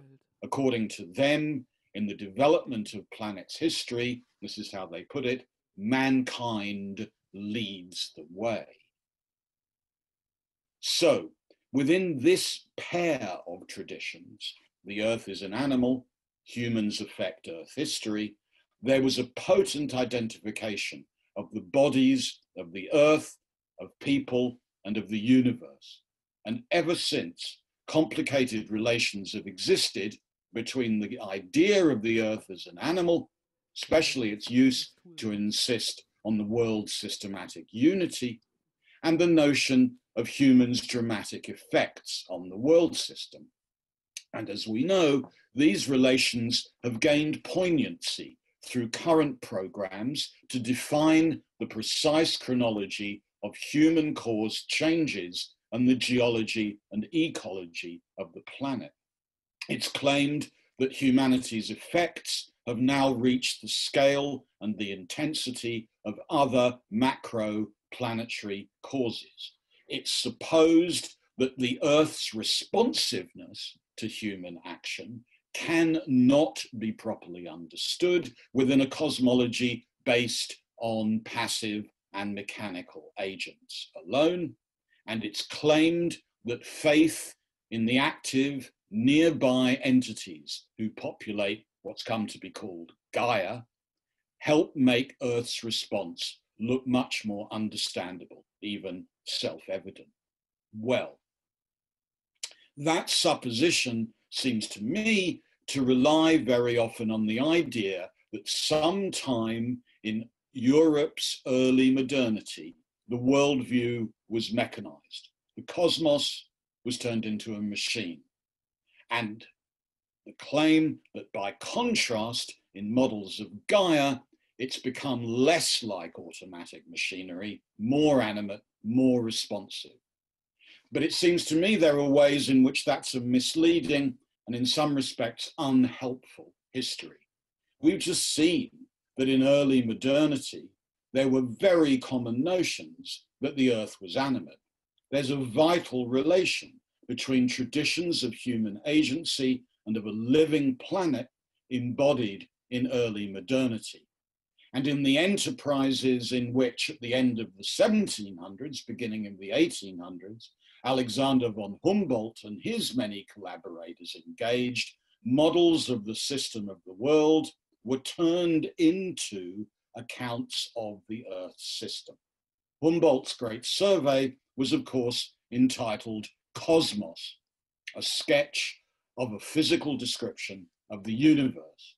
It's a work he started writing in 1819. He was really worried about what he should call it.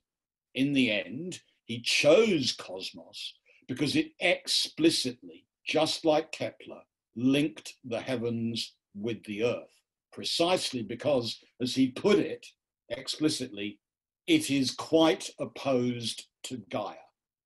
Gaia, at that point, meant a stolid, boring textbook story of Earth's geography. So Humboldt and the Creole mobile naturalists of 1800 aimed to innovate the survey sciences, the biogeography, the cosmology that they'd inherited and that they'd accumulated. They put together resources to suggest how living beings played a fundamental role in the planet's career. Their mapping and surveying helped make theories of the critical zone.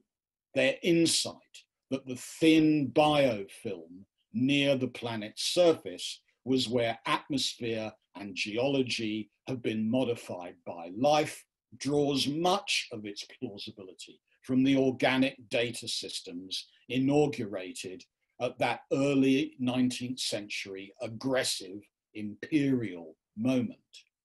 Several versions, however, of geophysiology have selected instead a machinist and teleological model of the Earth system, which is indebted quite directly to the carbonization of the world economy, which was launched at exactly the same moment. This is an unfortunate provenance that sometimes undermines the very enterprise whose ancestry is at stake for us now.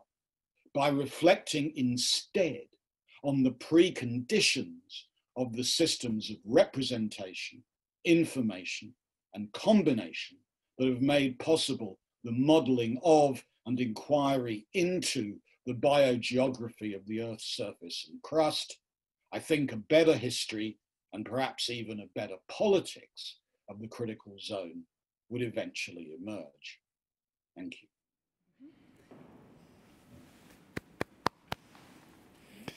Simon, I would like to be sure that I understand you correctly. We praise Kepler and Newton for discovering, say, planetary motions. But after Humboldt, we discover that this mechanical image of the world is not enough. At that time, when Kepler made his invention, we thought it is a kind of humiliation, because suddenly we realized we are living not in the center of the universe. We have now a new heliocentric picture of the world. But now it seems we are, with Gaia theory, we are coming to a different conclusion.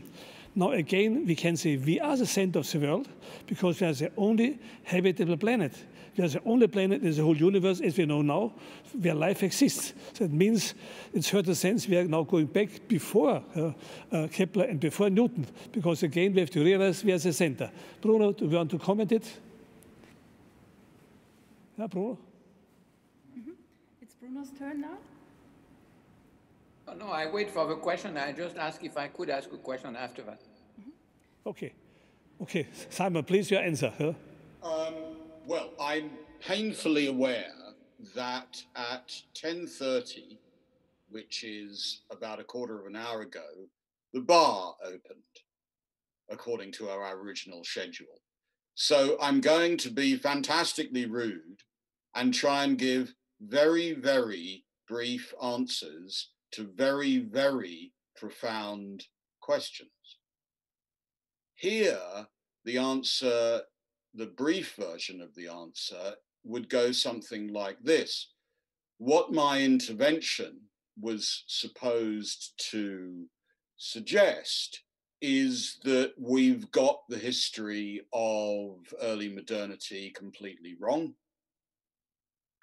and that era plays itself out politically now in exactly the controversies that both Tim and Sebastian have been describing,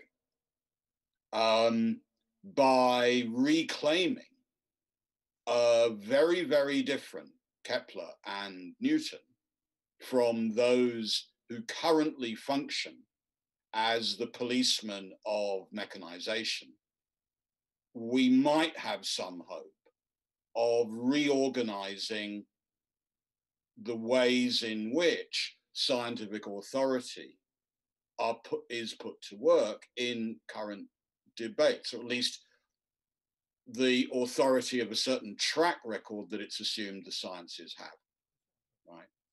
Earth system science is science, and it needs to be understood and debated like that. I do think that Humboldt plays, therefore, I'll say this very quickly, an absolutely critical role in helping us reorganize now what counts as the history of models of this planet. On your subsidiary question, is this planet the sole home of life, with a capital L in Sebastian's sense? There are other people, some of whom don't live on this planet, who are much more expert than I at answering that question. Thank you, Simon. Understand, we have to correct our view.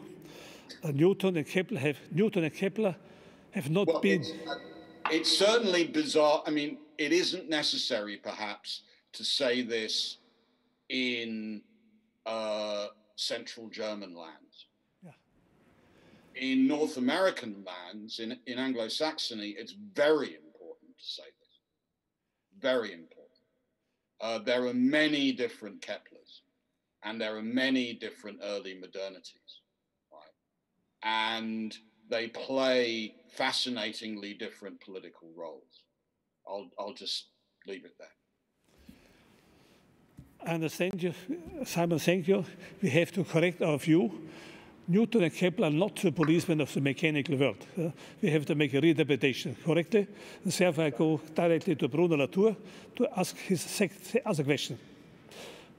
Well, I see the problem with historians is that they find difficulties in the naive idea we have about cut in the way science progress. So I'd like to know from Sebastian or from Tim, maybe starting from Tim, what does it do? Especially because Tim has been a student of Simon many years ago. I mean, not so many years ago. And what he makes of the idea that, in fact, we are simply now today redistributing all sorts of quality between life, organic, inorganic, social activity, causality, responsibility, human activity. But in fact, it's a much longer history. And of course, in the catalog, you will read 2 chapters by Simon, where he made this very important point that mechanistic universe has never actually existed. I mean, we have never been modern. All these things have never actually been actuated. But I'd like to know from Tim and then from Sebastian what we think of this idea that, in fact, the originality of Gaia is still to be debated, and it's not so easy to extract it from a much longer and richer history. Well, I'm excited by Simon's interjection. I mean, I realize already that history is written by the victors, and I paid enough attention in Simon's lectures more than 25 years ago to know that Newton was an alchemist on the side. So I would always have harbored a suspicion, if not a knowledge, that this organic thread is weaved through the history of this Anglo-Saxon, or whatever we want to call it, science. But obviously it's been, you might say it's been suppressed by a different worldview or a different agenda that's come to dominate. So I'd like to get behind Simon and try and rediscover some of that continuity, because I would agree with him that actually this continuity of I don't know whether it should be called organic thought, but would help us a great deal, perhaps, in trying to get perhaps my even my scientific colleagues to take more seriously the live debate and progress we're in the middle of right now, to really try and see the Earth or Gaia for what it is, because for the most part they just can't be bothered. They're just quite happy to buy a crude mechanistic narrative.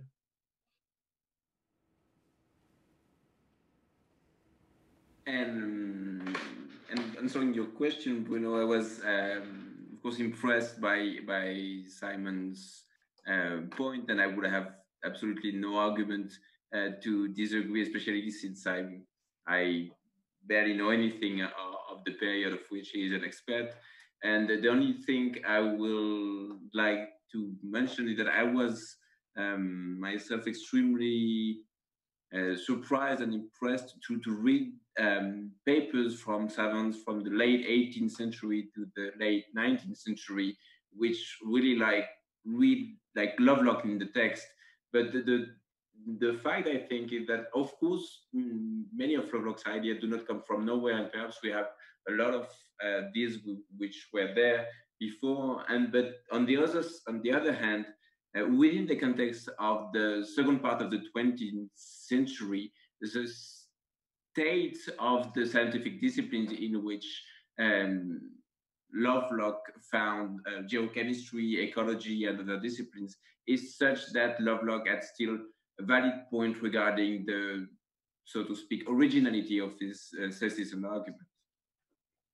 I absolutely agree with that. I mean, one of the points that I'd want to add, we don't really have time to get into this, but I'll try, is our meeting today began, fascinatingly, with a discussion about the notion of ghost acres, of ghost lands, of all the territories that industrialization and carbonization have bizarrely summoned into existence, right?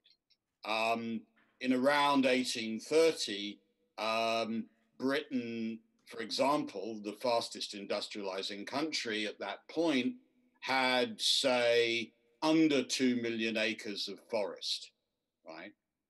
And its colonial and, above all, its carbonized development in that decade produced tens of millions of ghost acres elsewhere, so that it's been estimated that by the 1830s, 1840s, the coal consumption of the United Kingdom was equivalent to doubling the size of the United Kingdom in terms of its production.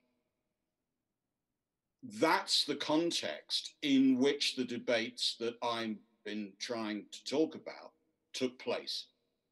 They did not take place simply in terms of a highly romanticized confrontation between a Prussian mining administrator and some very high mountains in South America. They also simultaneously take place at the moment of the most intense carbonization then experienced in human history, whose consequences our exhibition, Bruno and Peter's exhibition, is designed to unlock. And once we reorganize the official memory of the doctrines about our planet, whether it's alive and whether humans play a role in its history, I think we can also see much more clearly what the relationship is, say, between survey sciences and the model of the planet and ghost acres, which is absolutely fundamental for the story that the exhibition is telling. Bruno. No, I just wanted to say that what Simon said is a beautiful connection with what will happen tomorrow when we hear Joseph Kerner about paintings, because the romantic period that Joseph mentioned is exactly taken by this tension, which is usually ignored when people do history of art. So this is just a little pointer so that people can stay tuned. Stay tuned, as people said in the past. After Wirtschaft, Landschaft. Okay. Perfect. Okay. I would like to use this opportunity. To express on the knees of my heart my gratitude for this wonderful evening that you shared with us your knowledge and your expertise. We have learned a lot. The audience has learned a lot. And I think tonight was a really historic moment because we invented the future of the museum. As I said at the beginning, a normal museum is locally bound, has a local audience, like a cinema. And today we have a non-local audience like television. So you can see in future the museum will be, metaphorically speaking, a cinema and a television. We will be a broadcasting institution, not only a museum, an assembly of objects. And also we invented today, I think, the future of television, because television normally is just a cinema for non-local audiences, because they show one film after another. They do not use the technology which is available. We tried tonight to use this new technology to assemble wonderful people who shared revolutionary ideas with us. Thank you deeply, deeply. Bruno, please, you should have the last word. Thank you, all of you. Thank you so much. All the people tonight. Thanks also to the team of ZKM. Bruno, please have the last word. I'd love to have a last word, but we have 2 more evenings to go. And for this night, I think the tradition for the next television or the next cinema or whatever Peter is imagining is always to finish with my friend Simon Schaffer's talk, because I think that's the best way to end and to have a complete sort of sculptural statement about how we should think. So many thanks to everybody, but many thanks to Simon.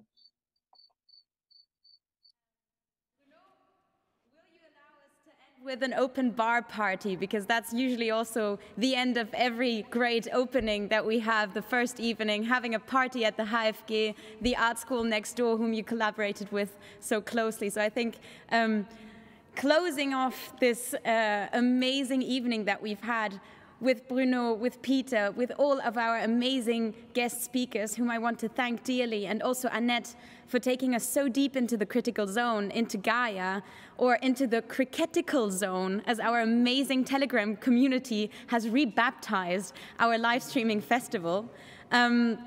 Actually, that's also the moment where I want to give a huge thank you to our amazing community on Telegram. We are absolutely overwhelmed with how many people have been tuning in, so thank you for this. Apparently I have to say something else. What else? Yes. Okay, that's huge. Apparently we've had 8,000 people tuning in tonight. That is a number that I can't even, I don't know what to say. It makes me speechless. So thank you. It's not only our work, it's the work of everybody who contributed for tonight. So thank you so much. And this is actually a good moment to now take a breath, because we are now going to enter into the open bar. If you want, I mean, if you're still awake now, we're going to have a drink. We're going to relax, give some behind the scenes information. And you can find the link to the Zoom conference on our website. Apparently there's something else to say. Okay, hang on just 1 second. I finished the technical details. So if you want to join us on our open bar on Zoom, you can just find the link on our website. You click on it. Unfortunately, after 100 people are in the bar on Zoom, the bar is closed, but you can still be there on the YouTube live stream and just, enjoy your drinks and still follow anyway and send us your comments on Telegram. So that's our next step. And right, Mr. Weibel. If we would have had a normal opening, what I call for the local people, for the local audience, we would have a maximum of 1,000 people. Tonight, we turned into a broadcasting institution, And we had about more than 8,000 people, 8,000 non-local audience. This is really a triumph, what can be done with, say, teletechnology. Bruno, you're not convinced yet, but in 2 days you will be convinced. All right, so party, and we see you in, we'll take a short break, so maybe 10 minutes we'll have to see. See you. Bye, and see you tomorrow.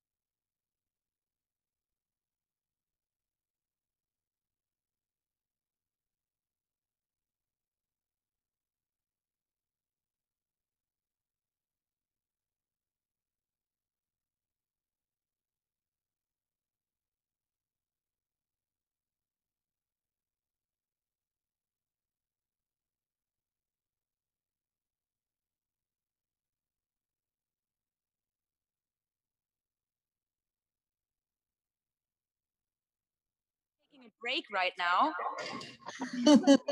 Ah, Robert und Stefanie.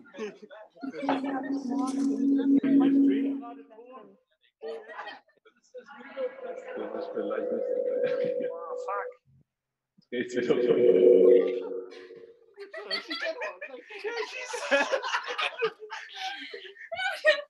Oh, fuck.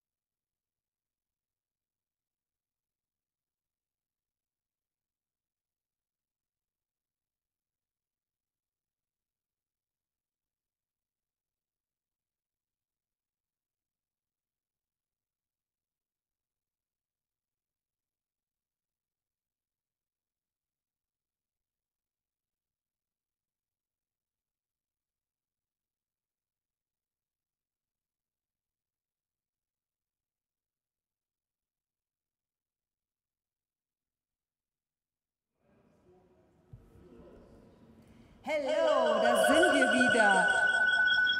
Und wir haben eine glorreiche Rückkopplung, die jetzt behoben sein sollte.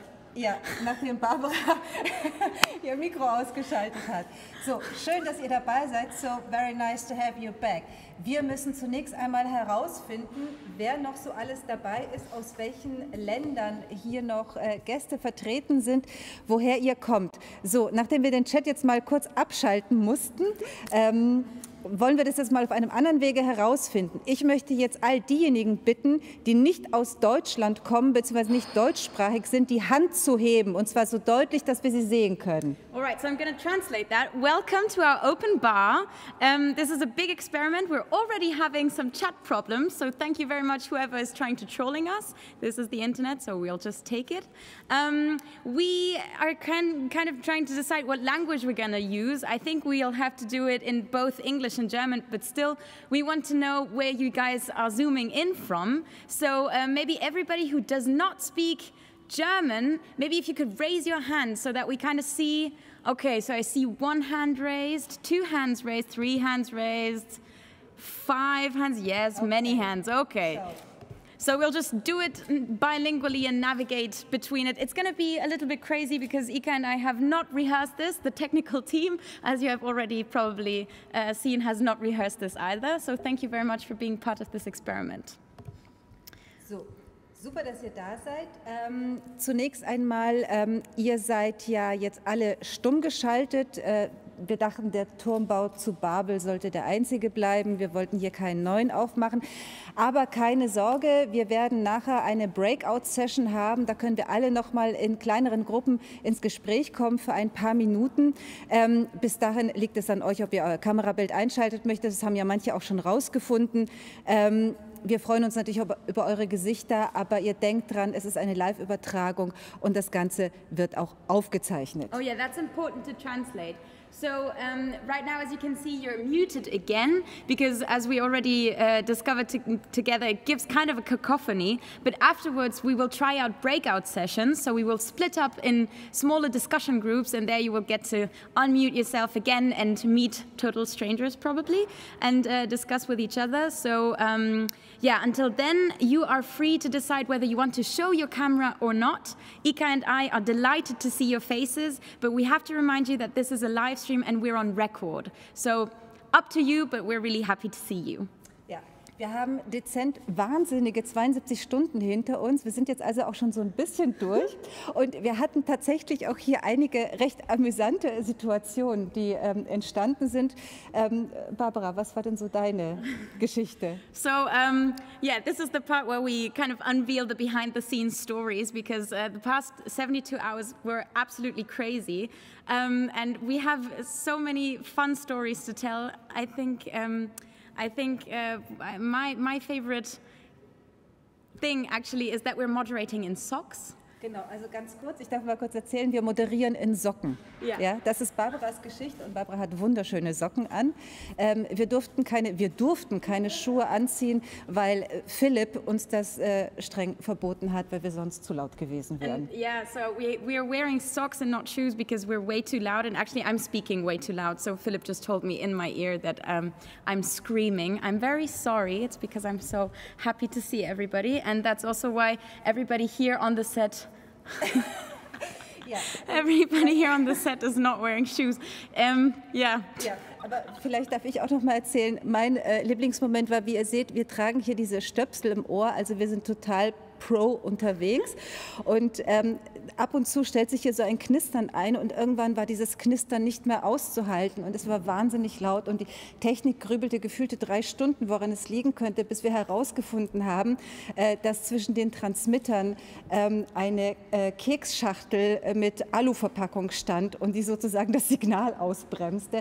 Also man hat es wirklich mit sehr außergewöhnlichen Situationen zu tun und ich darf sagen, wir haben wirklich sehr, sehr viel gelernt, auch in technischer Hinsicht. Right, so Ika's highlight, the story that she just told us was that, as you can see, we're wearing these in-ears because we're really professional and we know how this goes down.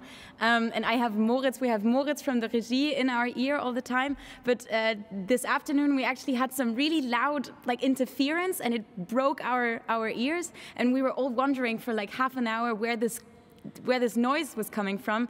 And after 30 minutes, the regie told us, oh, sorry, we had a cookie box with aluminium package foil that was jamming the signal. So watch where you put your cookies. That was our lesson from today also. Okay. But jetzt in medias res, also ihr habt schon gehört, das ist ganz schön aufregend hier.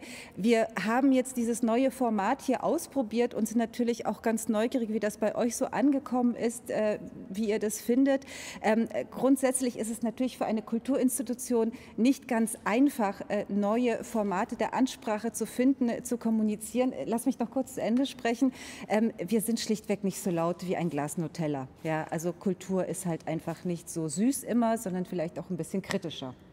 Yeah, so Ika was just saying how experimental all of this for us is and how new, because obviously as cultural sectors, as a cultural institution, we have to find out new formats and have to find out how, you know, we're just not forgotten in this time where nobody can come and see us. So this is why we started this experiment. And actually before we delve into a conversation about, you know, how also the digital platform came to life, because we have a very special guest actually right now with us in the open bar, but I'm gonna unveil who it is in just a moment. I would like to give you, maybe we can try that out, a shot behind the scenes. So I'm just gonna show you who and how. Yes. Wir blicken jetzt mal noch ganz kurz, bevor wir zum nächsten Punkt kommen, ganz kurz hinter die Kulissen, damit ihr mal seht, wie es hier so rundherum aussieht. Und Barbara nimmt jetzt mal ihren Rechner und schwenkt mal kurz mit der Kamera des Rechners hier durch den Raum. Alright, so also, probably you have to find me on your Zoom window, and not the one where you see the moderating image, but me, but I'm mute, so you can't really go on speaker's view. But yeah, we're going to show you like our view, what Ika and I see. And this is, oh. Do you see me? Ja. Yeah? Okay. So, da sind unsere Kameramänner und Frauen. That's our wonderful video studio. A huge applause for what you guys did tonight. It's insane. It's really crazy. So, und jetzt schwenken wir mal nach oben. Okay, hang on. I'm not going to drop the laptop. Okay, can you see that? So, this is the first floor. Wir sind hier im ersten Stock und jetzt streckt mal die Regie alle Hände nach oben. Woo! Ja, also nein, die Regie ist nicht eine einzige Person. It's not the only person. Und vielleicht kommt die Redaktion noch mal kurz nach vorne und ihr zeigt euch mal. Yeah, so our communications team, our regie, maybe you can hold up your cell phones because my webcam is really bad. So maybe you can just hold up your cell phones so we see and keep this. Zeigt eure Telefone, haltet eure Telefone hoch, damit wir euch sehen können, weil es ein bisschen dunkel ist. So. All right. So that's the amazing team who made everything we just saw up until now possible, and really I have no words to thank all of you because it's really crazy what you guys did. Jetzt habe ich meinen Stöpsel verloren. Oh, Moment, ich stöpsel ihn so, danke. So, neue Formate, neue digitale Möglichkeiten. Wir möchten jetzt mit jemandem sprechen, der die letzten nicht nur Stunden, sondern die letzten 5 Wochen wirklich sehr, sehr gelitten hat. Begrüßt mit uns Dennis und Sebastian von AFKM, die Agentur für kranke Medien. Der Name hat es in sich. Das waren die Jungs, die uns aus der Patsche geholfen haben, als wir festgestellt haben, wir können keine reale Ausstellung eröffnen, haben wir sie angerufen und gefragt, könntet ihr uns mal eine virtuelle Ausstellung bauen? Und als sie fragten, bis wann und erfuhren, naja, in 5 Wochen würden wir dann gerne eröffnen, wurden die Gesichter kurz bleich, aber vielleicht erzählen Sie uns das gleich selber. Yeah, so we're really happy to welcome our VIP guests for the open bar tonight. Dennis and I think it's Sebastian. I can't really see with all the lights, but I believe it is. Yeah, it's Sebastian. There we go. It's the 2 programmers who are part of the Agentur für kranke Medien, the agency for sick media. It's the agency we called 5 weeks ago and said, well, what do you think? We want to build a digital exhibition. And probably they said, well, how much time do we have? And we said 4 weeks. So Sebastian, Dennis, maybe you can unmute yourself and tell us in German or English or whatever language you feel comfortable with, how are you, first of all? How are you? Are you still alive? Yes, and how was the experience for you guys? Hallo, hallo. Hi. Also uns geht's gut. Wir sind natürlich alle müde, aber das geht, glaube ich, allen Beteiligten so, die an diesem Projekt mitgewirkt haben. Also Barbara, Ika, ich glaube, ihr habt jetzt irgendwie die letzten Tage auch echt viel auf dem Kasten gehabt. Ja, wie war das für uns? Also es war toll. Also es war eine ziemlich einmalige Chance. Ne? Weil so diese Frage, wie machen wir eine Ausstellung digital, die ist spannend. Ne? Also diese Timeline, die war ja einfach nicht drüber nachdenken. Ne? Also eigentlich müsste man sagen, das geht nicht in 5 Wochen. So, Dennis just said that. Dennis just said that they're still alive. They are very tired, obviously, as we all are involved in this crazy project, and that in any other normal situation, you would probably have answered such a request with no, it's not possible. But somehow they just ignored the timeline and went for it, which is pretty heroic. Genau, Dennis, es war ein Himmelfahrtskommando, kann man, glaube ich, so sagen. Oh, hier. Make things happen. Das ist die richtige Einstellung. Vielen Dank. Wir haben jetzt ja schon von Bettina vorhin bei der Führung gehört, wie die Plattform funktioniert, was sie ausmacht. Aber wie kam es überhaupt zu dieser Idee? Wie seid ihr auf diesen Gedanken gekommen? Denn ich wollte anfangs ja eigentlich gern eine Plattform haben, die sozusagen einen virtuellen Raum imitiert. Das heißt, ich kann durch diesen Raum fliegen und ich lande bei einer Kunstinstallation und schaue mir die Kunstinstallation an. Meine Idee ist geflissentlich ignoriert worden. Stattdessen wurde dieses Konzept entwickelt. Wie kam euch dieser Gedanke? Ika's question to the programmers was that when in the beginning we started thinking and imagining a digital exhibition, she had the initial idea of, a 3D virtual space where you could fly through it and probably with a lot of gamification elements, go and click and explore stuff. And now the concept is very different from your initial imagination, but it's nonetheless incredible. So maybe the question was to Dennis and Sebastian, how did you develop this idea? How did you come up with the concept? War so ein bisschen auch eine gemeinschaftliche Arbeit. Ne? Also den Punkt, wo wir in das Projekt eingestiegen sind, da habt ihr ja schon monatelang daran gearbeitet. Ihr wolltet eine physische Ausstellung bauen. Und dann standen wir vor dieser Situation, das könnt ihr jetzt gerade nicht in der Situation. Und jeder bringt dann so seine Wünsche mit. Also die Kommunikation, die Kuration, die Technik. Jeder hat eine Vorstellung. So. Und ich glaube, was wir jetzt versucht haben in den letzten Wochen, ist in einem konstanten Austausch den Mittelweg zu finden. Ne? Also was kann man im Web machen? So, was stellt Besucherinnen zufrieden. Das funktioniert technisch. Ne? Also wir wollten keine Webseite machen. So. Es musste aber trotzdem so einfach funktionieren wie eine Webseite. Aber wir konnten auch keinen Raum bauen, weil wir haben einfach zusammen konstant geredet und geschaut, was geht. Was von der Ausstellung können wir ins Digitale holen und was kann uns das Digitale bieten, was eine Ausstellung vielleicht auch nicht kann. Ja, man muss ja auch sagen, unser Ding ist ja nicht Webseiten zu bauen, sondern uns inhaltlich reinzufuchsen. Wir wurden anfangs ausgestattet mit unglaublich viel Material von Latour über die Critical Zone und haben uns da eingelesen und reinbegeben und reingefühlt und waren ziemlich schnell total geflasht bei dem Gedanken, das übersetzen zu dürfen in eine digitale Plattform.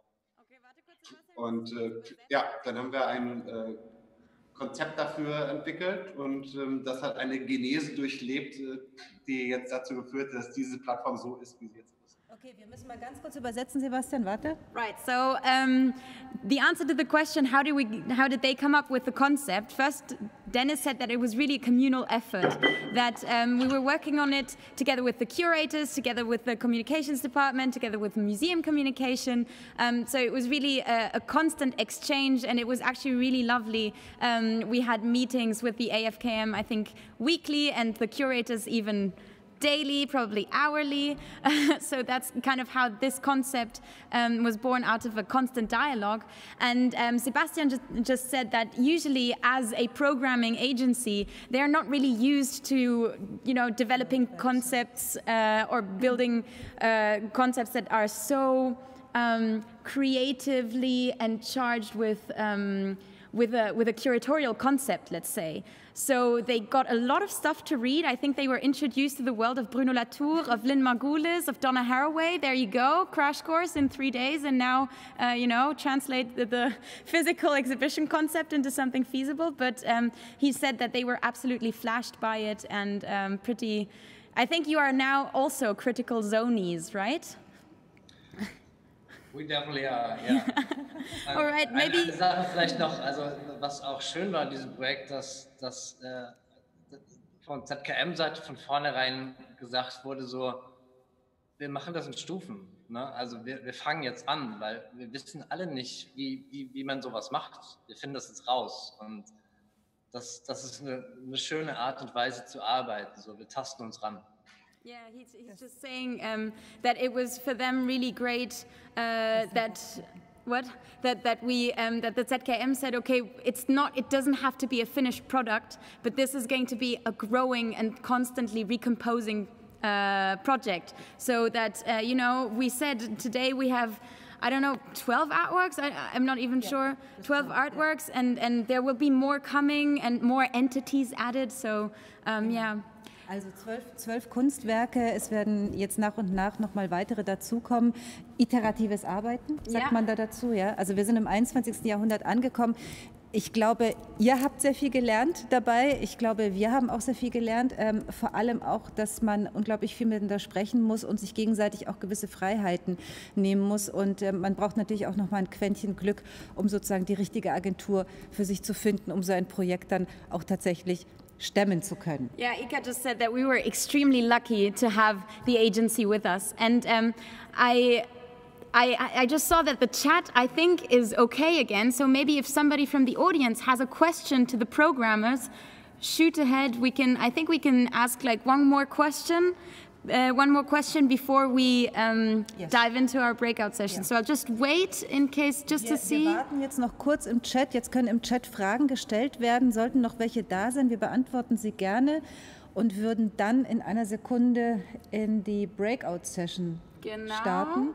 Ja, ich sehe noch keine Frage. Ich sehe auch niemanden vielleicht, der sich irgendwie melden würde oder so. Dennis, Sebastian, habt ihr ein letztes Wort irgendwie? Do you have any closing comments before we all go to breakout sessions together? Nö. Nö, wir sind durch, wir wollen jetzt schlafen gehen. Nee, ich bin wirklich glücklich. Also ich bin stolz darauf, was wir in dieser kurzen Zeit gemeinsam hinbekommen haben. Also das war wirklich, es war toll, so auch vom ZKM, was ihr an Mut bewiesen habt, einfach darauf einzulassen. Wie Bettina es vorhin sagte, sie hat als Kuratorin gestern zum ersten Mal diese Seite benutzen können. Also sie hat leer ausgesehen. So. Da gehört auch wirklich viel Mut dazu. So. Und ich glaube irgendwie, wir haben da was Spannendes geschaffen. So. Und das ist erst der Anfang.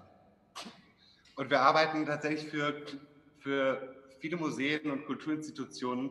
Und das, was wir da auf der Reise mit euch durchlebt haben und durchleben mussten, und werdet weiterhin war insofern total spannend, als dass einfach immer ein sehr offener und produktiver Nährboden da war. Ne? Und diese Konzeptionsphase sich sehr, sehr lange gezogen hat, sodass diese Entwicklung in sehr kurzer Zeit mit sehr vielen Menschen gleichzeitig in 2 verschiedenen Zeitzonen umgesetzt werden musste. So, das hat riesen Spaß gemacht. Sebastian is nearly going to make me cry because he just said that they work together with many museums and other cultural institutions, and this, can you say blind dive, Blindflug? Going into this project blindly with us was a great experience for them, apparently. So this feeling is mutual. And Dennis also said that the entire ordeal was very courageous because none of us thought that we were going to be able to open this digital platform today, but it was, you know, no problem. So really well done to the IFKM. Thank you so much, really. Ja. Vielen herzlichen Dank dafür. Vielen herzlichen Dank dafür. Wir würden jetzt mit euch gern in die Breakout-Session gehen. Und das heißt, wir werden euch in kleine Gruppen zufallsmäßig zusammenwürfeln, sozusagen, wo Gespräche stattfinden können für etwa 10 Minuten. Und es wäre uns ein großes Anliegen, euch eine Frage mit auf den Weg zu geben. Und zwar mal zu überlegen, was war für euch die wichtigste Frage heute vor dem Hintergrund von Critical Zones? Welches Thema bewegt euch am meisten? So we're now going to split up into breakout sessions. So don't worry, technically you don't have anything you don't have to do anything. Peter, our Zoom master, is going to break you up randomly. We're going to leave you in these breakout sessions for 10 minutes. That's the moment where you can unmute yourself and just exchange with total strangers. I hope everybody here is nice and not a troll. Yes, we want to give you one question on your way into the breakout session so that you have something to discuss. And we would like to know from you, according to you and with everything that we've discussed in mind, what do you say is the most pressing topic? What is the question that we have to tackle and talk about today? So that's where we leave you. You just go into the breakout sessions for 10 minutes and then we get you back and we do a little finale together. Genau, ihr müsst nichts machen, ihr werdet in diese Gruppen hinein befördert. Okay, Peter, go. Geil, oh, ich werde auch in der Breakout Session bei, oh, okay, okay.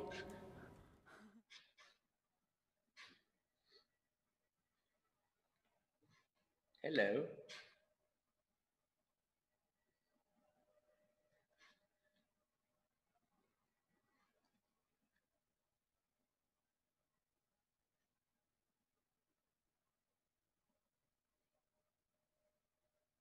Ika, hi. Barbara, hallo. Hello. Das fühlt sich ja an wie immer. Das ist schon fast gewohnt, euch in einem Aber Zoom-Meeting zu es passiert noch sehen. ein bisschen was, glaube ich, oder?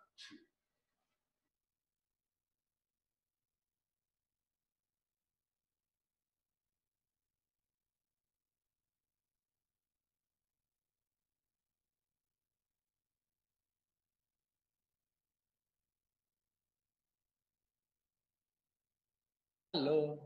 Oh, warte, ich komme zu dir rüber. Ah, jetzt haben wir... Oh. Hast du? Nein, weil wir ein Höllenfeedback haben. Naja, wir sind... Das ist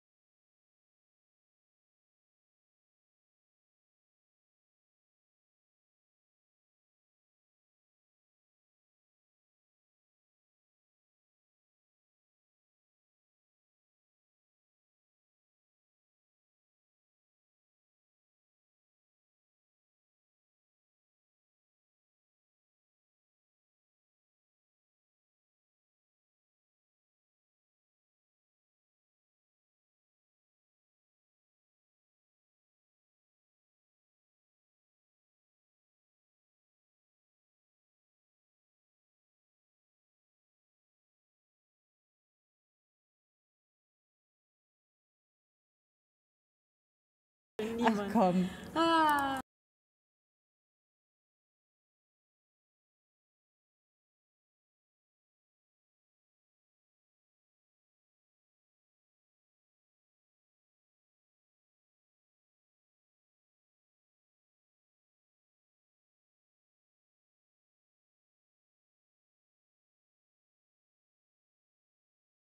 Nur noch 11 Teilnehmer. Ja, auf dem Livestream?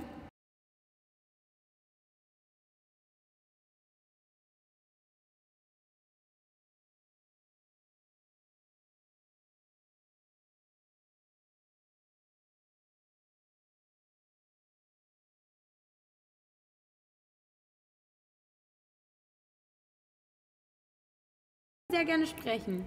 Oder die Hand heben, dann kann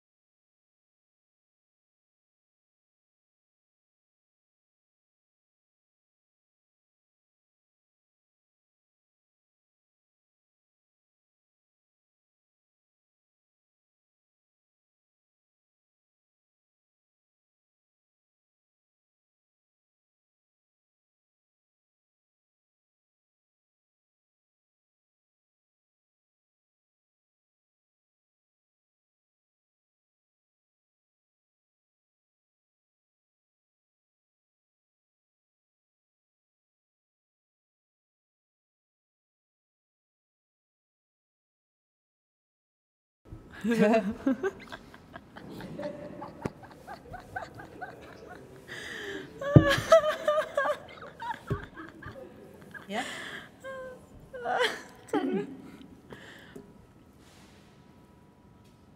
Okay. Man sieht uns, ich glaube, wir sind wieder drin, okay. All right, so welcome back, everyone. I really hope that during your breakout sessions, you didn't become honored guests of some genitalia or some other weird showings.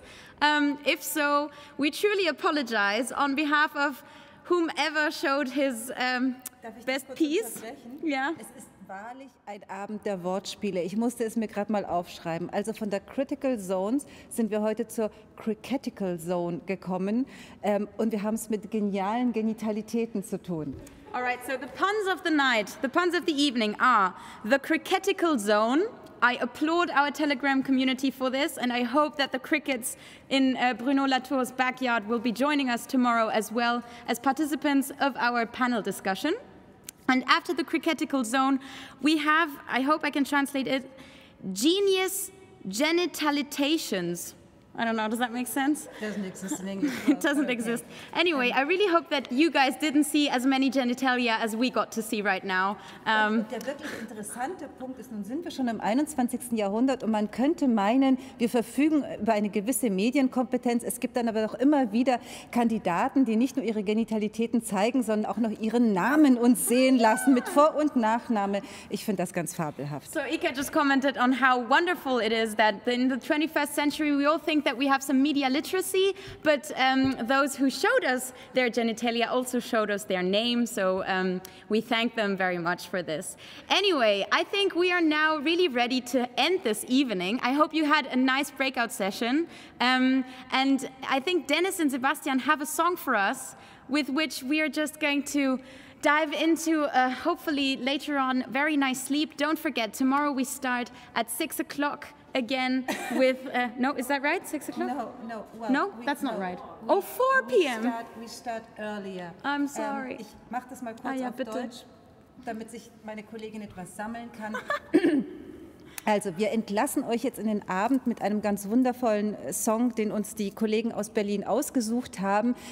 Vorher noch ein ganz kurzer Blick auf das Programm morgen. Wir starten morgen bereits um 16 Uhr. Da geht es dann nochmal über die virtuelle Plattform, über die wir gerade eben gesprochen haben. Diesmal mit Daria, Mille und mir in deutscher Sprache und nicht auf Englisch. Das heißt, wir werden uns aber auch andere Werke angucken. Wir werden uns vermutlich auch mehr Werke angucken, als wir es heute geschafft haben. Wir gehen danach aber auch auf die Streuobstwiese. Da wird uns Barbara durch die Bäume führen. Die Streuobstwiese hat das ZKM im Übrigen gepachtet für die nächsten 5 Jahre, was sehr interessant ist.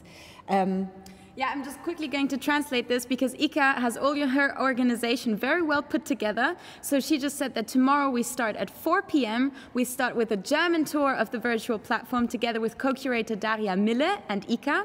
And after that, we'll take a stroll, a virtual stroll through the orchard that the ZKM has taken responsibility for together with the artist Stéphane Verlet-Bottero. What's happening next? Danach, Josef Leo Körner wird uns einen Vortrag halten, einen kunsthistorischen, kulturhistorischen Vortrag, der sehr, sehr interessant ist. Den haben wir aufgezeichnet vorher.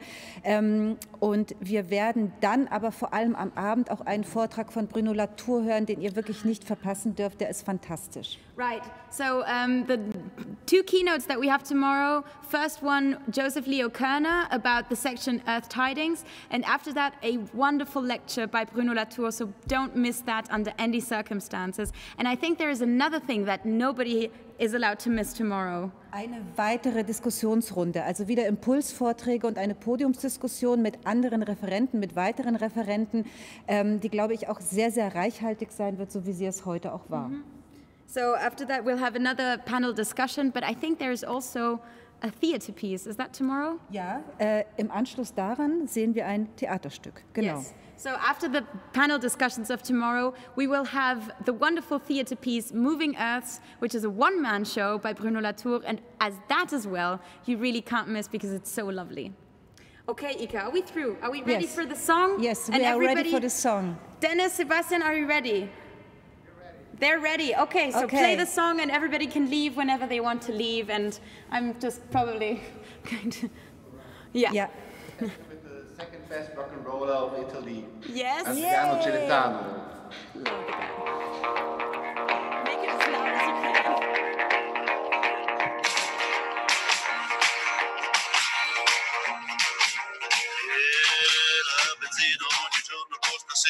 What's happening there?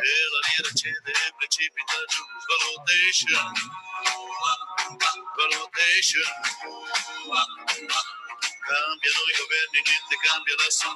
C'è un buco nello stato dove i soldi vanno giù. Svalutation. Valutation. Io amore mio non capisco perché. Cerco per le ferie un posto al mare non c'è. Svalutation. Svalutation. Con il salario di un mese compri solo un caffè. Gli stati sono greviti ma la grana dov'è? Svalutation.